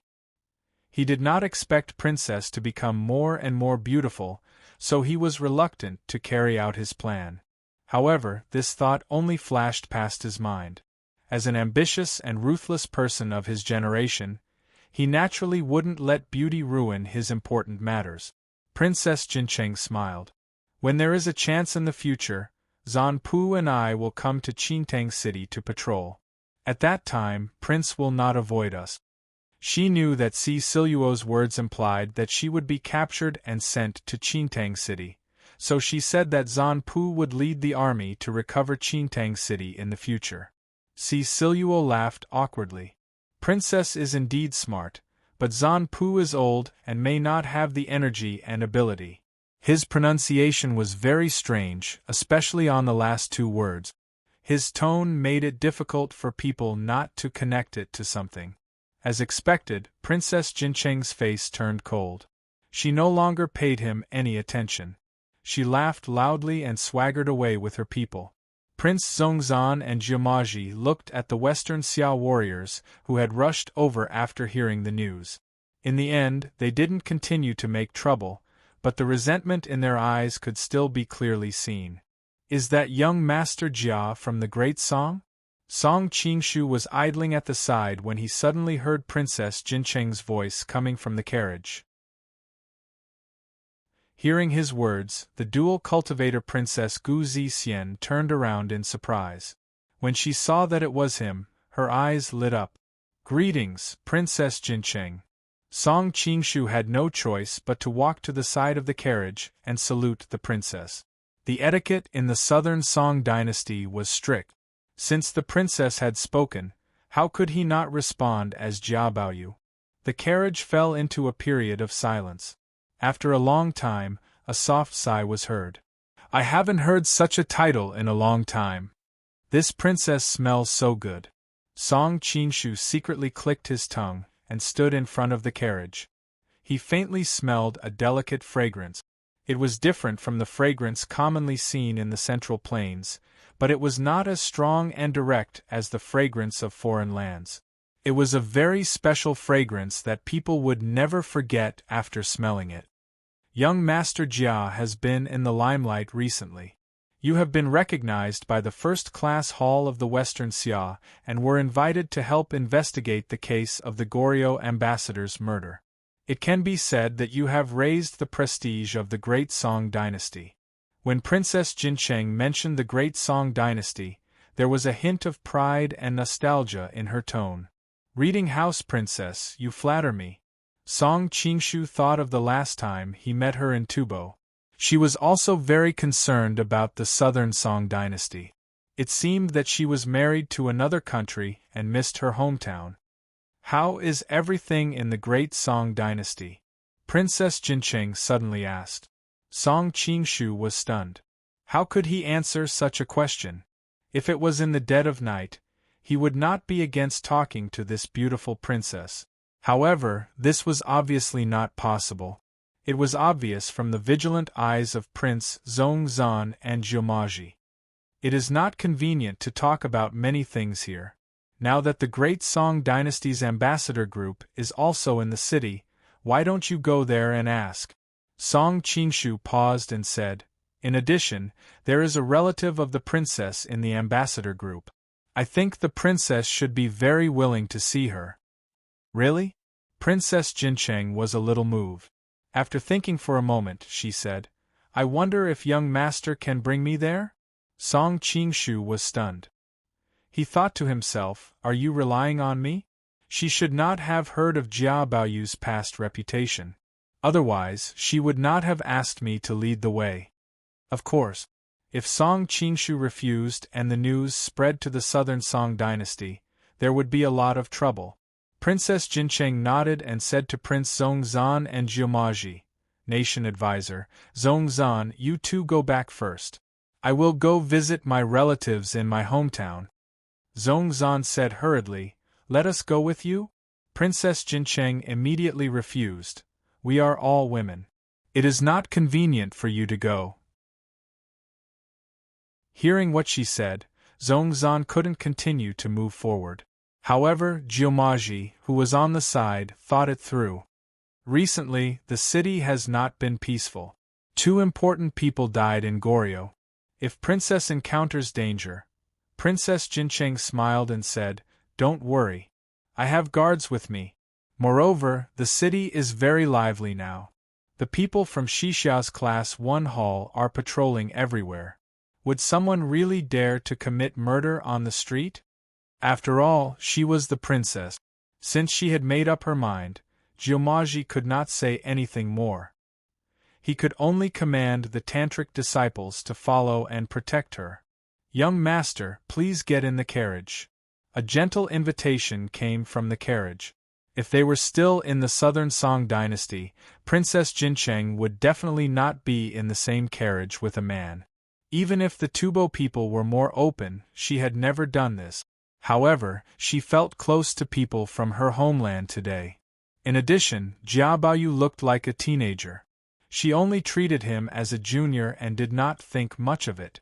Song Qingshu was startled. He had never expected that she would invite him like this.